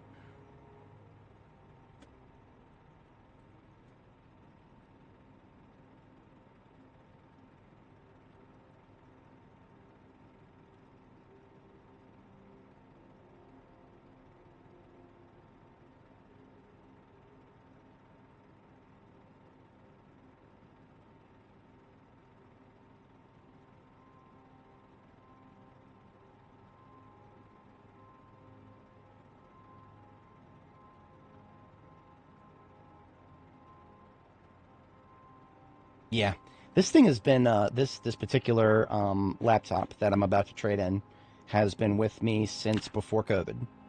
This laptop was issued to me actually just a couple months before the COVID lockdowns came in and permanently deleted everybody's enjoyment of workstations. We became almost an entirely laptop-based enterprise, like half of the rest of the planet probably did too. But yeah, it served its purpose. If nothing else, I already can tell you just by sheer read-write, the SSD is probably down to like 70%. Because that's actually where my other PC is. My other PC, my former gaming PC that I built in 2017, that one doesn't even have shit like BitLocker and whatnot, but it's still taking a toll. Solid state hard drives, there's only so many read-write cycles that they have, and a lot of people will never, completely use it up. You know, it'll fail for other reasons long before it just goes bad for sheer read-write, but eventually it becomes a wear item. And this laptop has definitely, I mean, because obviously full disk encryption always, full disk encryption will fuck your shit up a lot faster than anything else. Because if you think about it, that's basically just adding more read-write cycles to every single read-write you do. Because it's got to update the file, and then it's got to re-encrypt the disk all the time. That's a panel card. Make sure you can access that. Yep. And just give the names. Okay. Easy peasy. Alright, I'm going to do a thing here. I don't want to go to them because that would bring them... that would bring me too close to this building. I'm not ready for that yet. We're going to... in the middle of Louisville. Honkity honk. A little honk honk clown world nonsense. Let's see who answers the call here. Laptop is a 6th gen, your PC is 9th. I don't actually... oh, so are we talking like Intel generations here? Because I am actually not very familiar with Intel gen. I have been an AMD fanboy since... forever. Ever since I started building my own PCs. I have never... personally, I've never purchased an Intel piece of hardware ever. I've inherited plenty, though. My brother is an Intel fanboy, and he has a tendency to bequeath things to me. So I have quite a lot of Intel on my computing rack right over there, but none by my own personal decision. Just happy to make use of it when it comes my way.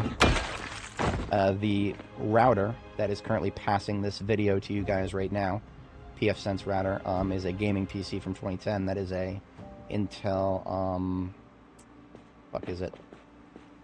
I don't know. I want to say, my brain wants to say Core 2 Duo. It's not. That was something else. An older machine. An older machine, but it checks out. No, but by all means. I mean, AMD has taken Intel in every way right now. I don't know if that's ever going to change, but Intel is... imagine building CPUs, one of the most advanced things on the planet, and then having them fucking rust.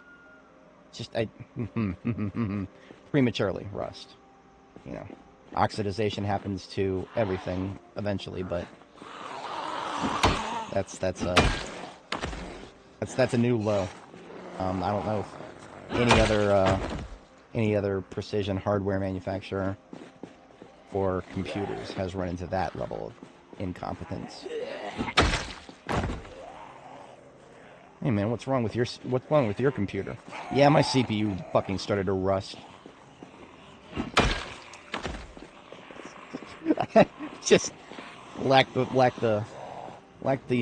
verbiage to articulate how fucking embarrassing that would be for me as an engineer if something that 0.0% of any of my competitors had that problem, and then suddenly I did, out of nowhere.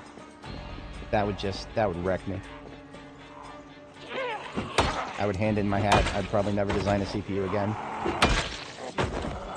Wonder if that's why Intel is getting worse. All their engineers are just being like, nah, we're done.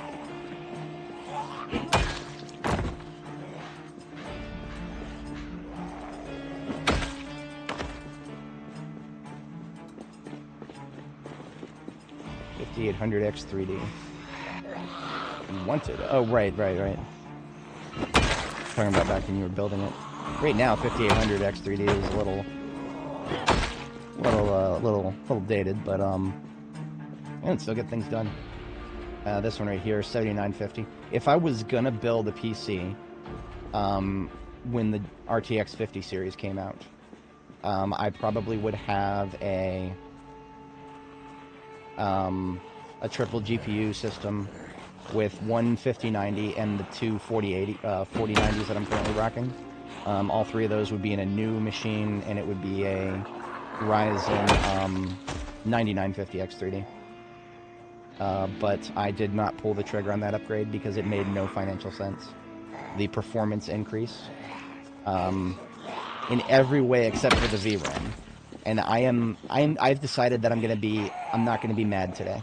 I've decided that I'm not gonna be mad today, and so I'm not gonna talk about the RTX 5090 or NVIDIA and what they're doing to VRAM. I'm gonna be happy today. I'm not gonna be mad. I do not have to be mad.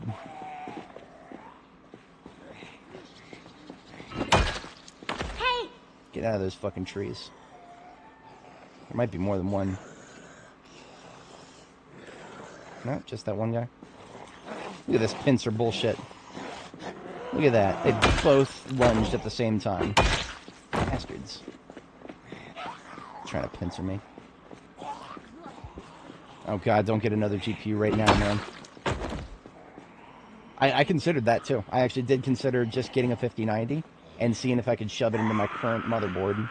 However, I think there's a PCI problem with that.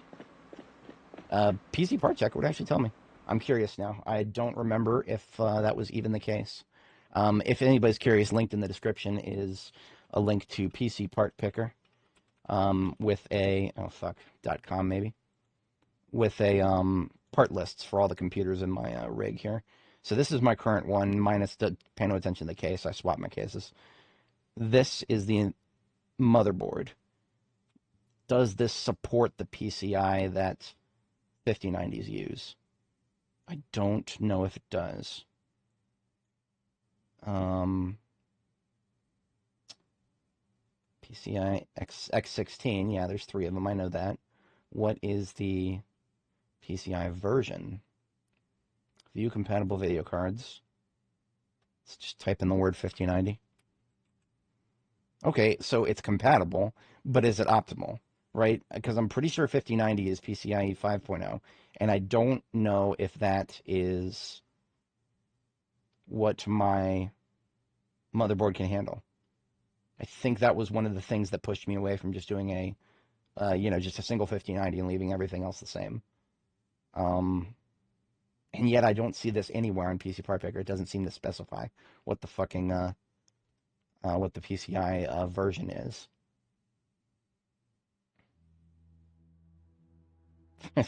Fucking 4K for a GPU.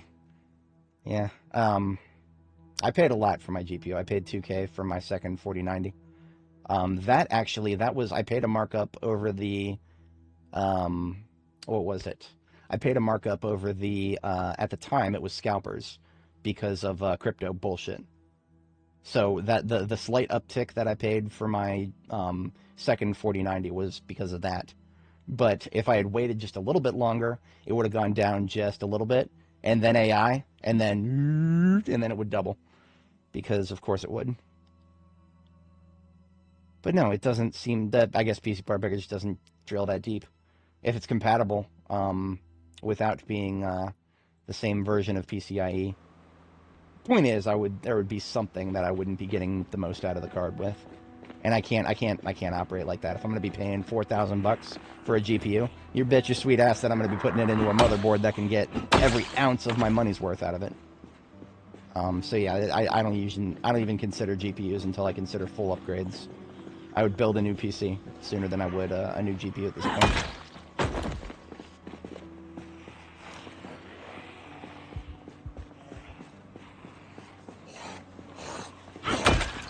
Stop it, Zacto. You're going to get me mad. Stop it. Stop it. Stop it. You're going to get me mad. Oh, no, I'm good. I'm not going to be mad today. I am going to be happy today. Even if my work laptop ends up being a piece of shit, I'm still going to be happy. It is Friday, my dudes. Now, you know what I'm not going to be is healthy. If I keep fighting on this street with this overwhelming stench. I should have known better. This is Louisville. We're not getting away without the mask.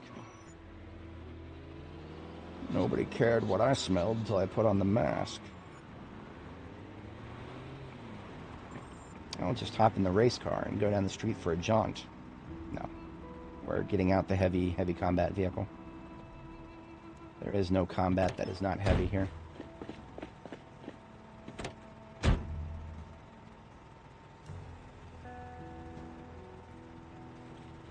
fuck did you say to me? Followed me all the way back here? I'm impressed. For that, I'll give you a pickaxe to the head.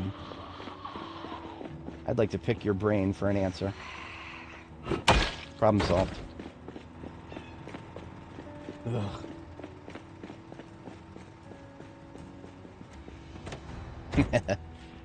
Well, you see, and now here's another thing that I'm not going to be talking about very much once I get into the office. My work laptop that's currently sitting over there that I'm going to have to replace, I'm going to have to turn it in. That work laptop was initially configured so long ago in IT in IT years. It was configured so long ago that it predates CrowdStrike's deployment in our enterprise, and that is an interesting milestone because after CrowdStrike came out, suddenly every single time we used our admin accounts to do anything, we end up getting an email from the cybersecurity team. Hey, did you use your admin account at this hour at this day? Did you run this command? Yes, it's my fucking job. That's like 90% of the email responses that I would get. But this laptop was configured long before then, so this laptop, custom registry, all sorts of custom aesthetic modifications that never used to be a problem because I didn't have cybersecurity breathing down my fucking neck asking me questions about every single command I run. That's one of the things, like, okay, I get why it's there. It's having a cybersecurity team follow up on admin account usage is kind of like traffic cops. It's literally the IT equivalent of traffic cops. They're there for a reason, and they sometimes do very good things, right? Traffic cops will be the first people out there to stop reckless drivers who are going, 50 miles an hour over the speed limit. Yes, very useful, very good, should be there. We're not talking about that. We're talking about the fucking assholes who ticket you for going 5 miles an hour over. Yeah, you just gotta fucking deal with them. You just gotta fucking deal with them. The moment you add that piece of infrastructure into the equation, and we got traffic cops now, they gotta justify their salaries. Let's configure CrowdStrike so it shits out an incident ticket every single time somebody escalates to admin privileges. Every single time. So yeah, all those little custom registry tweaks that I made on my current work laptop, just to, I mean, one of the things right here in the bottom right hand corner of my screen, show seconds in system clock. Can't get that without opening the registry with regedit. You might actually be able to do it with a user account. Hey. I've never tried because I never needed to, but well, I think HKCU can actually be edited by user accounts. I don't think that's. I mean, I'm about to find out when I get to the office in about an hour or so here. I mean, I have to get ready to go in about 10 minutes here, so we're coming up on the end of the stream here. But no, when I get there, that'll be one of the first things I'll look at. What can I do with my user account through HKCU? Can I still get some of these customizations? I'm sure I can. Not all of them, though. Colors are a distant dream of the past. I specifically need to escalate to the system account in order to change the default colors that will always get rolled back to every time the computer is updated. Fun fact about Windows Update: it's garbage. Everybody hates it. Inside and outside enterprise IT. But fucking one of the dumbest fucking things it does, just can't stand it. Every time it does a regular feature update, so 22H2, 23H1, whatever the fuck, all color values, and we're talking about we're really deep into the weeds. If I fire a VLC, for example, you'll notice that it's gray instead of white. I hate light themes. I fucking hate light themes. I go in there to the system registry and I change everything that's bright white to at least a gray. So my Notepad, VLC, anything that uses system default colors is less blinding for me. But I cannot do that and have it stick without escalating to admin. And I'm not interested in just explaining myself all 50 times I'll have to do that, so fuck it. Just gonna have to deal with it. Just gonna have to fucking deal with it. Speaking of dealing with it, we are currently hungry. And I didn't bring my salad. Dreading learning Windows. Windows is alright. There's a lot of people who dislike it on principle. And that's perfectly fine. I dislike it on principle too. It's also the first thing I learned, and I learned it starting at 12 years old. So, it's, you know, I can sit here and say, oh, I hate Microsoft and I hate Windows. I'm going to use it till the day I'm dead. And if Windows is not doing something I want it to do, then I'll just fucking make it do what I want it to do. I just regrettably, I will never be able to get away with that on my work computers anymore. Never again. It was when the Windows 11 updates started coming out. I investigated various means of getting the original File Explorer back. Some of them worked. Some of them required a little bit of binary editing of certain DLLs in System 32, and that resulted in some emails showing up in my that was one of my favorite phrases of an email. Is this guy? He's like, "Did you run this script? We saw this script was ran on your system at this time. Did you run the script? If so, what is it doing?" Question mark. Like, okay, buddy, you are paid way the fuck more than me. Can't you fucking figure that out yourself? Can't you see that I'm just trying to shove a binary blob into one of the what the fuck was it? U32. Or one of those things that determines how windows are drawn. I broke it down. I commented the code. I told them this is what doing this. I'm doing this for this, and I kind of, I gave them a little bit of bullshit. I'm doing it because some of my users don't like the way Windows 11 looks, so I'm helping them make it look more like 10. That was a little bit of bullshit because that user was me. But I mean, never again. I'll never be able to get away with that shit again. It sucks. Hello. They might not be the only ones in here. Let's do a quick sweep.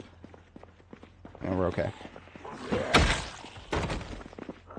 I don't even know exactly where they came from, because we were in and out of this area once. They didn't go through it. Louisville, man. It's weird. Started learning deep computer knowledge on Linux. Yeah, I mean, so I feel like if you've gotten some deep knowledge on one system, you're looking more at adaptation than relearning. I'm by no means am I what I call myself proficient with Bash, but I've observed enough similarities that I can start adapting some of my PowerShell scripts over to Bash, so that I can actually use them on Linux systems instead of Windows over here. I mean, shit, there's some Linux distros that just natively run PowerShell. I don't want to do that though. If I'm going to run Linux, I'm gonna get myself away from Microsoft slop. Sorry, Microslop, as it were. Alright, I'm going to do something bold here, because I do want to get these assholes who are these little assholes who want me to come over there and deal with them so that I spawn in that whole apartment. How about no? How about, that's more like it. Why don't y'all fucking come down here now? I'm going to laugh really hard if the discharge of the gunshot was enough to wake up the building from here. That would be really funny. It would also be tragic.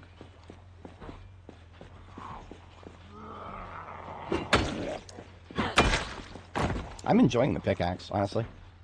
It's leveling my axe skill, and I don't have to think about sharpening it. I'll probably be using more of these in the future.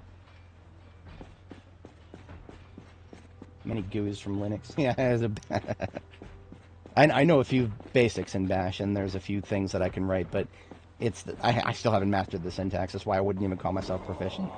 It's like learning, it's like trying to say that you know a language without mastering, like, the pronouns. Or, like, fucking, basic sentence structure. There's still a few things about it. Speaking of things, breaking, the pickaxe is actually not in a bad... The axe head is not in a bad condition, but the handle is broken. So that's fine. We have a baseball bat already ready.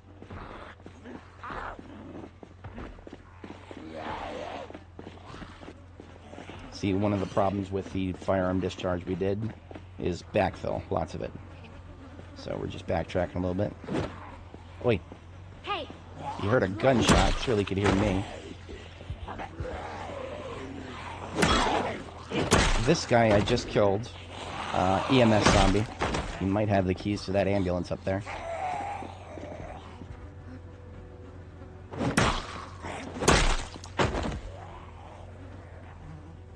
Nope, no keys. That's alright, I guess.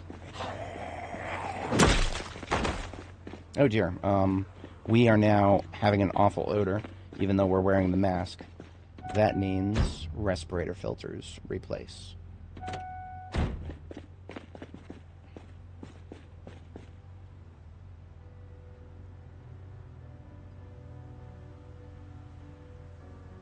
Alright, I do not believe I'm going to be able to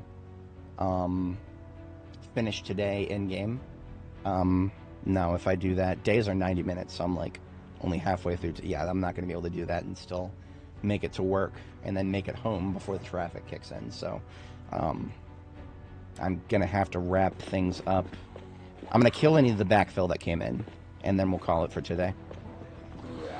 See, there was a part of me that'd be like, maybe I'll start a stream back up when I get home. Because honestly, after I get my work laptop sorted out and then I come home, I'm not going to have too much else to do today, but I have learned better than to try to start a stream in the afternoon and expect YouTube to recommend it to literally anybody. Especially a Friday afternoon. Friday afternoons, just in general. YouTube just doesn't seem... Now, I mean, there's probably not as many people on YouTube on Friday nights. I feel like if people are going to go out, they're probably going to go out on Friday nights. More likely than other nights. Hey! But that's neither here nor there. YouTube recommending me is still the biggest barrier to actually getting eyes on the stream. And I don't want to make it sound like I'm some influencer who only cares about views, but to be honest, I am here to grow my presence. Hey! And if YouTube has weird, arbitrary rules that results in me not getting recommended, gotta play the game. Can't hate it. So aside from that one Zed on the second floor of the animal hospital, we're looking pretty okay-ish back here. See, what I want is, I want this road and all buildings except for this one here. All buildings and the road clear before we even consider getting close to this multi-story building here. This multi-story building will continue to evade it like the plague until I might even go like as far as sirens. I might actually set the threshold where like I've got to fire up the siren right here and not have anybody show up. Because then if I do that, I can go nuts with the shotgun as they come out of this building and not have to worry so much about flanking. It's Louisville, you'll never be 100% sure, but I'm feeling like we can get to a pretty good spot with that. And it's basically exactly what I did on Annie. I don't remember if I was that careful on Annie. I remember wishing that I probably was more careful on certain other buildings. I don't know. I don't think I learned the rules behind spawning with Annie. If I did, it was very late in her run. Hey, Abreu. Sorry to do this, but the stream is close to today's conclusion. I have to leave a little early today, so I got started a little early, but that doesn't help me much. Not many people on YouTube earlier these days. It's always late morning to early afternoon. I have a tendency to get my best numbers when I do it then.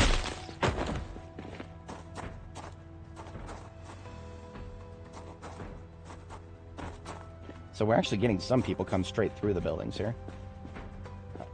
See, the back door to this pastry shop is busted out. Intact here. Windows back there still intact, so they're not trying to go too hard around the fence back there. But that is neither here nor there. I have got to go ahead and get ready. It's not just that I got to commute to work. I've got to make myself somewhat presentable. I don't think any of my coworkers would care if I showed up in pajamas, but one of the problems with my current, like the office, like, what the fuck do I even call this? The room, I guess. The bullpen, it's not a proper bullpen like the last one. The big problem with it is it's not just people from my team there. It's people from other teams. So it'll be like somebody from Tier 3 or, God forbid, one of the program managers are there. Why you got one guy showing up in pajamas? What's going on there? I mean, otherwise, nobody fucking cares about what goes on in our room specifically, because we're on a completely separate floor from all the other govies. So, you know, when you're a government contractor, you want to look really good for your client, but if your client doesn't even go in the same floor as you, like you're separated by more than an entire floor from almost all govies, then nobody fucking cares normally. But it's the big wigs within my own company that might be there. I actually had a PM sitting behind me a few weeks ago. He just needed a place to work, so he randomly sat down in our bullpen. And then he got frustrated and left when he saw that there was no cell service. That was the funniest part about that shit. Fucking imagine just going down to work with the plebs, lower on your corporate ladder, for a grand total of 20 minutes, and then just leaving because you find their working environment completely untenable for your own standards. Haven't seen him back since. Still don't have cell service down there. The government is actually in talks to get cell service down there. So due to no interference whatsoever from that asshole, we might actually have cell service down there within the next few months, maybe a year. Now you're moving at the speed of government. But yeah, I'm about to move at the speed of government down Route 66 here, so have our girl bid farewell. And I'm gonna go, before we peace out here, I'm gonna grab a screenshot of the start of our long journey down 1st Street in Louisville, because this is going to be a long one. Remember, this is just the outdoor spawns here. This is just the outdoor spawns, and the bodies are already piling up. Welcome to Louisville, folks.